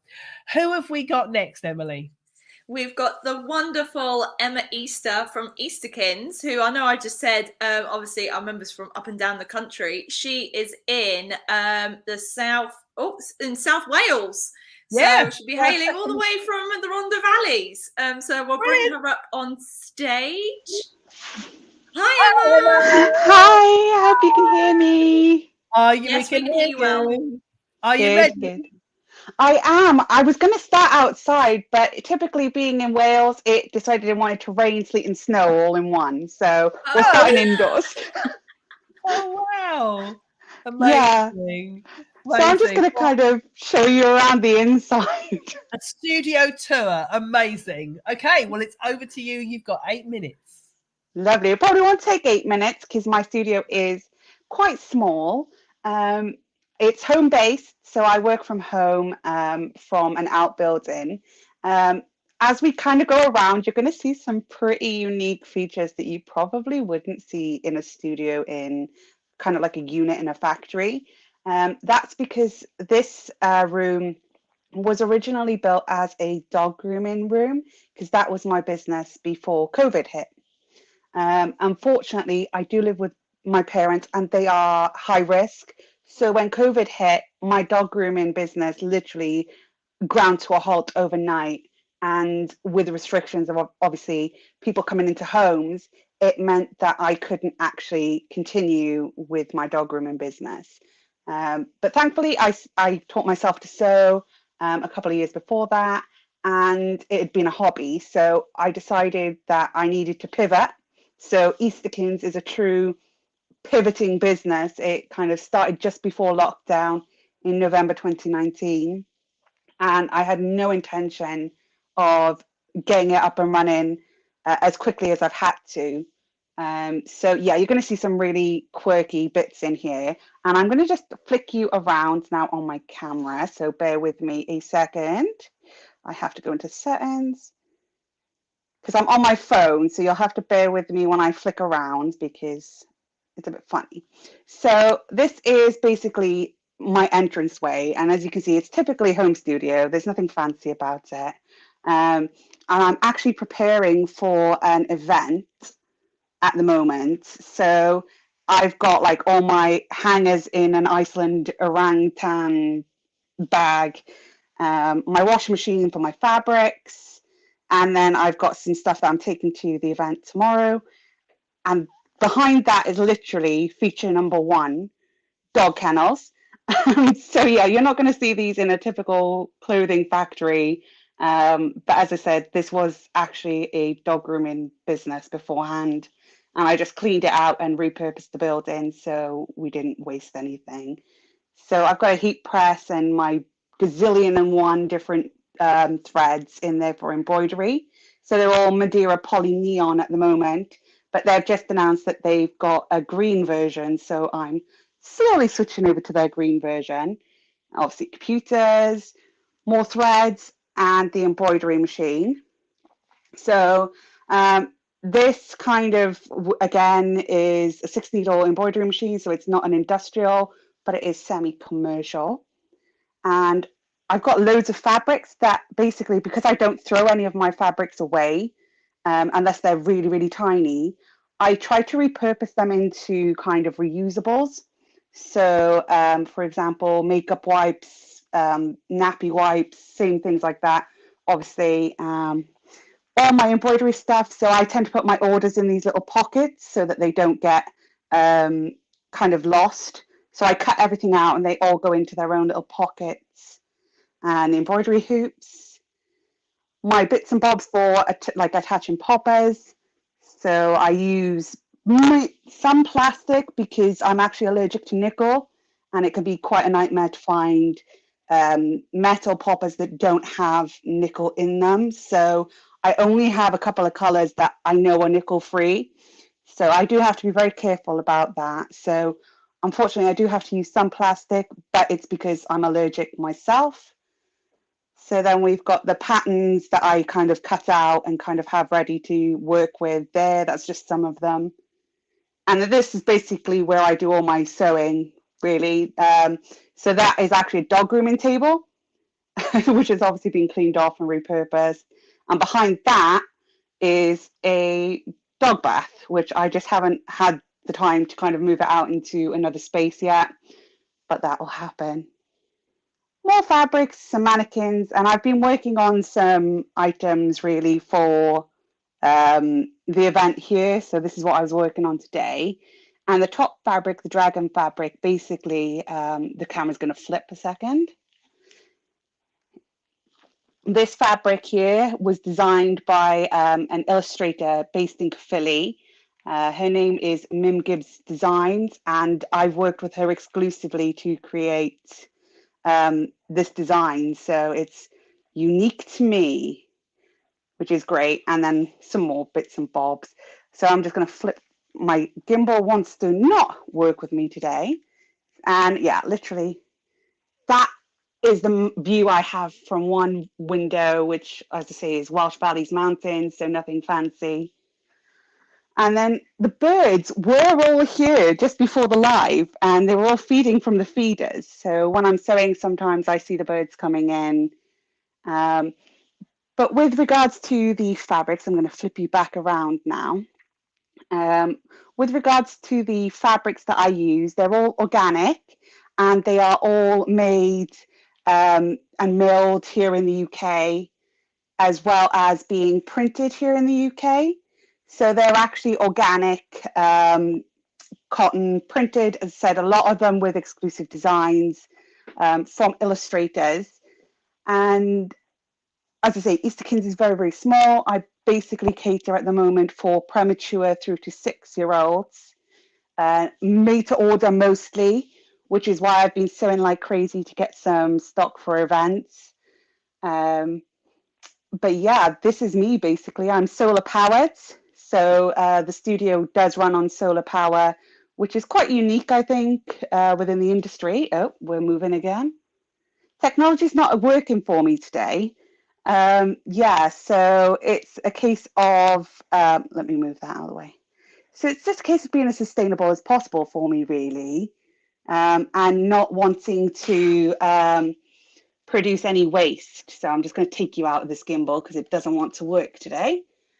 And yeah, I'm happy to answer any questions, basically. Oh, thank you for that, Emma. Kate, you're muted at the moment. Good boy, Emma. Emma, amazing. I love the fact that you've repurposed your dog grooming table into a sewing table. You had to pivot and you were like, right, brilliant. What can I use for this table? I'll do some sewing on it. Amazing. Yeah, to be honest with you, it was kind of one of those moments where I was like, I've literally just lost my entire income. I don't know when I'm going to get anything. I don't know whether the government was going to help me.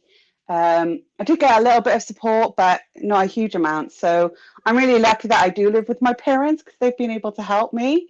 But yeah, this business literally kind of came up a bit like a phoenix from the ashes, really, and amazing from one to another. And do you miss the dogs? I do. I had some absolutely amazing customers, and prior to my dog grooming business, I used to work in a vet. Oh, so yeah, I do miss the dogs, but I do have my own Labrador, so I've always got her to go into at the end of the day. Oh, well, that was brilliant. Fantastic. Thank you so much, Emma. Thank you for joining us. No worries. Thank you very And much. have Have a a great happy Christmas. You too. Take care, everybody. Bye. Right, Emily, we've got a little bit of a gap now, haven't we? We've got our next guest. Oh, anything could go wrong with the next guest, couldn't it? I have to warn people now. We've got Hedgerow Co coming on. So let's hope. We have warned them not to swear, haven't we? We have. But that's not till 1:10. So I'm thinking we've got a few prizes still to give away that aren't from people that are unable to join us for a presentation, but have very kindly submitted a prize. Is it worth us asking the question for one of those now, so people can be answering that now while we wait for Hedgerow Co to come on? Great idea. Have I put you on the spot there, Emily? Because I didn't warn you that was going to happen. No, that's absolutely fine. What I was going to do actually is see if I can find a picture, because most of the prizes that we've had donated from our members have obviously been on the live, so you've been able to see them kind of right in front of you. All of the prizes on the Make It British website, and I know that that's in the comments somewhere, but it's probably got lost because we've got about 500 comments here now. So I'm really throwing it all at you, Emily, as producer of this show, because I don't have access to bring that link up on screens where people can see what the prizes are. That's all right. I can do that right now. There's a bit of a delay between the time I put the comments in and the time that actually goes live. So that's why. Here is the link for you to follow. So that has all of the amazing UK made gifts to be won. And so the one that we are going to give away now, shall we go? So actually in this slot, we were supposed to have an amazing guest, Jeff Stocker, who unfortunately wasn't able to be here today. So what we're going to do is we're going to give away his donation for the gift, and that was one of his new Saxon leather glasses. I can't speak. Blah, blah, blah. Leather glasses case, which if you haven't seen them, definitely do and check them out, because he is so proud of what he's done and they look so good. They've got a really lovely leather on the outside, and they've got a nice silk in the inside as well. Can we put a picture up, or is that asking too much? Do you know what? No, I'm going to try. I'm going to give it a go. Can you do a share screen maybe? Oh, that's not a bad idea. Screen with that link, you could scroll down to Jeff's prize, and in the meantime, I'm going to try and find the answer to the question. What's the question for Jeff as well? You can tell I've helicoptered into this event today. Emily has done all of the organising of this, so big round of applause for Emily on the Make It British team, who has produced this entire show. She's done all the test runs with all the members. I've had nothing to do with it. I just showed up this morning at 10 a.m. Well, hopefully nothing's gone too wrong quite yet. It hasn't, apart from I'm losing my voice now. Okay, so right. Jeff's I'm going to see if you can see. Can you see it? Jeff, well, that's not the right one. I've got Can Jeff's you see my screen? Here, though. I can see your screen. I'm currently seeing reindeer plates. We've had that prize. There we go. There we go. Look at that. Amazing. Saxon leather glasses case from Jeff Stocker. And Jeff's question is, what new range are Jeff Stocker's new leather glasses cases a part of? So Emily will pop that question in the chat. You need to go on Jeff Stocker's website to find the answer. The first one that comes back here in the comments, either on YouTube, on the Market British website, or on Facebook, with the answer to that question, which is what new range are Jeff Stocker's new leather glasses cases a part of? First person with the answer, who hasn't already won a prize, will win that amazing leather glasses case from Jeff Stocker. Right, brilliant.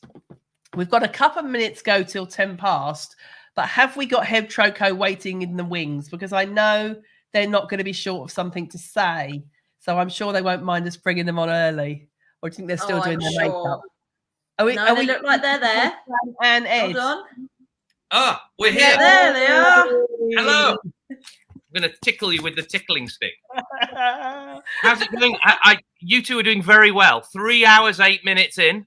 And I've not quite lost my voice yet. But I thought you were sounding a little bit croaky at the start, but you're keeping it together. Everything very good. She's professional. We're very busy. We're I can see, yeah. I'm sorry we bothered you. No, we didn't start the business on a trust fund, so we can't afford to shop for Black Friday. We've got to sell stuff. It's funny, all these people closing for Black Friday and then sending us emails saying about how they're not doing anything about Black Friday on Black Friday. What's all that about? But you're not doing a discount on Black Friday, are you? We don't do discounts any day. Exactly. I've seen that on your website. But we do give people like free Yorkshire pudding tins, or what are we giving away this week? Oh, tote You've bags. given away loads of prizes. Do you want to tell everyone what the prizes are that they can win? I can't remember. So I think it was it a hat and an action blanket and a Yorkshire pudding tin and a pink an action mat and a scarf. Yes, it was. All 5 things. Really generous, very generous. We're gonna have to make it really difficult to win this then. A hat. It's all pink. You've got a name. What's the name of this character? Who? No, that's not. No. We've done they've got the question. Oh, it's like, what year did Ed. we launch our Kickstarter? That's the question. What year did we launch a Kickstarter? And I think the answer might not be on our website. So we started. I nearly said what year then. I don't even. They're going to win all of that. One person's going to win all of that lot. The actual hat, the Yorkshire pudding tin, the whole Hedgerow kit. That's a really good prize. It's a good prize. It's I think amazing. it must be nearly £200 worth of all pink stuff. Yeah, stuff that we sell that is pink. Amazing. So I think the question could be more we tricky. couldn't have done without you, Kate. That's the thing. Yeah, we couldn't have done My it. daughter's got a "Don't Be a Dick" scarf. She absolutely loves it. She wears it to college and upsets the teachers. That's what it's all about. Very Right, good. We'll hand over. You don't need us talking. Over to you guys. I quite like it, actually. But Pulled out. so we're going full screen now, and we're just going to talk about. It's just us. Yep. Hello, we're Hedgerow Co. My name is Brant. I'm Ed. This is Ed. We work in just above Hebden Bridge. You've probably heard of it. It rains quite a lot. It rains a lot. And so we started out a number of years ago. And if you want to win the prize, you need to find out how long ago that was. And everything we do is made right Here in Britain. Not just designed here. No. And then lied about. Not inspired by. Not sourced, well, it is inspired not by. sourced from somewhere that here. used to make stuff here but doesn't make it anymore. But actually, it's stuff that is made here. Inspired by our environment. It's the town. It's a very cosmopolitan town, so you can dress up nice and go out for a drink and some snacks, or you can go hiking on the moors. So we've got a Ventile smock that's really good in the wind and in the rain. Yeah. Equally, we've got a lot of denim. So we've got jeans. We've got nice shirts that are nice for going out with, but they're also robust and hard wearing. And you can actually do. That's a Ventile smock. Obviously, Ventile's not made here, and we're not pretending that it is, but the smock is made here. So this smock is was inspired by a garment that was made in Hebden Bridge, but that's all right because we're still making them. So this one is now made in Bolton. The Ventile used to be made Bolton.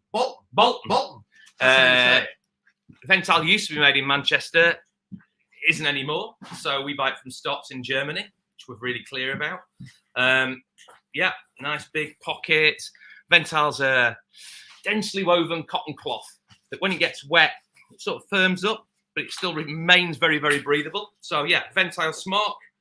So this is really quite a technical outdoor garment. So we kind of do everything from that to what have we got? Yeah, silly scarves, 100% British acrylic. with various rude phrases on. There we are. Don't be a dick. And the fabulous, legendary hipster twats. We do hats. Lots of hats. They're We have a range of balaclavas. So if you don't like orange, you can also have black. You can see we're not flag shagging. No. No flag shagged here. It is made here. A sit mat, a folding sit mat. This is sick mat. A sit mat. Sit mat. A sit mat. Made by Blackburn's leading sex cushion manufacturer. We have them to do that for us. Gone very well. Product you love. Love.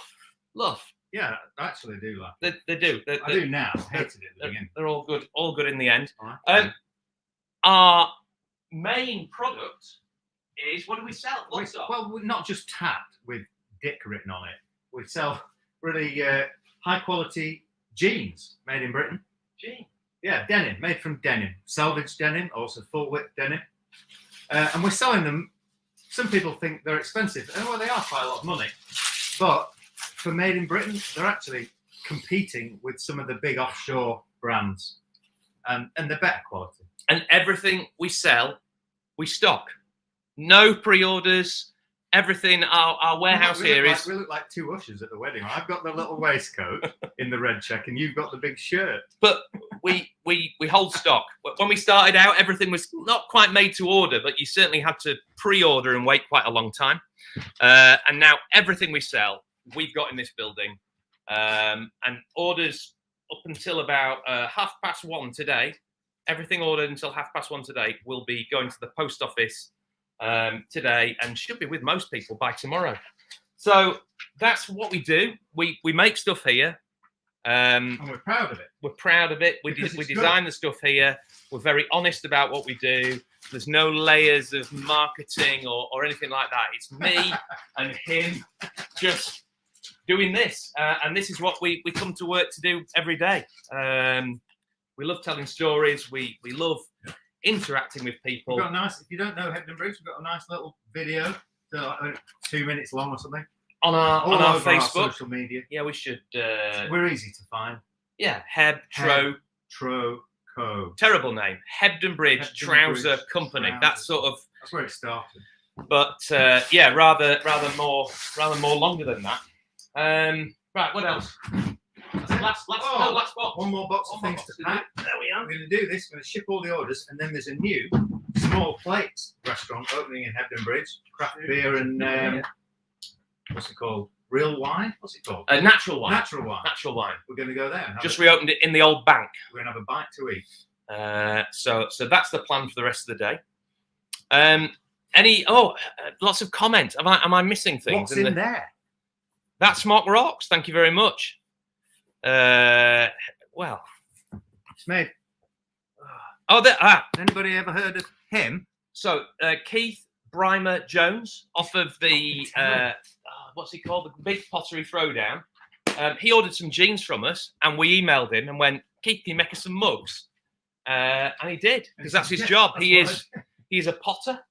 He pots, and we have a range of stoneware, mugs. Hebtroco mug, also available with the phrase with words on some of them. Fantastic. It says on some mugs. Hebtroco and the Don't Be a Dick mug as well. So they're again in stock, ready to ship. Decent stocks of those. We should be all right for another few weeks yet. But everything made in Britain, shipped from here, available next day. Any problems with sizing or exchanges or whatever, we can sort all that out. We've got gift vouchers you can buy online as well. Hey, look at this. Look at that. Beautiful. That's a beautiful, mostly merino, woven at Hainsworth's. Probably I don't know if it's the oldest mill in the world, but it's the oldest factory, isn't it? It was established in 1783, and the same bonkers family are still running it. And that's just a beautiful charcoal button-up jacket. Nice pockets. I have one of these for going to luncheon. 250 quid. I mean, how much would that be on? Yeah.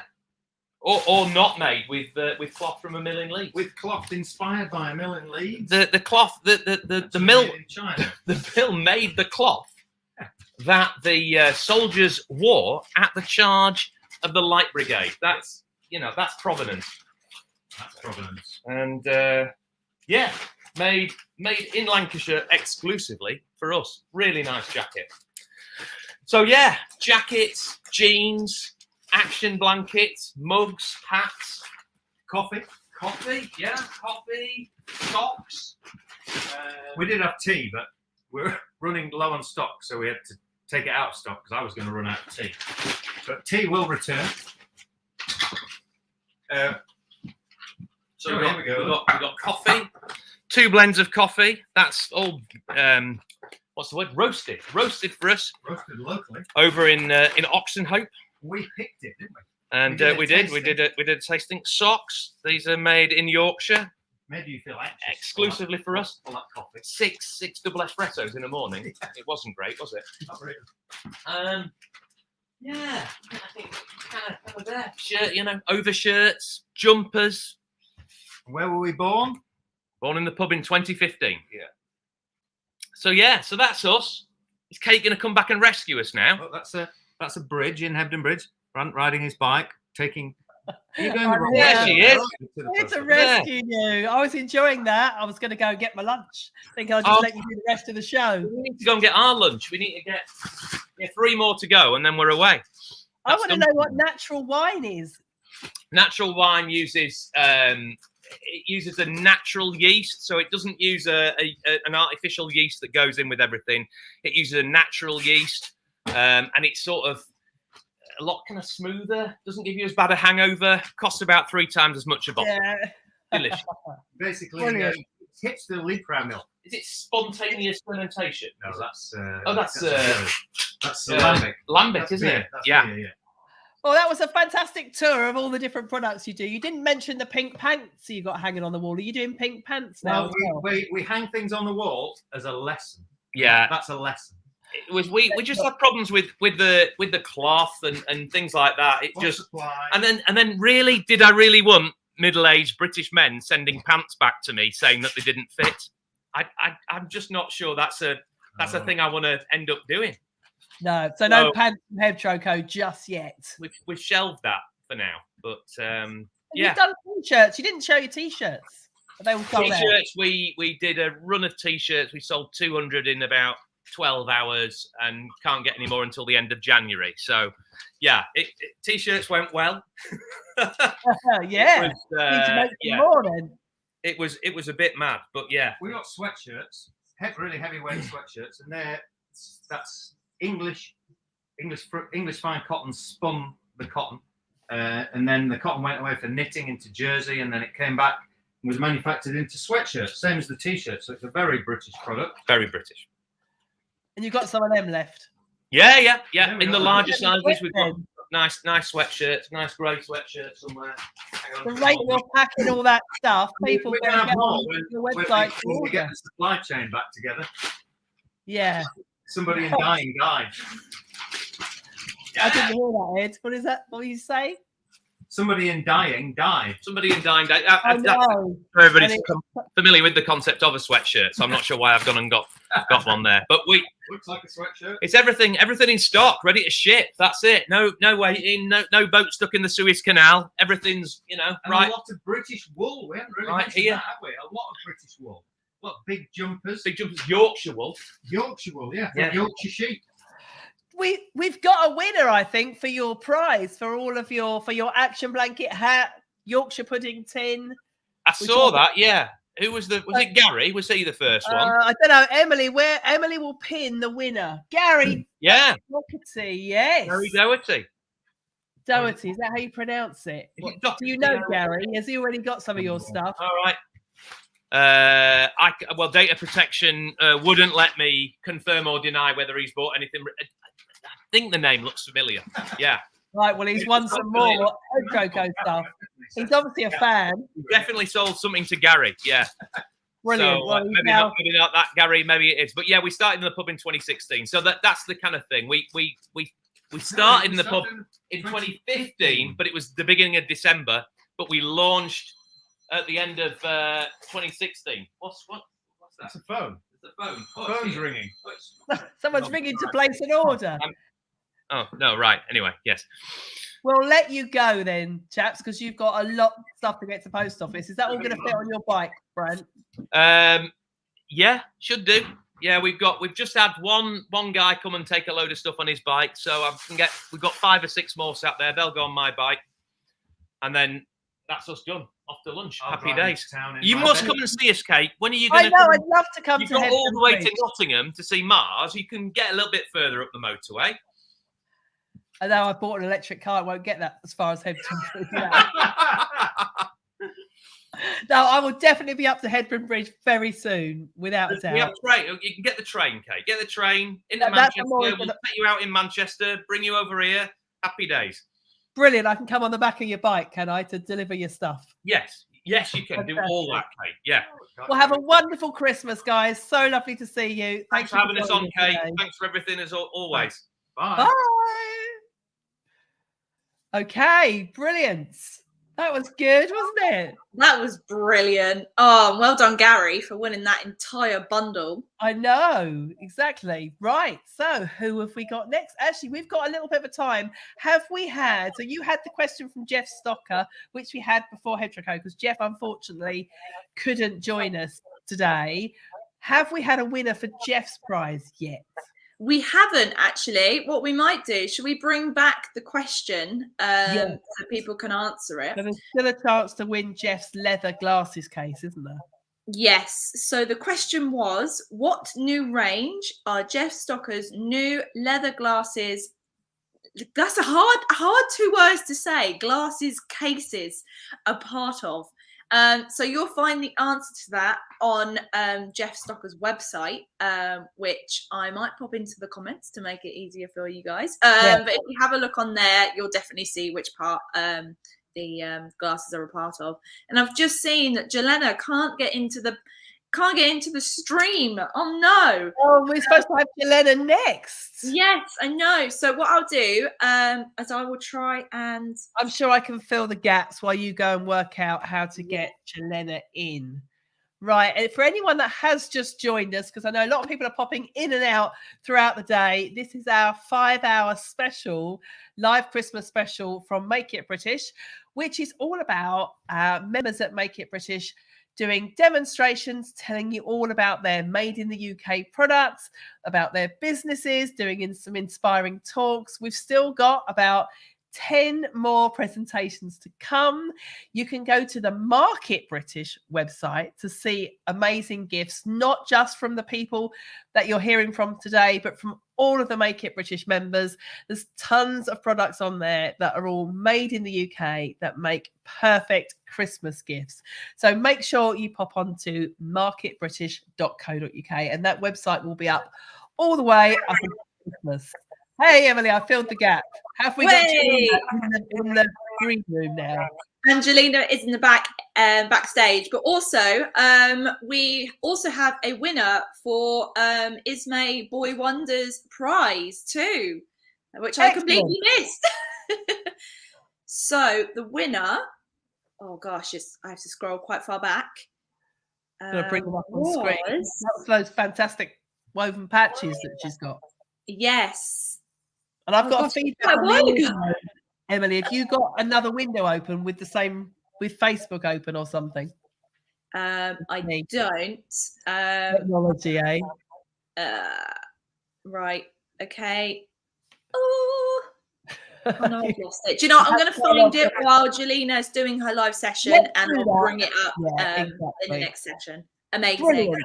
Right, bring Jelena on then, because poor thing couldn't get in earlier. Hey! She's in her studio. Amazing. Are you going to show us your knitting machines, Jelena? No, I decided to not walk around my studio because it is getting a little bit messy on the video because I have to, nobody can hear my camera behind me. And I decided just show product and talk a little bit about myself. Over to you. Yeah, okay. My name is Helena. I design, produce, and develop all my products. Most of my products available in the store, and you can as well make to order items or bespoke items. First, I would like to introduce to you my new collection. It's a kitchen textile, like lovely oven mitts. They come front, back. Oh, fell back. Oh, I'm sorry to interrupt you, Jelena, but I've just realised that you have a prize to give away as well. Oh, yes, I do. Well, remember, Emily. Yeah. Okay, first, the price will be set of 2 oven mittens and a tea towel. First, I submitted the red color, but I think if winner would like to decide which color or which towel or which design of the mittens, they can choose. One towel instead of mittens, blue, gray, or red, because I have 3 colors and 3 different designs. I think towels, tea towels more. What's the question, Jelena? Yeah. What's the question to win? The question. What those are made from? What material they're made from? So what materials are Jelena's oven mitts made from? Thank you, Emily. Brilliant. So first answer in the comments on Facebook, YouTube, or on the Market British website will win that prize from you, Jelena. Right, we're going to pop off again. Okay. Thank you. I have designs like that, back and front as well. They come, like I mentioned earlier, they come red, blue, and gray. I mean, they have 3 different designs, different colors. And the oven mittens, they're made of outer fabric. It's 100% half Panama cotton.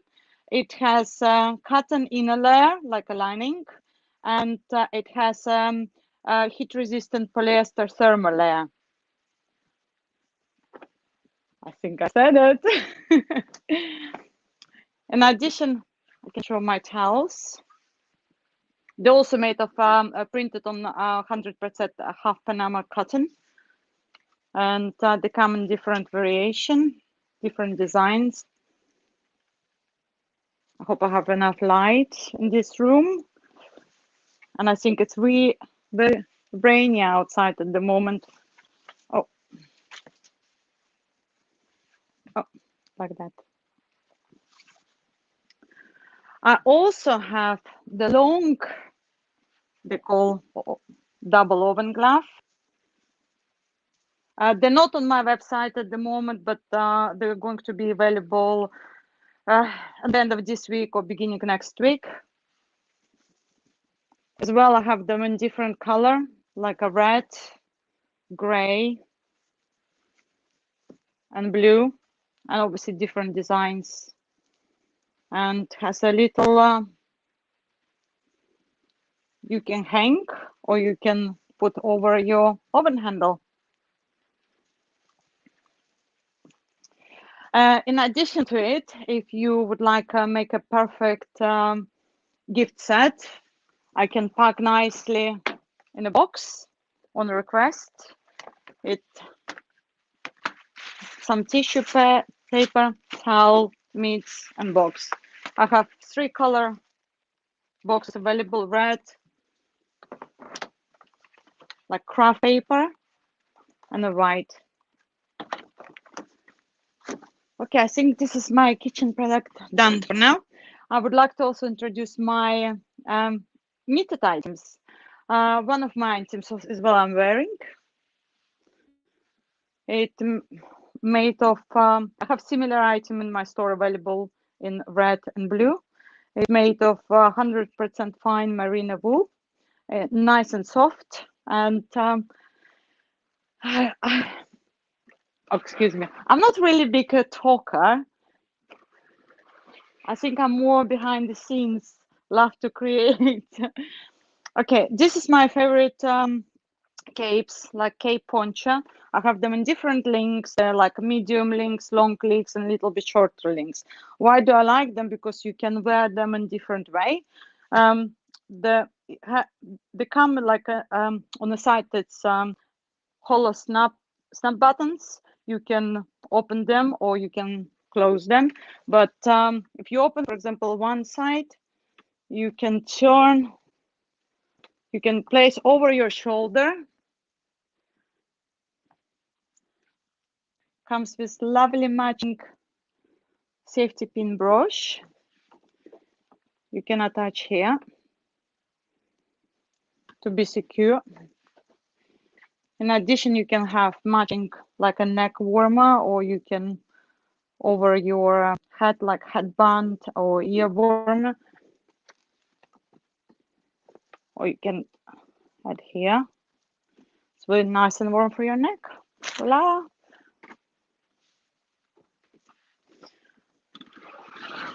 I'll show you another variation. How can you wear? This is the longer one.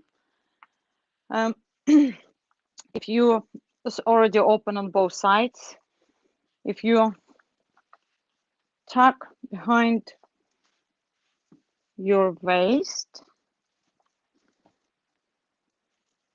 where's the belt? You can add the belt.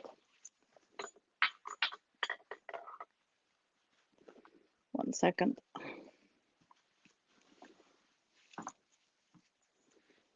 And this will be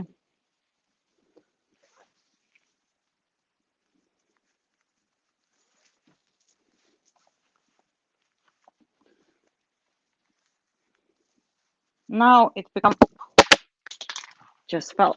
Sorry. Now it's totally new design, like different design.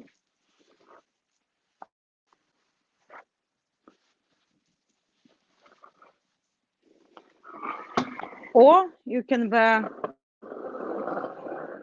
they can be totally open or closed on the side. It's up to you. How would you like to wear? And you can have safety pin, like brush. You can add 3 or you can add 5. It's up to you. How would you like to wear?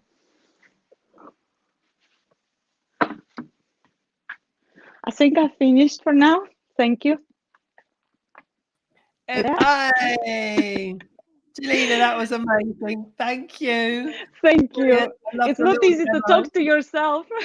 It does feel a bit like that when you're doing a live video and you've not got anyone else with you. It does feel a bit like, oh my God, I'm talking, no one's listening.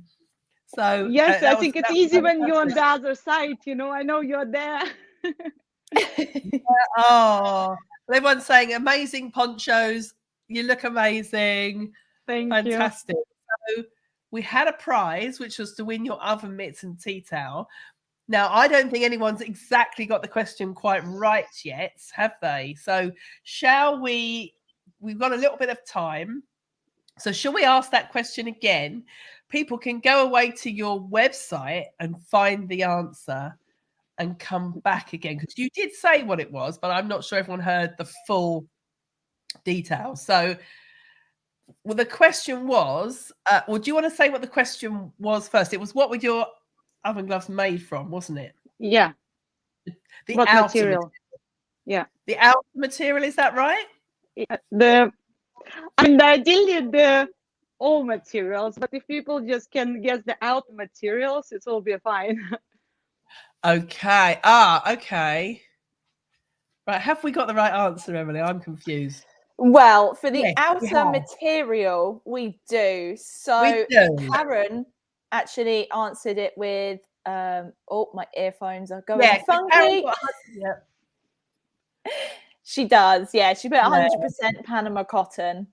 Well done, Brilliant, Karen. Karen. She went, yeah, brilliant. Half Panama cotton. That was the magic word, and she got it. So Karen is the winner of the oven mitts and the tea towel. And you said, Jelena, that she could choose which colorway she wanted. Yeah, didn't you? if she tell me which color she would like or which design she would like, I could pack for you exactly the color and design she would prefer. I think it would be the best option.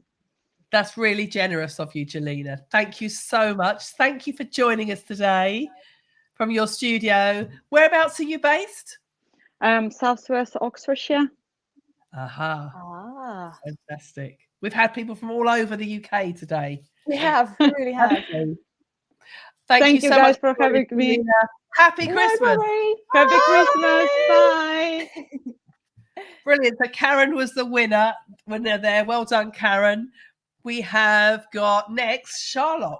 Charlotte We Raffo from the Monkey Puzzle Tree, haven't we? Is Charlotte behind the scenes ready? She is. She's here. I'll add her now. Hello. Charlotte, hello. How are you? Welcome to our live Christmas event. Oh, thank you. It's lovely to be here. You're looking very Christmassy. I'm feeling like I should have done something a bit more Christmassy, maybe. But No, these lights, my husband was putting these up at 5 to 10 just before we started. I was like, I need lights. I've stolen them from my daughter's bedroom wall, so she's not going to be happy when she gets back. So you're from the Monkey Puzzle Tree. You're going to tell us all about your amazing business, aren't you? yes, and kind of how to think differently about design. I thought that would be interesting. Great. Great. Okay. Well, shall we hand over to you then? You've got around 8 minutes. And what I'm realizing actually as we're doing these, that people can't see what the time is. They've got no clue when their 8 minutes run out.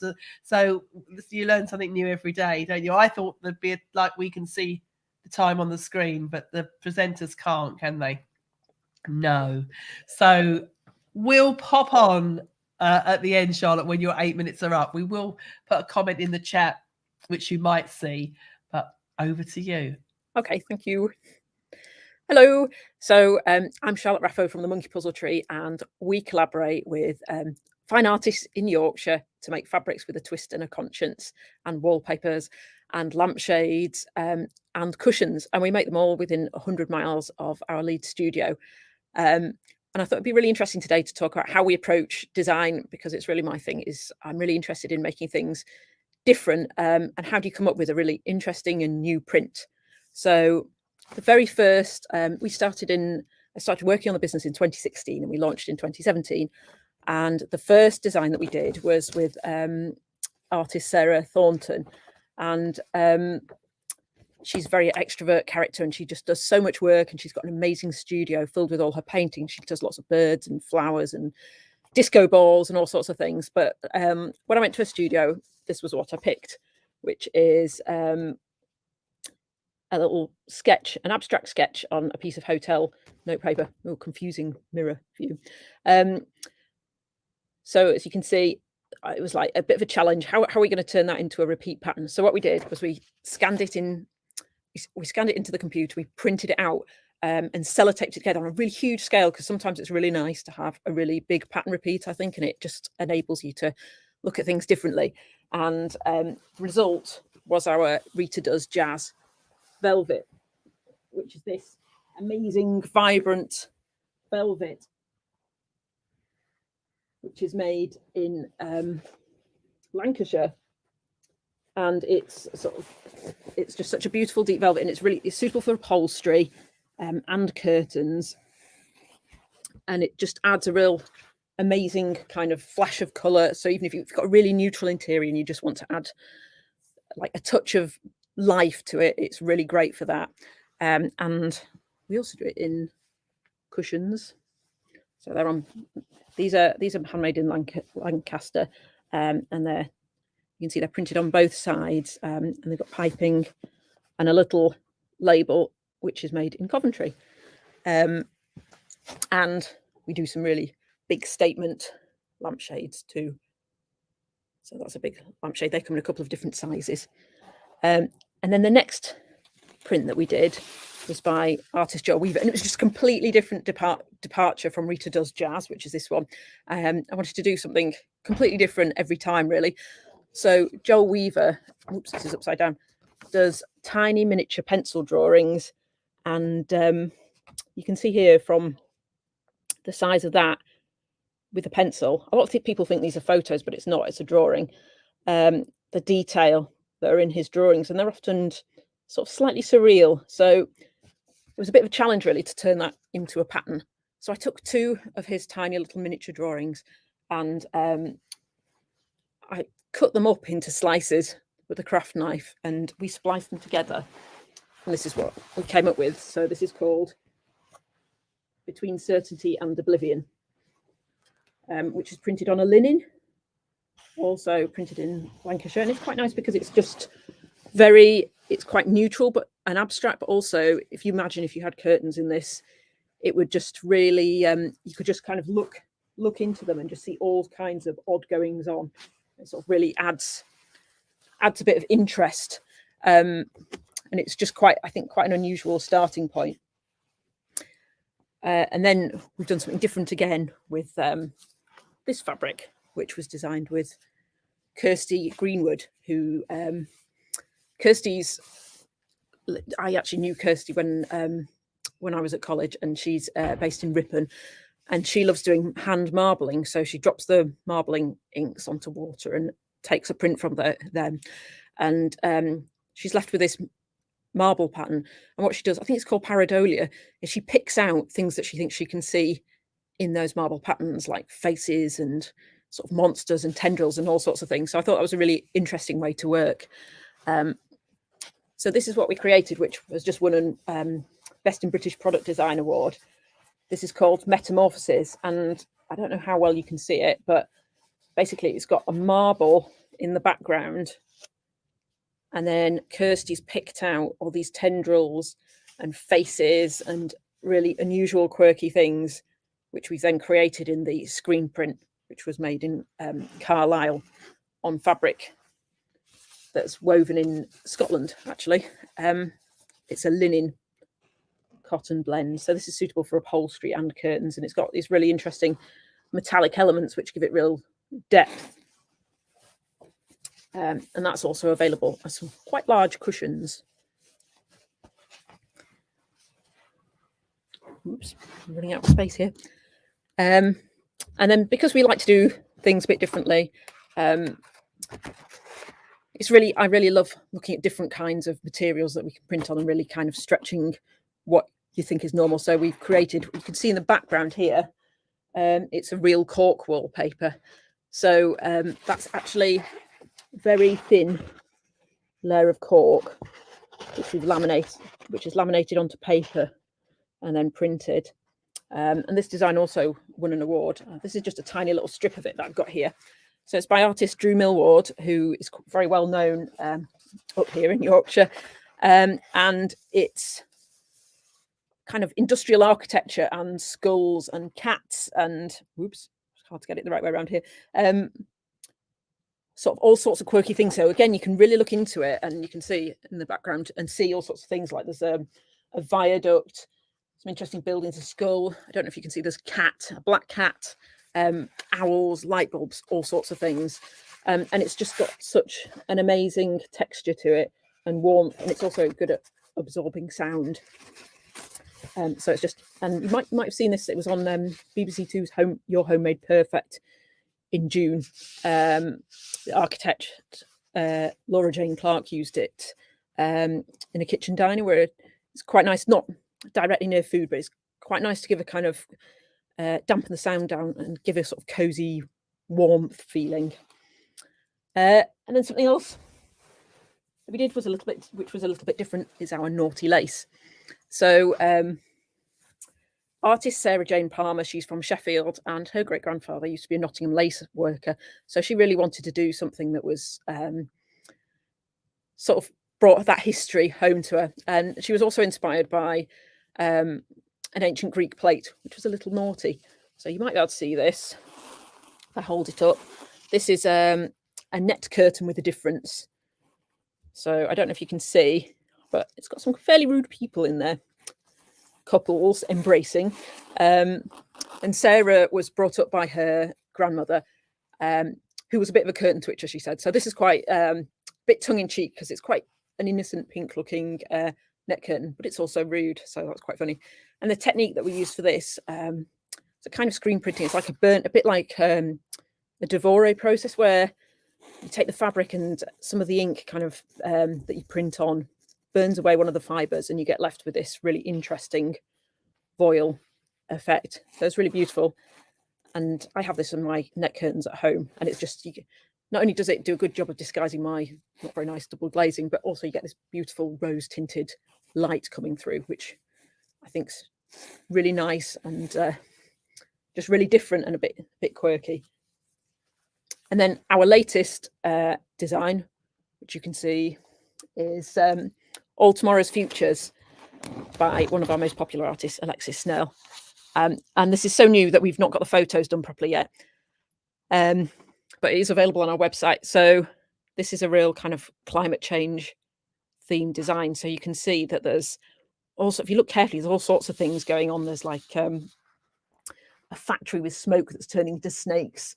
There's shoals of fish that turn into swallows, that turn into an aeroplane. There's fish skeletons. There's monkeys in the jungle with a wine bottle litter. There's whales. So we were kind of inspired. The idea for this came a bit from like the willow pattern plate, where it's like a design that tells the story. And we really wanted to do this kind of telling a story thing. So that's how we came up with the idea behind this design. And Alexis has just done this incredible job. And to take it a step further, we had the fabric was woven especially for us in a tiny mill on the Lancashire-Yorkshire border. And so it's just beautiful, heavy, textured weave. I don't know if you can see that, but it's got a real lovely, thick, heavy texture to it. And the interesting thing about going to the factory yourself is that you see things that maybe you wouldn't have done if you didn't visit. So I was stood in the factory. Have I run out of time, Kate? You have, but you could have gone on for ages. It was so inspiring, Charlotte. Really was. Really incredible. I know I've interviewed you for my podcast recently, but we didn't do that visually. And actually to see all of your products and all the difference with all the different designers. I love those neck curtains. They're so good. Oh, thank you. So good. Amazing. Really good. Your lighting's good as well. What a total aside here, but your lighting is perfect. Oh, I got my landlord. No, I got my landlord to put some better. I haven't got an external window, so and I was struggling to kind of, like obviously I've got to check my fabrics and wallpapers for quality and stuff. So I got my landlord to put some new improved fake daylight lighting in. So yeah, it's just the standard light. I've got lighting envy. Yeah, not often that people have much of an envy of this. It's not the most glamorous place, I have to say, but you couldn't tell. It looks great. It looks really, really good. And we've had some amazing comments. Everyone saying very creative. Love the blueprint screen. Gorgeous cork paper. Metamorphosis is lovely. So cool. Looks beautiful. Stunning drawing. I love that print. Love the cushions. Wow. Amazing. Thank you so much, Charlotte. That was incredible. I think that's it, isn't it? Yes. Yes. Yeah.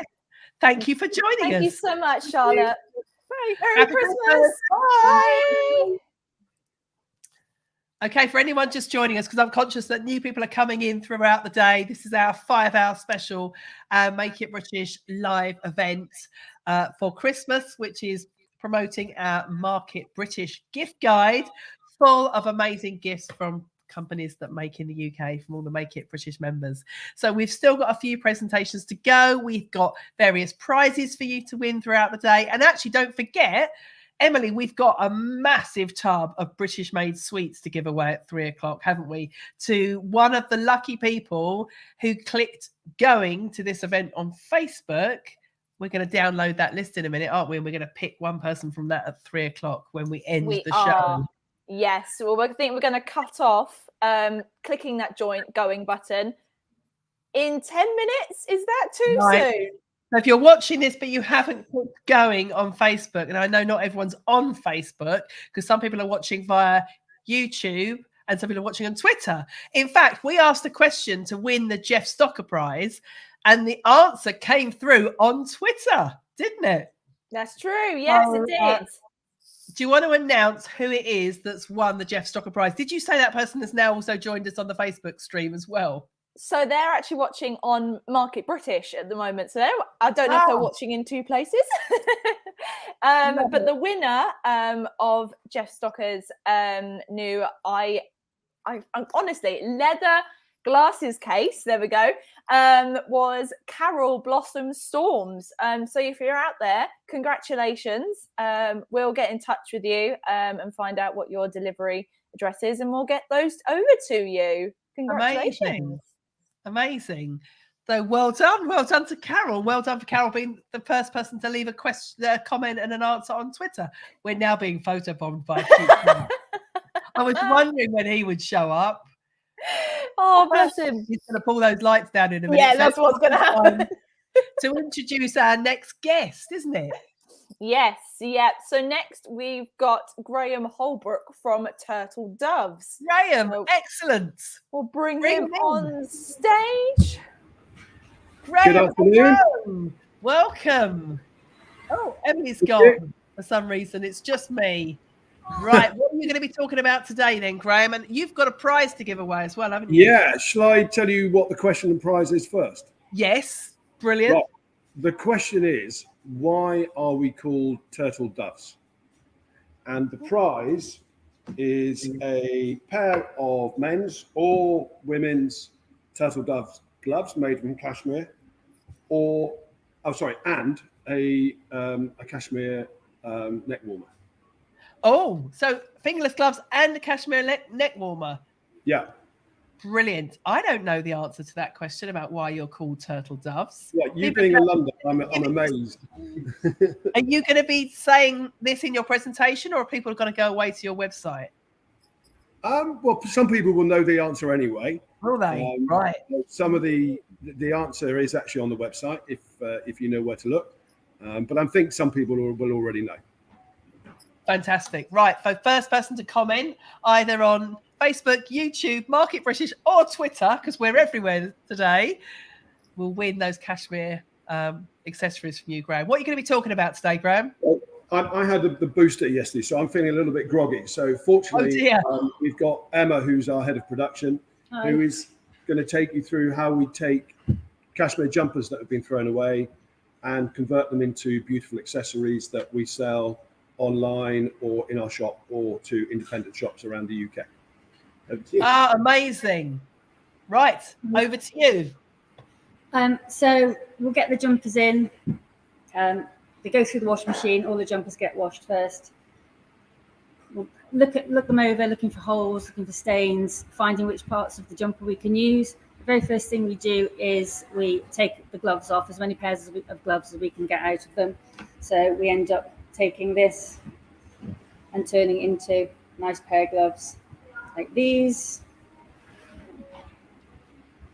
We do women's and we do men's, different sizes. Once we've took the gloves off, we'll look at doing strips, which is what you can see here, to certain measurements, and then all our other products are made from those. We've got our wrist warmers, headbands, all sorts. You've got your neck warmer that we just put up for the prize. Yeah, so this is one. So this is one of the jumpers. We've had the sleeves off that one to make the gloves, but the rest of it is a bit holy, so we can just go work around the holes and find out which bits that are okay to use. Everything gets laid up differently so that our seamstresses know exactly what it is. So we've got like a little all-season snood here. That's a before and an after. And then our neck warmer actually starts off as two little rolls. Turn into a neck warmer like this. All sorts of things. We've got the socks, baby booties, which are really quite sweet. These little tiny booties. They're all cut from the jumper that's left after the gloves, or made from the strips that we have here.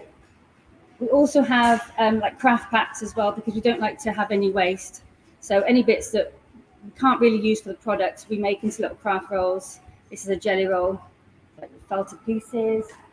And then those can be bought online. Yeah, and then you've got the make do amend pack, which you'll get a pair of gloves. It's maybe got a little hole or a little stain, and then some lots of things to put your own design on it to cover that up. It's a great little present. Yeah, we get as many pairs of gloves as we can from the jumper. Sometimes it's just one, sometimes it's a good jumper and it's nice and big, we can get 3. So normally we get chopped up like this, and then they go out to the seamstresses to get sewn into gloves.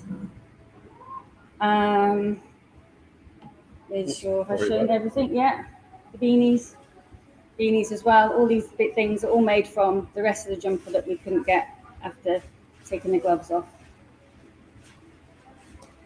I think that's about it for the product-wise. Yeah, all of our products are made in the UK.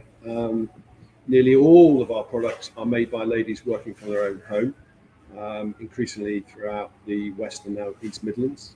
And we have taken on an extra 100 people to work with us either directly or indirectly over the last year. And yeah, so we're flying. I have to say, people are really loving us for a number of reasons. One of which is that it's cashmere, it's colourful, it's sustainable, it's recycling, and also the gloves, which are easily our bestseller. They are excellent for people with Raynaud's or circulation problems, because not only can you put them on like that and keep your fingers free, but because of the very clever design that my ex-partner and director Kate invented about 12 years ago, you can also just take it off your fingers and put it on your wrist, and that still keeps your fingers warm and you never lose them. And they can coordinate with whatever outfit you're wearing, because we offer the gloves in a multitude or rainbow of colours. Any questions? Emily. Right, I wasn't sure. I knew Emily was off to make a cup of tea, and Emily's first back on. I was thinking, Emily, where are you? That is incredible, Graham. I was hoping to see some sewing, but of course it's all happening. We can do that. We can show you the sewing if you want. Do you want to take you around to the tour? Yeah, do a quick little tour, because Emily's off making a cup of tea. So we'd love to have a little tour. Go on, show us where sewing, because you know I had my business in the early 90s. Yeah. Making recycled clothing. We cut up curtains rather than My dad, can cashmere. you do some sewing for us? I could come and do some sewing. Ah. Look. Well, here are the sewing machines. There's no actual sewing going on at the moment because Dab has just changed the thread. Important job. But this is where we do all our make to order, and we make new products here to experiment with. Can you see all right? We can, yeah. Brilliant. I love all the different colour thread, because I suppose when you're cutting jumpers and everyone's different, you have to either match the thread or just choose one thread that goes with everything, don't you? Otherwise, you're constantly changing the machine, which is not great for efficiency. That's correct. Yeah. What else? So here are the guys doing the matching. These are some of the roles that we do. So this is a very important job. The different cashmere colours have to follow a fairly strict preset pattern of colours. So Dab, I don't think we're going to have time to see some sewing. Yeah, don't worry, it's fine. But we've just got a couple of other things to show you. Emma, can you get the larger products out? We've got people saying, Graham, people are saying, love the idea, great story, great idea and products, great idea, love that you use all the material up. So you use up every single scrap of cashmere, do you? Yes, I mean, we're currently working with a guy in the... Sorry? All right, okay. Come round so we can see you, Graham. Answer the question again. What do you do with your final scraps? So we've over the years, we've used just about every single part of the jumper, but you always get a little tiny bit left. And we've been keeping those little bits left for a long time and looking for maybe there was a solution to the problem. And we think we've gone and found it. There is a guy in the north of England whose name I will not tell you about because I'm ring fencing him because he could be really important for us, who's an expert in shoddying, which I don't know whether you or your clients know about or the viewers know about shoddying, but I know what shoddy is, but do you want to tell everyone else what shoddy is? Yeah, it was a process that was invented about 1780 in the north of England, where manufacturers realised that they could massively increase the yield of their manufacturing process by recycling some of the leftover products that the yarn or the what would you call it, the fibres that are left over in the machine, and then putting it back through the machine. And it was kept very secret for a long time because in those days, recycling had a bad name. Customers wouldn't pay for so much money for it, and also it was increased the yield so much that a lot of the producers kept it secret from their competitors. But in the last 20 or 30 years, where even though Britain used to be the world leader of shodding, it's now gone over to Italy or China. But there's this one guy who's just come back into doing it, and we're hoping in the next 6 months he's going to be working with us to take all the remains of the garment that we've left and turn it into yarn, and then once the yarn has been made, turn it into fabric and or socks. So you're going to weave it and spin it. That's amazing. I know that chap is, because I used to buy fabric from him back in the early 90s. Right. So yeah, exactly. Amazing. I can't believe that shoddy has been around since the 18th century or whatever, and people and now all that time we've then thought, oh, let's just chuck it away, and now of course people are actually thinking, no, why aren't we recycling this? Amazing. Really cool. Right, Graham, I'm gonna have to bring Emily back on if she's made her cup of tea, because we need to announce the winner of your competition, because people were pretty quick off the mark. Stupidly, I didn't realize it was rhyming slang, and I think of myself as a proper Essex girl and I should know all the rhyming slang, but I didn't know that one, which is a bit shameful. But luckily people watching did, and Emily hopefully is going to come back in because she can bring the winner up on the screen and I can't. Here she comes. Hi. Graham, tell us what the answer is then. So the question was, where does the name Turtle Doves come from? The answer is... Turtle Doves is Cockney rhyming slang for gloves. And who was the first person to get the answer in the comments, Emily? So the first person to get the answer was super quick off the mark. Your presentation didn't even start, and he already wrote the answer. And Paul Brown, who'd wrote rhyming slang for gloves. So well done, Paul. Brilliant. Well done. Paul's going to get a pair of fingerless gloves and a neck warmer. Amazing. Fantastic. Graham, I'll have to come and visit you one day as well and see where all this magic happens. And I know I need to get you as a guest on my podcast as well. Yeah, you're very welcome. Lovely to see you. Have a wonderful Christmas. And you. Bye-bye. Bye. Excellent. Right. How are we doing for time, Emily? We're not doing too bad. We're 5 minutes ahead of schedule. Hey. So for anyone that has just joined us, this is our live Christmas event from Make It British. We are talking all about, well, we're talking to some of our amazing members. They're all telling us about their products, the background, the history. We've had studio tours. We've had inspirational talks about art and mental health, haven't we? We've had product demos, all sorts. We've had a lot. And we've had lots of prizes to give away. So if you have just joined us, there are still quite a few prizes to be won. Is that correct? And there's a prize. Let's have a look. We've actually only got one more gift to give away. We've actually only got about how many more members have we got to bring on, Emily?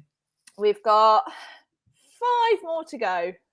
5 more to go, and there's only one prize. So people are going to be quick off the button to get that prize. They are. We're finishing at 3, aren't we? And at 3, we're going to announce the winner for the sweets. So if you marked yourself as coming to this event on Facebook, then you're going to be on the list, which we're going to draw the prize, the winner, the number at random at 3 o'clock to announce who's won the massive amount of sweets for Golden Casket, British made sweets, nonetheless. And that will be the close of the show, won't it, at 3 o'clock? It will. Do you think we should close the time? Because obviously we need to actually get that list. Have it all ready. 2 o'clock, so that's it. If people haven't marked themselves as going, that's it. They've missed their chance to win. Unfortunately. If you have marked yourself as going, then hang around, because you'll find out if you've won the sweets at 3 o'clock. And also, this, of course, will all be being recorded, won't it? So if you could really bear to watch it all back again, or just want to fast forward to your favourite bits or anything you missed, it will be on the Make It British website at some point next week, won't it? Yeah, and it'll be on YouTube as well. Oh, yes, of course, because we're streaming to YouTube. Yeah. We're not natural YouTubers, but we thought we agonized about whether we were going to do this on Facebook, didn't we? Because we did last year. We did our Christmas event. We did it on Instagram. But then, of course, that's not fair for anyone that's not on Instagram. And so this year we thought we would try and be on more platforms so we could reach more people, because not everyone wants to be on Instagram, not everyone wants to be on Facebook. So we are going out on our website, on Twitter, on Facebook, and on YouTube this year. But of course, you can't also simultaneously stream to Instagram. So sorry, everyone on Instagram, you are missing out. I had your story. Right, so who have we got next then, Emily? And are they ready and waiting in the wings? They are ready. So it's Anna Gill from Anna Juliet Creative. We're really excited to have her along. Shall I bring her into the studio? Bring Anna in, yes. Amazing. Hi, Anna. Hi, Anna. Hi, everyone. Welcome to the madhouse that is our live Christmas events. What are you going to be talking about to everyone today? Well, I'm doing a talk on silk, 8,000 years in 8 minutes, although it'll probably be a little bit shorter than that. So I'm going to leave out massive amounts of information, obviously. Otherwise, we'll be here for centuries. I love it. So we've got a bit of history now. Fantastic. Indeed. Right, well, we'll go straight over to you then. And when you're ready for us to come back in, just let us know. And if anyone has a question for Anna about silk, please pop it in the comments and we will ask her the question when we come back in. I'm looking forward to hearing about this. Brilliant. Thank you. Ta-da! Okay, so here we go. Legend has it that the secret of silk was discovered over a cup of tea nearly 5,000 years ago, as the Empress of China sat in her garden drinking tea beneath the shade of a mulberry tree. Something fell into her cup. As she tried to fish the cocoon out, it began to unravel in the liquid, and she was fascinated by the fine, soft filament that she drew out with her finger. However, there is archaeological evidence that the use of silk began even earlier, more than 8,500 years ago. At a Neolithic site near the Yellow River in China, samples of soil from burials were analysed using mass spectrometry, a sensitive chemical analysis technique. The researchers identified fragments of fibroin, the unique protein fingerprint of silk fibre, confirming that these people wore silk. Silk processing and weaving became highly developed in China at an early date, and although at first silk was worn only by those of high rank, eventually it became a widespread commodity with many uses: strings of bows and instruments, fishing lines, and production of paper. By the time of the Han Dynasty, 200 BC to 220 AD, it was used as a form of currency. So your wages might be paid in silk, and you could even use it to pay your tax bill. Other South Asian cultures also developed silk processing technology and textiles from an early period, although it's generally believed they utilised wild silk rather than the cultivated mulberry silk. In 250 BC to 225 AD, Persia became a centre of silk trade between East and West under the Parthians, as silk fabric reached the West along the overland route known as the Silk Road. Traded fabrics were often unravelled and rewoven to new designs, or with a lower thread count to create more fabric from the same yarn, often causing the fabric to be nearly transparent, to the disgust of some. By 200 AD, silk was in high demand by Roman society, and it was fabulously expensive. In fact, one emperor tried unsuccessfully to cap prices, as the craze for silk was draining the economy of finances. A pound of unprocessed silk dyed purple was twice the price of a pound of gold and cost more than a good racehorse. That would be about £20,000 sterling at today's gold price. Supply could not keep up with demand. Although cloth was traded freely, the technology of silk production, or sericulture, was a closely guarded secret, disclosure punishable by death. This is where the next legend comes to us, that 2 monks risked that death penalty to smuggle silkworm eggs out of China, hidden in their hollowed out wooden staves. They brought the secret of sericulture to the Roman Emperor Justinian in 550 AD. Constantinople, modern Istanbul in Turkey, was by then the capital of the Roman Empire, and trade in silk was tightly controlled from there. During the Middle Ages, 1200 AD, sericulture was brought to Venice, and Italy became the European centre of luxury silk production through the Renaissance. At this time, in the UK, silk would cost you 10 to 12 shillings a yard, but that was a maidservant's wages for a year. A modern equivalent at national minimum wage would be somewhere in the region of £17,000. But no maidservant would be wearing silk. Silk weaving in France was well established by the 15th century, and Lyon became the centre of this industry, with 15,000 workers believed to be employed either directly or in associated trades by the 18th century. French Huguenot Protestant refugees came to the UK in the late 17th century, and many settled in Spitalfields in London, sharing their skills and establishing this as a centre for silk weaving in the UK. Macclesfield was also famed for silk weaving. In fact, that's where we get the word refugee from, that French word. In 1710, a countess paid £100, 2 years' wages for a shopkeeper, for her silk dress to party at the palace. New clothes were a requirement, and the style was designed to show off as much of the rich fabric as possible. The dress, known as a mantua, was about 2 metres wide, held out by framed undergarments. 14 metres of fabric could be used in creating the style, and it would cost the equivalent of £10,000 today. Even now, silk is primarily a luxury fabric, and China, relying on millennia of experience in silk production, is once again the main supplier of mulberry silk fabric and filament. So what makes silk such a valued and special fibre? First, it's a protein. Silk and wool, or other animal hair, are proteins. Other natural fibres are plant-derived and principally cellulose. The chemical structure of the silk fibrone protein gives it unique properties of strength, suppleness, and refractivity. Silk is soft, smooth, exceptionally strong, and lightweight. It has great thermal properties, feeling warm in winter and cool in summer. Secondly, silk is the only natural continuous filament. A single filament can be around 1,000 metres in length, with a diameter of 10 to 13 microns.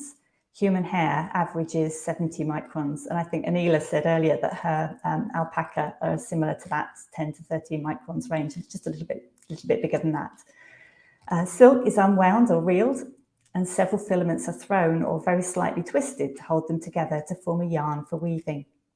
All other natural and most man-made fibres are relatively short in length and can be made into a yarn by a tighter twist so that the individual fibres hold together by friction. Those are known as staple fibres. Thirdly, a mulberry silk filament is almost transparent with a smooth surface and a triangular cross-section. This means the filament acts like a prism, refracting and dispersing the light just as drops of water form a rainbow, giving the silk its beautiful shimmer. So, maximising the unique properties of silk in my luxury scarves, I aim to reduce surface scattering of light to take advantage of these unique refractive qualities of the prism-like shaped filament of the silk. I use mulberry silk as it has a transparent, colourless, triangular cross-section, rather than wild silk with its darker colour and more crescent-shaped cross-section and slightly striated surface. I choose high-quality reeled or thrown silk with long filaments, rather than silk yarn spun from the shorter broken pieces. Spun silk has a more matte appearance as it scatters the light. I particularly chose satin weave to maximise the length of filament that can catch the light, rather than a plain or twill weave where more scattering of light occurs. I love the additional shimmer and drape of a soft satin. And my scarves are printed with dyes that penetrate the filaments rather than pigments which adhere to the surface of the fibre, as pigments absorb or scatter light. And of course, unique designs created to take advantage of these gorgeous properties of silk. Well, I hope you found something of interest there. Please add a comment and let me know if I missed your favourite aspect of the history or properties of silk. It's a lot to cover in just a short space of time. So, Kate, over to you. You caught me drinking my tea. Hannah, that was fascinating. I think you need to show people your scarf that you're wearing so that This they can one? see it in its full glory. Do you want to take it off so we can see it? Because I know it's incredible. People can see the whole design. Is that? We haven't got quite so much shimmer at the moment because the sun is not out, but at least we didn't get the rain and hailstones that we had earlier. That's incredible. I love the fire colours with this one. Yeah. Do you design them all yourself? Absolutely. Yeah, amazing. Really incredible. The colours in that are fantastic. And I learned a few things about silk that I didn't know there, and I've got Yes. an A level in textiles. Oh, really? So I know I've got a Wow. degree for it. That's amazing. Anna, thank you so much for joining us today. You're welcome. Here again. We're all moving to that Keeping great on your creative toes. time of the afternoon. Oh, Lucy says wonderful, lovely historical context. Exactly. wonderful. because Thank Lucy you. wears silk lingerie, doesn't she? Karen says gorgeous. Jelena says beautiful. Roslyn says beautiful. Fascinating thank you, stuff. folks. Wonder. It is beautiful, stunning, amazing. Thank you so much for joining us, Anna. You are very welcome. Have a wonderful Christmas. And you. Take care. Bye. Bye. Wow. I learned so many things about silk I didn't know. No wonder I only got a D for my textiles A level. It's got such a rich history. You don't realise how kind of how long it's been around. More expensive than gold. Incredible. Yeah. Incredible. So people are learning things today and not just shopping. That is the important thing. That's what we wanted to do today, is where everyone else's emails were like, discount, Black Friday. All the big stores are saying deals, deals, deals. And we know they're not really deals. We wanted to shine a light on our members who are all small businesses who all make in the UK, which if they are doing any sort of special offer today, it is just for their special, unique followers and not just a blanket discount code for everyone. And that's the main thing, isn't it? So who have we got next, Emily? Because I'm losing the plot. We are so nearly there. We've got 40 minutes. We're so nearly there. So we've got Stephanie Pugh from Stephanie Elizabeth Duskwear. I'm just chatting to her now. She's saying that she's got her video to share. So hopefully we're able to play that. And she says that she's going to be joining in the chat, and she's not sure if she can actually get on the live. Okay. Well, I've seen her video and it's very, very Christmassy. So we'll play her video. If she can come on at the end to join us and just say hello, that would be amazing. Let's see how the video goes, because we've not had the best of luck with any videos today, have we? But hopefully. No. So shall I start sharing the video? Let me see if I can get this to work. So Stephanie will be in the chat. Yes, she is here. If she's there, fantastic. But she can't join us live on camera. Oh no, that's you. That's your video. Right, cool. I've uploaded Stephanie's video. Thank you very much, Kate. There we go. Here we go. And a big welcome to everybody at home watching, and thank you so much for having me. I'd love to take this opportunity to introduce you to my new business and a new product that I've just launched. So my business is Stephanie Elizabeth, and the company has been set up to manufacture duskwear, which is what I'm wearing now. So I'll just give you a quick spin around. Hopefully you can see it in all its glory, even though the light doesn't look too great, but hopefully you can see it well enough. So we've got these beautiful ruffles down the front, and then you've got a double frill ruffle on the cuff as well there. A button through shirt with collar. I've got mine tucked in at the moment to the high-waisted trousers, which are voluminous wide leg trousers, full length, and they have a super soft elasticated waist as well that sits quite high on the waist, made from an incredibly comfortable elastic in the waistband as well, so you can wear them tucked in like I have now and give it a kind of bit more of a jumpsuit style look, or you can wear it untucked as well. So I'll just demonstrate that there. So you can wear it untucked like a shirt with the wide leg trousers, and you can also wear this out and about as well separately. I actually wore the trousers on the plane recently and they were incredibly comfy for a long haul flight. So really versatile pieces. But I suppose I should start from the beginning and let you know what duskwear is really and where it came from. So this all started a couple of years ago. The genesis of it really was at my cousin's wedding. So I'm from a big family full of lots of girls, lots of female cousins, and we're all a big group of really close friends. They're almost like sisters to me. And the night before the wedding, my cousin wanted to have us all round into her suite to help her prepare for married life, and so we had a lovely evening in just with the girls. It had a kind of, you know, hen party kind of vibe, but also really cozy and relaxed, and just a lovely evening really. So she was on the top floor, this suite was on the top floor of a beautiful hotel by the beach, and it had a hot tub out on the roof.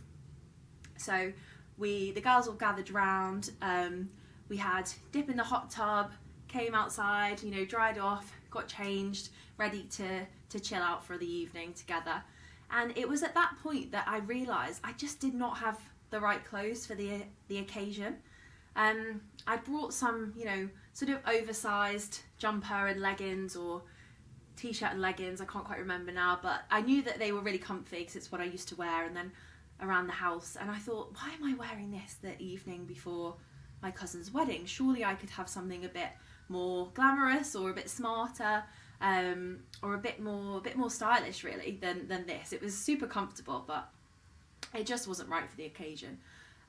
So it kind of, that set me on a path really to thinking about, you know, what I could do in this space, and what I could create, because I thought there were so many other occasions that came up after that reminded me of a similar situation. So it might have been, you know, my friends coming round for a glass of wine on a Friday evening after work. I wanted to feel, you know, relaxed and comfortable, but also feel nice.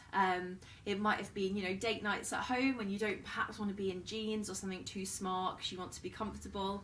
It could be weekends away, in, you know, a house in the countryside with friends, and you're all sat around by the fire playing board games. There's definitely a cheese board, and maybe there's a hot tub there. Maybe you've been in for a dip and you come in and you think, we've got here, this is the Duskware shirt. Here's for because it's just such a fantastic material, and I'd just like to show you a bit about, hopefully if I can bring this up to the camera and show you a bit more of the product close up. So we've got here, this is the Duskware shirt. So you've got the badge there, Stephanie Elizabeth. So it buttons down all the way through.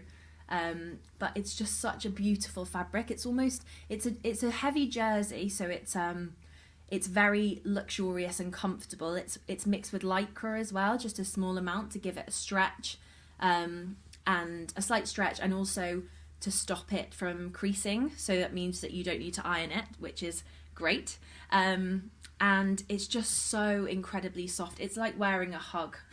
That's the best way I can describe it really. So it's very fluid, easy to wear. You know, it once you put it on, you just don't want to take it off, to be honest. So it's super comfortable. Oh, that lamp is not doing me any favors with the lighting. Hang on. Let's see. There we go. So hopefully you can see that, the sort of the fluidity of it. So that's the fabric. We've obviously got the Duskware shirt there, which is a button through, and then we've got the trousers here as well, which are, again, they have the branding on the back there.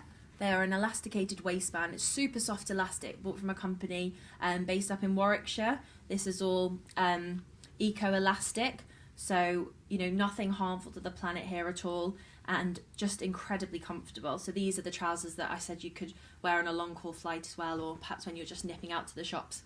So that's the product. And then also we've got the buttons made in the Cotswolds by the lovely Courtney & Co, who I know are another Make It British member as well.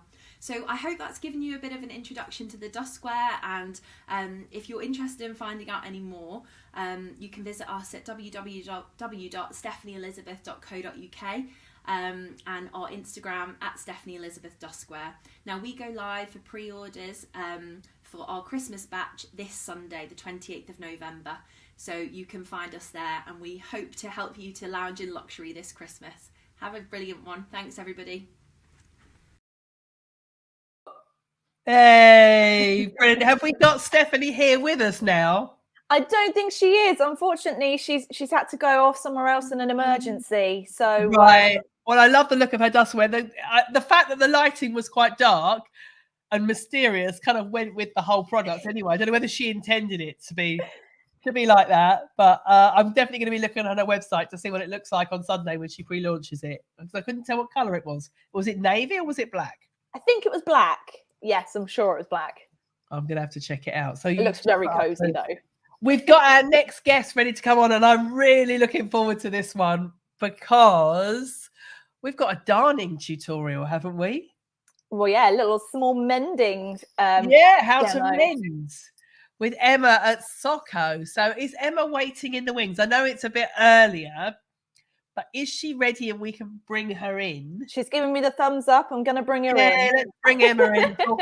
Stop. Hi, Hello. In her name. I love it.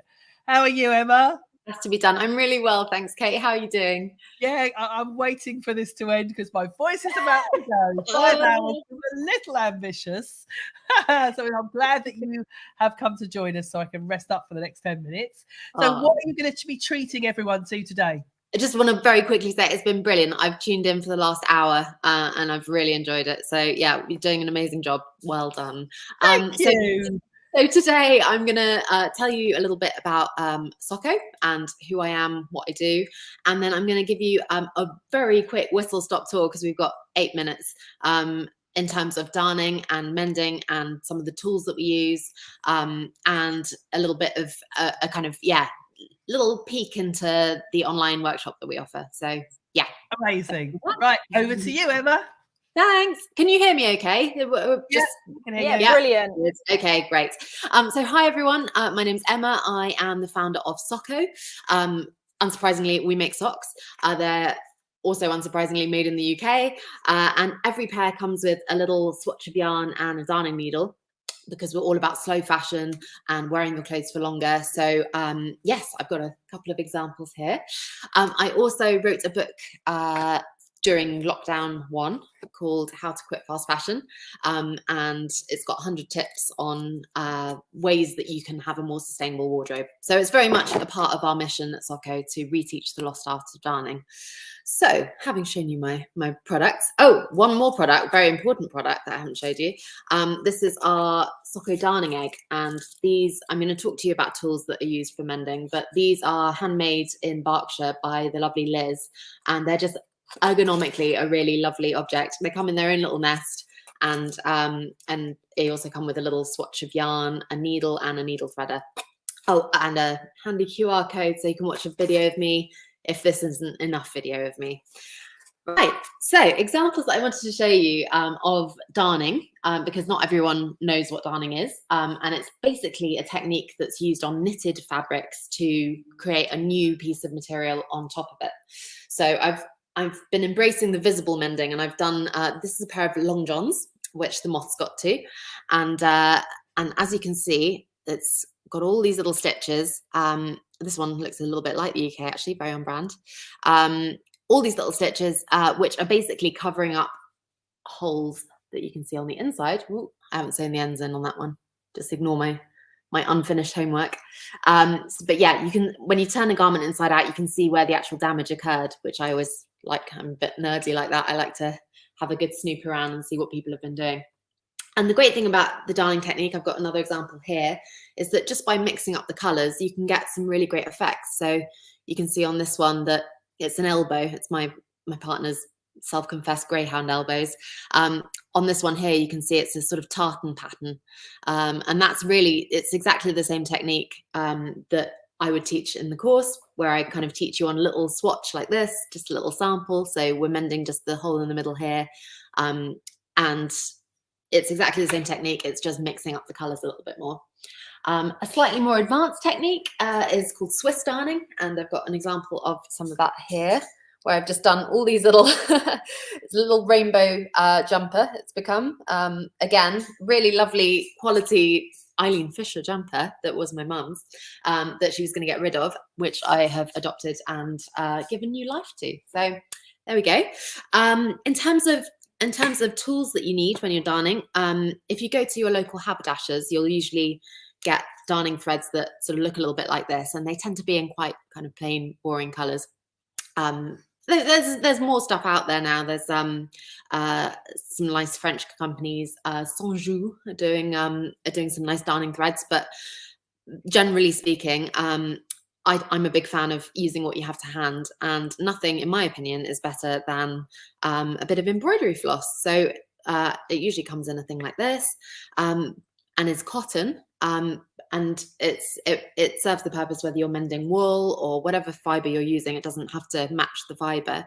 The thing you do want to consider, though, is matching the thickness, and that's where embroidery floss is great, because you can actually separate out the little strands. So if you're mending something really fine, you can maybe just use a couple of strands, whereas if you're mending something chunky, you can use a whole thread of it.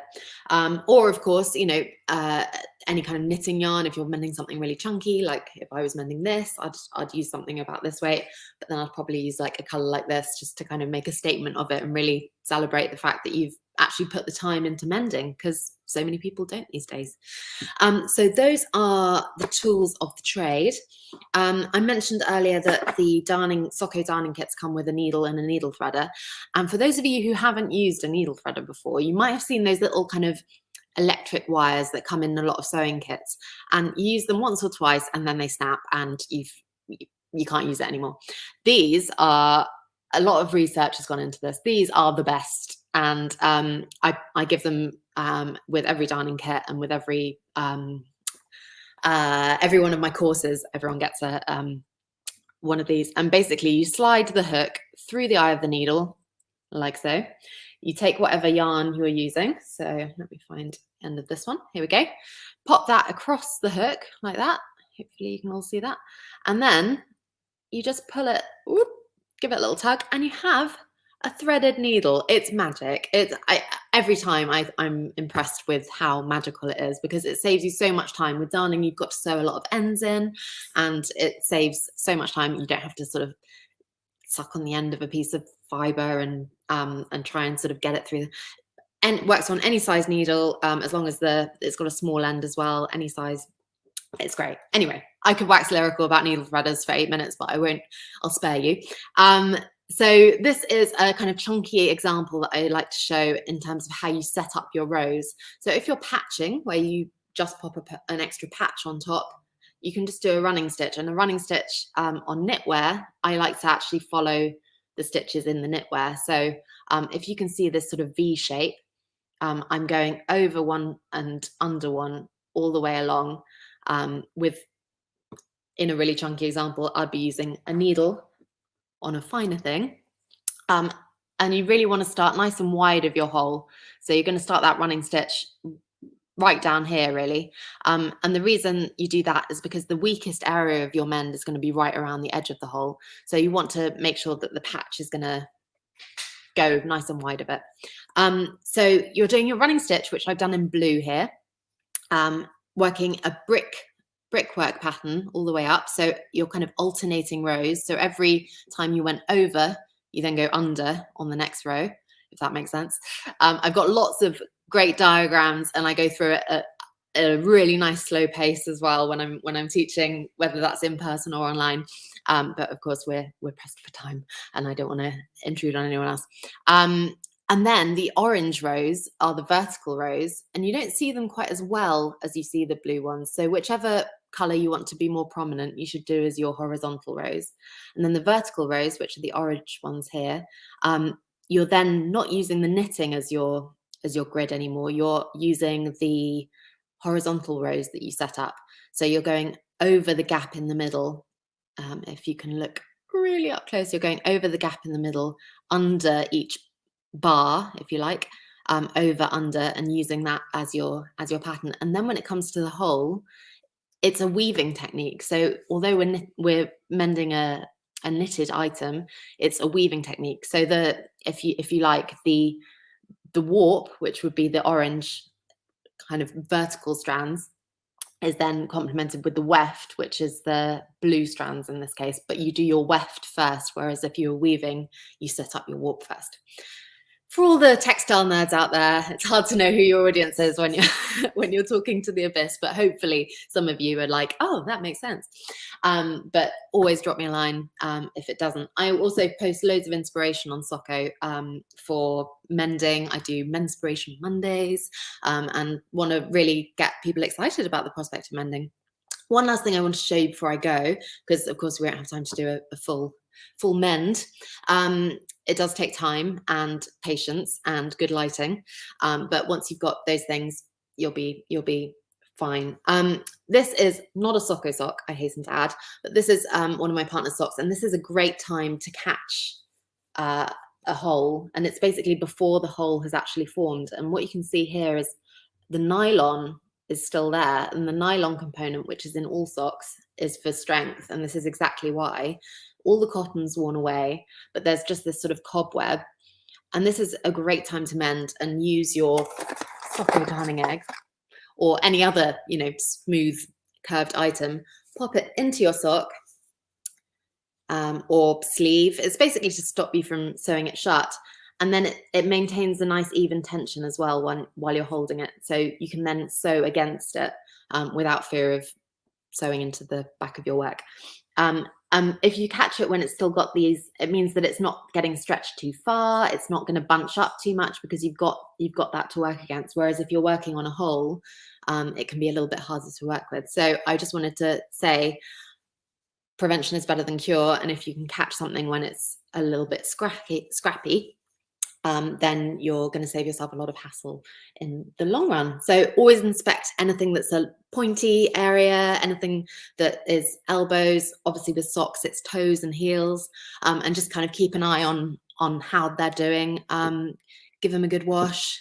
Watch out for moths. Shake all your gorgeous cashmere and your knitwear out, and just steer clear of all of that. And I think that is my whistle stop tour. Oh, I can show you one more thing. This is Lancashire's smallest loom. And I love a gadget, as you probably gathered with my fascination with the needle threader. And this is the gadget to end all kind of darning gadgets. It's a mini loom. And you pop your disc into whatever thing that you want to mend, pop it on there, and then you set up your warp using these hooks. And then when you want to, your weft, no, your warp. I did get it right first time. Using these hooks. And then when you want to turn and sew back the other way, you can flip all of these little hooks across like that. It takes longer to set up than it does to actually do a mend. But I do love a gadget, and being a graphic design nerd as well, I particularly love the instructions that come with it. Just the little illustrations are really gorgeous. So you'll probably see them about, lots of people have started making them again now, but this is an original. There you go.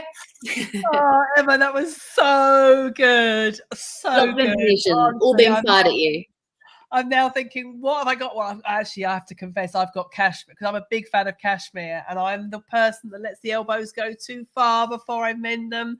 How big a hole can something be before it's just totally irreparable?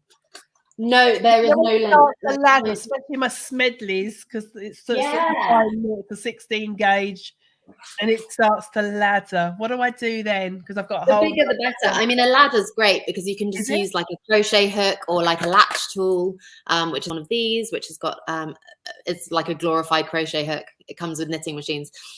You can use that to pick up the ladder, and you're actually making the hole smaller to start with. But then when it comes to size of hole, I mean, you know, you can go big and bold. That closer to the camera? Yeah. So again, what I was saying about mixing up colors there, I've used a gray like the original fabric, but then gone for a neon pink to just kind of complement it. And as I say, if you turn it inside out, that's where you can actually see where the damage has happened and get excited about that. So let me do that for you now. Oh, I've got, again, I'm so lazy when it comes to sewing in my ends. It's going to look like a hairy spider, but you can see the original hole was massive. Okay, there's hope for me. Then definitely. Absolutely. I need to get your calls. I need to get one of those mini looms as well. That I've not seen that before. You do. They're yeah. As I say, it's the novelty factor for me. But yeah, they are great. Put the link for where the mini loom comes from in the comments. If you yeah, for sure. So this is a vintage one, and it was from Etsy, but a lot of haberdashers are now selling them, like reproduction ones. So I'll find a name for you for that. But in the meantime, I mean, Socko darning eggs are the way to go. So yes, definitely. Emily, you need to put Socko's link, although your website's really easy to find, isn't it? Because it's socko.shop. Socko.shop, exactly right. There it is. Yeah, perfect. Thank you. Say goodbye now, Emily. That was so amazing. Everyone's saying great expectation. Sorry, great presentation. Amazing presentation. That needle threader, life changing for people with bad eyesight like myself. Really is. One of those. Thank you so much. Enjoy the rest of your day. Happy Christmas. Bye. Bye. There she is. I wonder where you'd gone, Emily. And I'm on confident that our next two guests, our last two guests, are coming live from a Christmas fair somewhere, aren't they? So I didn't want to hold them up. I know they're probably busy trying to make sales. Are they coming on? I'm going to bring them on. Yay! Hello, ladies. Sorry to keep you waiting in the wings. That's all right. Now, That's go all away. right. This is my turn, Alex. It's me. It's me first. So do you want to tell everyone who you are and where you're coming live from? Yeah, so I'm Liv. I run the Tweed Boutique, and I'm live from. I'll see if I can do a spin around without making you feel sick. So the beautiful Clems Fair here. This is just one part of it, and then we've got a gorgeous barn through there, and there's loads of really lovely small businesses that are selling their wares, basically. Is it on all weekend? So if people are watching this now, can they come on tomorrow? Yeah, it's on Saturday as well. So yeah. And so whereabouts 2 days, in the country is 10 it? till 5. Whereabouts in the country? Tisbury, Wiltshire. Oh, okay. Yeah. Right, that's where my friend Jo is. I'll have to send her a message, make sure she gets there. Yeah, so it is beautiful. Right, it's over to you, Olivia. I realise I'm not on screen. It's your time now. Tell everyone about Tweed Boutique. Hold on, 2 seconds. Hold on. 2 Oh, seconds. we've got a question. We've got a question. Right, So Olivia, you're giving away a prize, aren't you? Yes, I am. Amazing. Do you want to tell everyone about it? The prize is one of my tweed headbands, and the question is, where does the tweed come from? Okay, so people have got to watch your presentation and they've got to put in the comments, where does the tweed for the headband come from? Yeah. I hope I'm loud enough, by the way. I haven't got headphones, so there's like quite a a lot of generator ambient noise, sort of. but There's a general fair ambience going on in the background. That's fine. Right, over to you, Olivia. You've got 8 minutes. Thank you.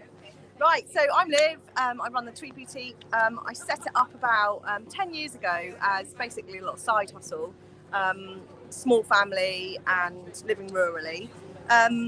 I come from a corporate background, but my grandmother taught me to sew, and I love sewing. I love repairing clothes. So Emma, the last one, was brilliant. I love it. And I set up this little business basically from a house, and I love tweed. I live on a sheep farm, so I always require warm clothing, and I can't wear hats, so I came up with a headband. So I put one on and look ridiculous, but I can't wear hats. They come off me, they look ridiculous, and my ears are always cold, so I just made a tweed headband. It was actually, I cut up a cushion, and then it went from there basically. I did a bit more product development, and then I found a mill in Yorkshire, a family-run mill that started in 1931.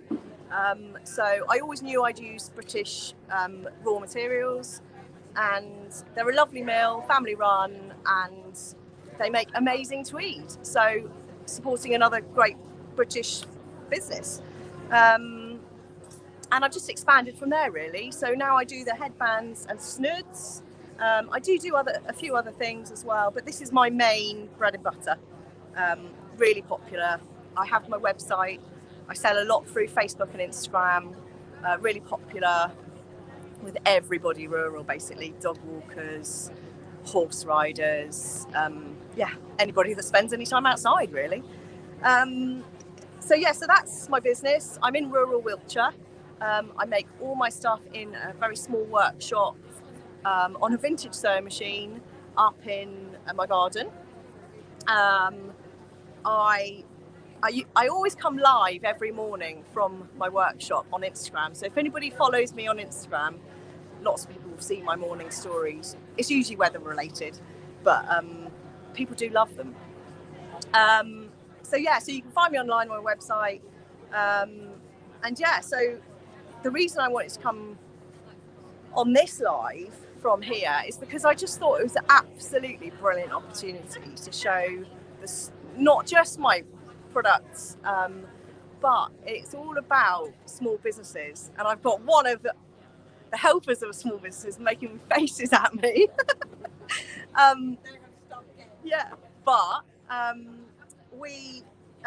We're all a big family here.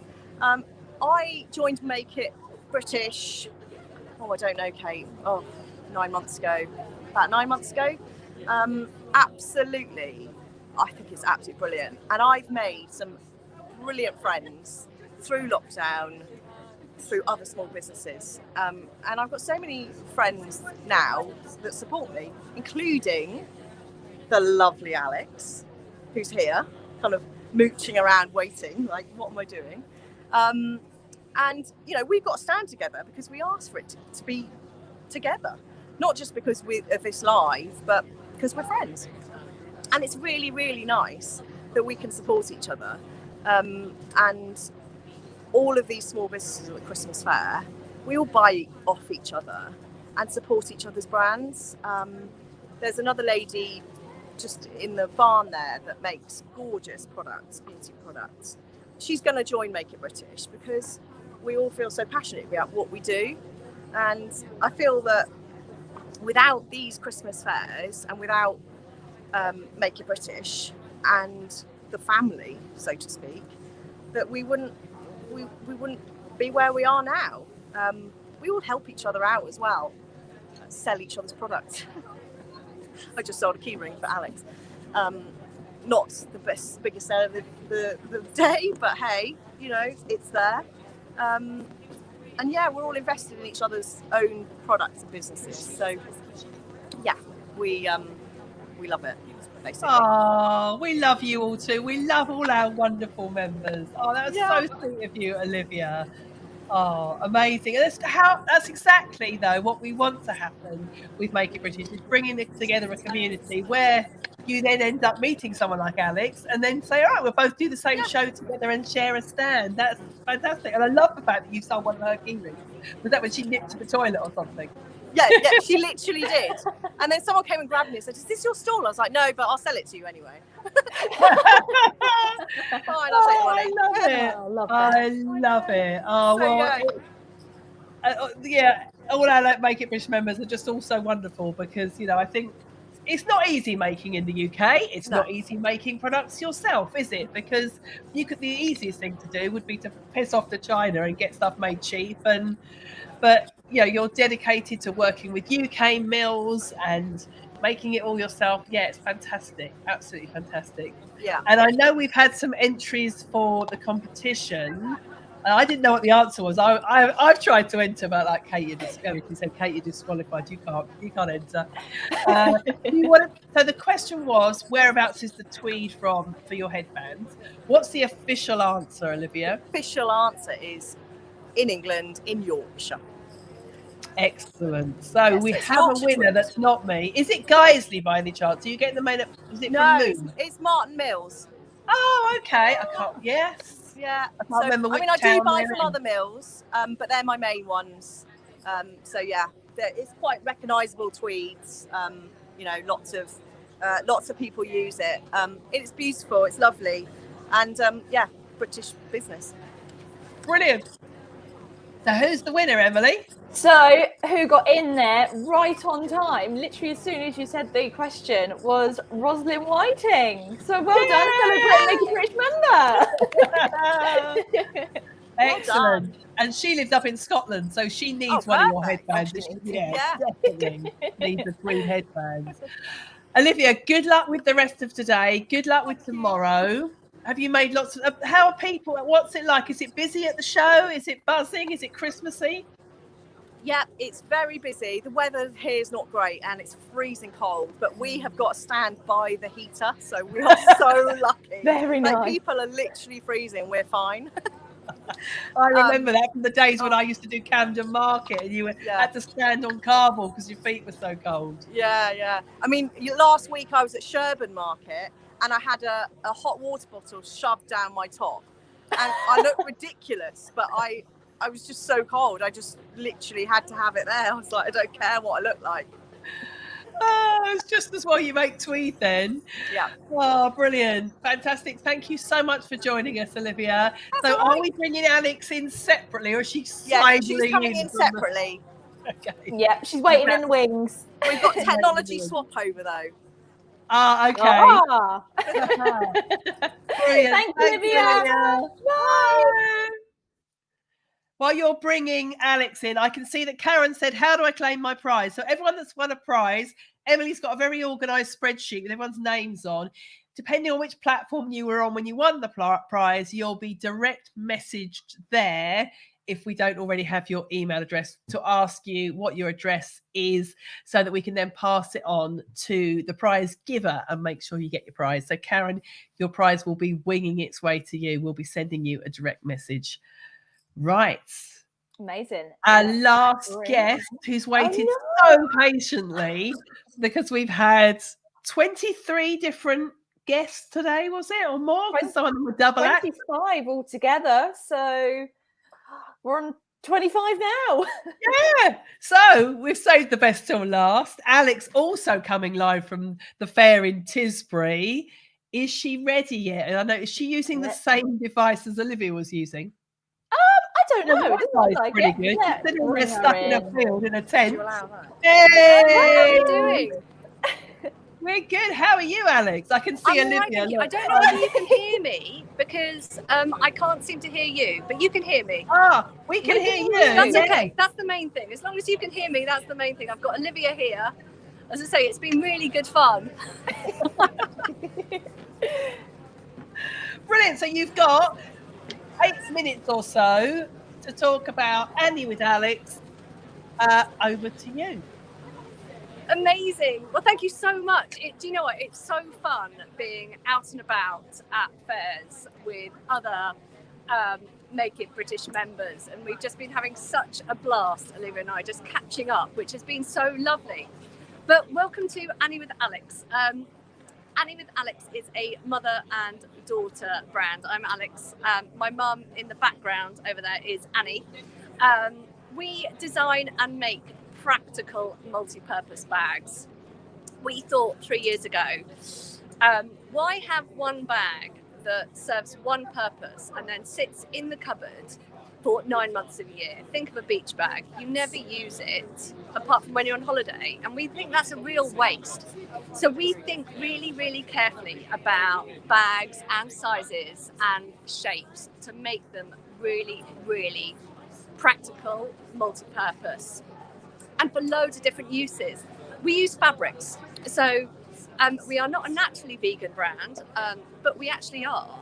And the beauty of working with fabrics means that they are machine washable.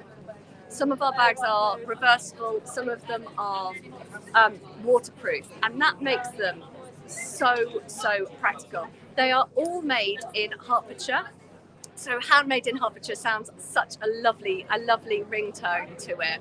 And as I say, we source our fabrics really, really carefully. So we use upholstery fabric, which makes them really, really, really hard wearing, and fabric like tent fabric. So really, really, really waterproof. So let me just explain what I mean about practical and multi-purpose bags. So one of our best sellers is our homeware range, which is here. So we designed this bag for the bathroom. So you know when you're a little bit short of space, it's got a handle so it can hang on the wall hung radiator. It's got waterproof fabric on the inside. But also the beauty of this bag is it can also turn into a beach bag, which is really, really practical. Or you can turn it inside out. So completely reversible. So you could use it for the beach, for picnics. And the beauty of this, it means that you can put them in the washing machine at 30 degrees. Not only do we use new fabrics, we also look to source the most sustainable fabrics that we physically can from the local area in a really, really unique size. So let me just show you this bag. This bag is a beautiful tote bag. It's actually made from old ship sails in our local sailing club. So we identified that actually an awful lot of ship sails are repaired, repaired, but after a while they are not fit for purpose because they let the wind through them. And if they're wind sails or a ship sail, that's not really practical. So they sit in warehouses and get really, really dusty. So I source all these ship sails from our local sailing club.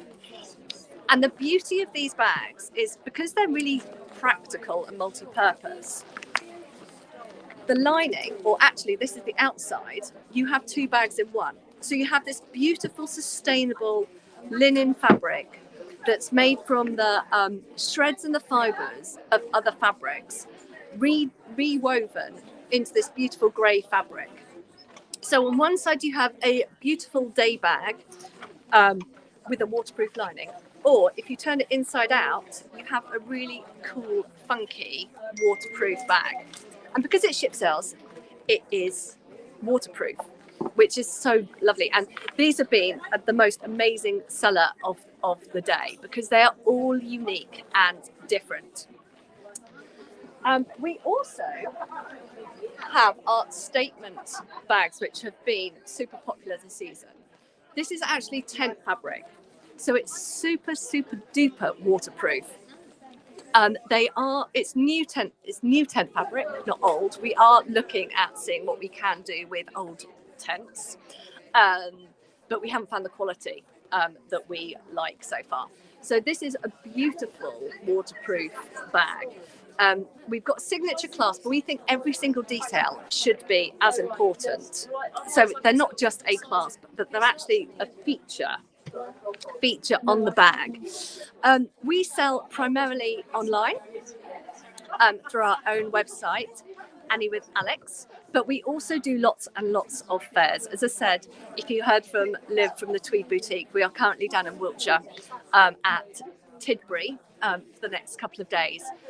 But we also go further afield. So this year we were very proud to be part of Hampton Court Flower Show for 7 days, which was a bit crazy. But it's so lovely talking to customers. And I think over the past year where we've been all selling online and we've got so close to talking virtually to people, it's so lovely being out and about. And that's where we get all of our inspiration from. We work on the principle if 9 or more people tell us that they're after a particular bag, we then make a particular bag because we believe our brand is meant to be purchased and loved through lots of different generations. Very multi-gender and multi-age bag.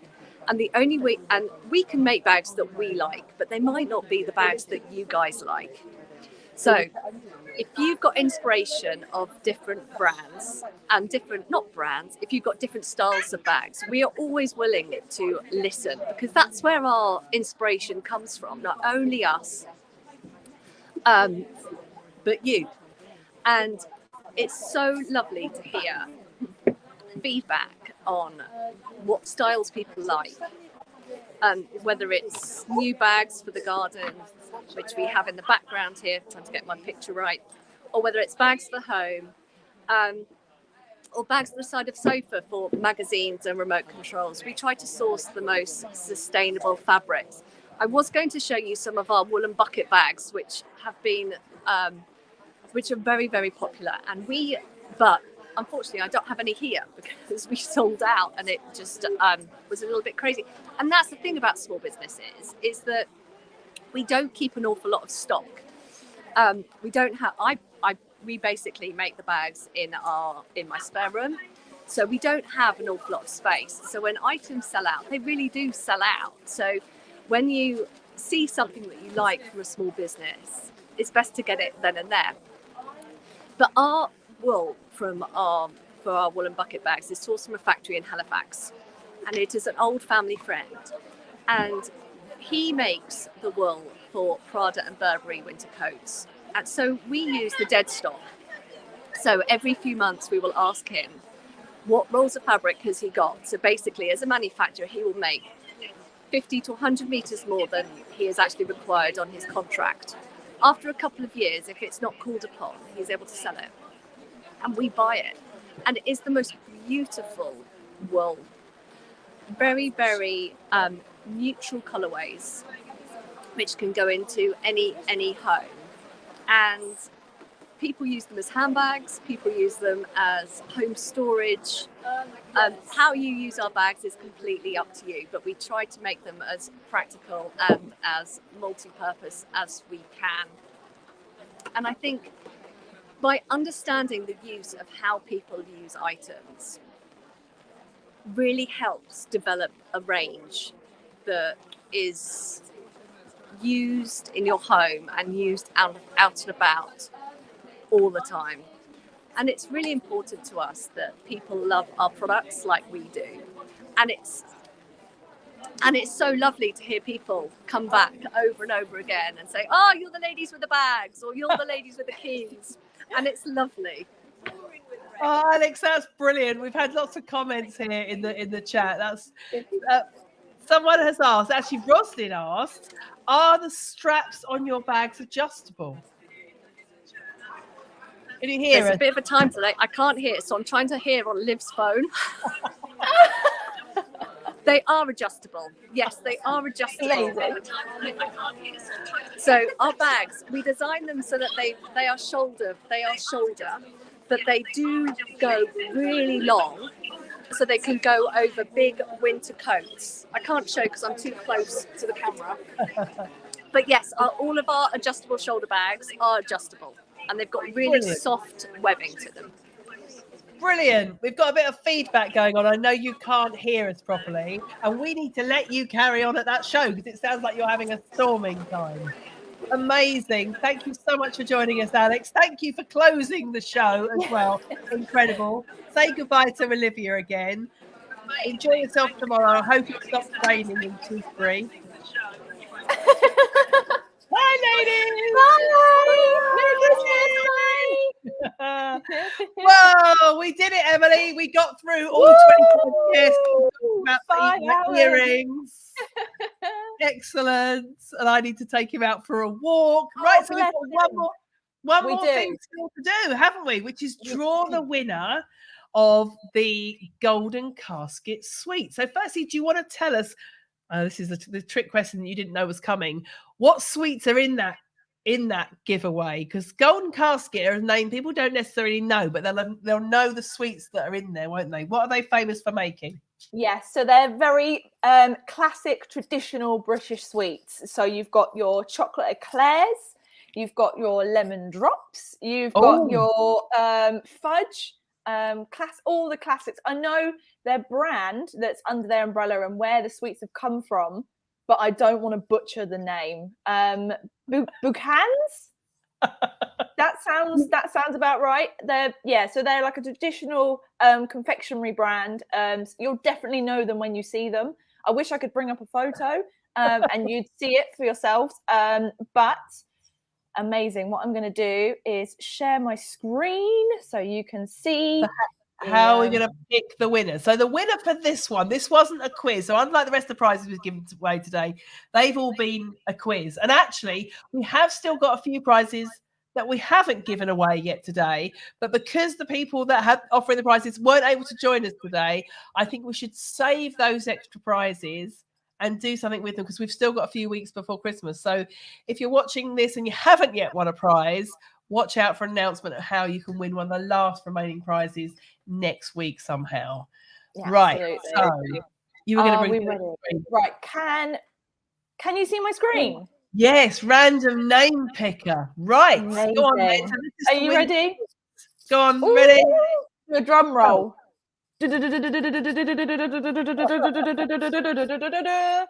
Maureen done. Woo! I wonder if Well Maureen done. is watching right now. I wonder if you So are. this was everyone who was coming to this event. So she might have dropped in or out at some point during the day. Maureen, if you are there, make yourself known to us in the comments. If you're not, don't worry. We will DM you. We know who you are. We will find you and send sweets to you. Woo! That'd be a nice Christmas Take them away from you surprise. now. Right, I need to let this puppy go down. Right, so I want to say a massive, massive thank you to everyone that has joined us today. Those of you watching, all of our amazing members who've done some amazing presentations. We've had all sorts of inspirational things today, from the history of silk to leatherworking to darning to knitting, but just too much. I'm gonna have to watch it all back again because I didn't get a chance to properly take everything in. So thank you very much for everyone that joined us. Emily, you've been amazing because you've produced the whole show, which has been absolutely incredible. You're behind the scenes making people come on and off, and you haven't missed a trick at all. It's been Amazing. I'm so fantastic. glad nothing went too wrong. Nothing went too wrong. We had a few hiccups with video, but it's the first time we've done it like this.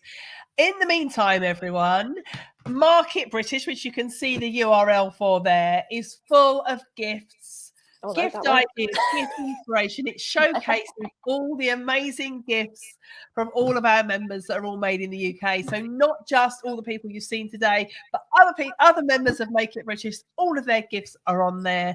Everything on that website that you can see points you directly to the small businesses' own websites. You can buy it directly from them.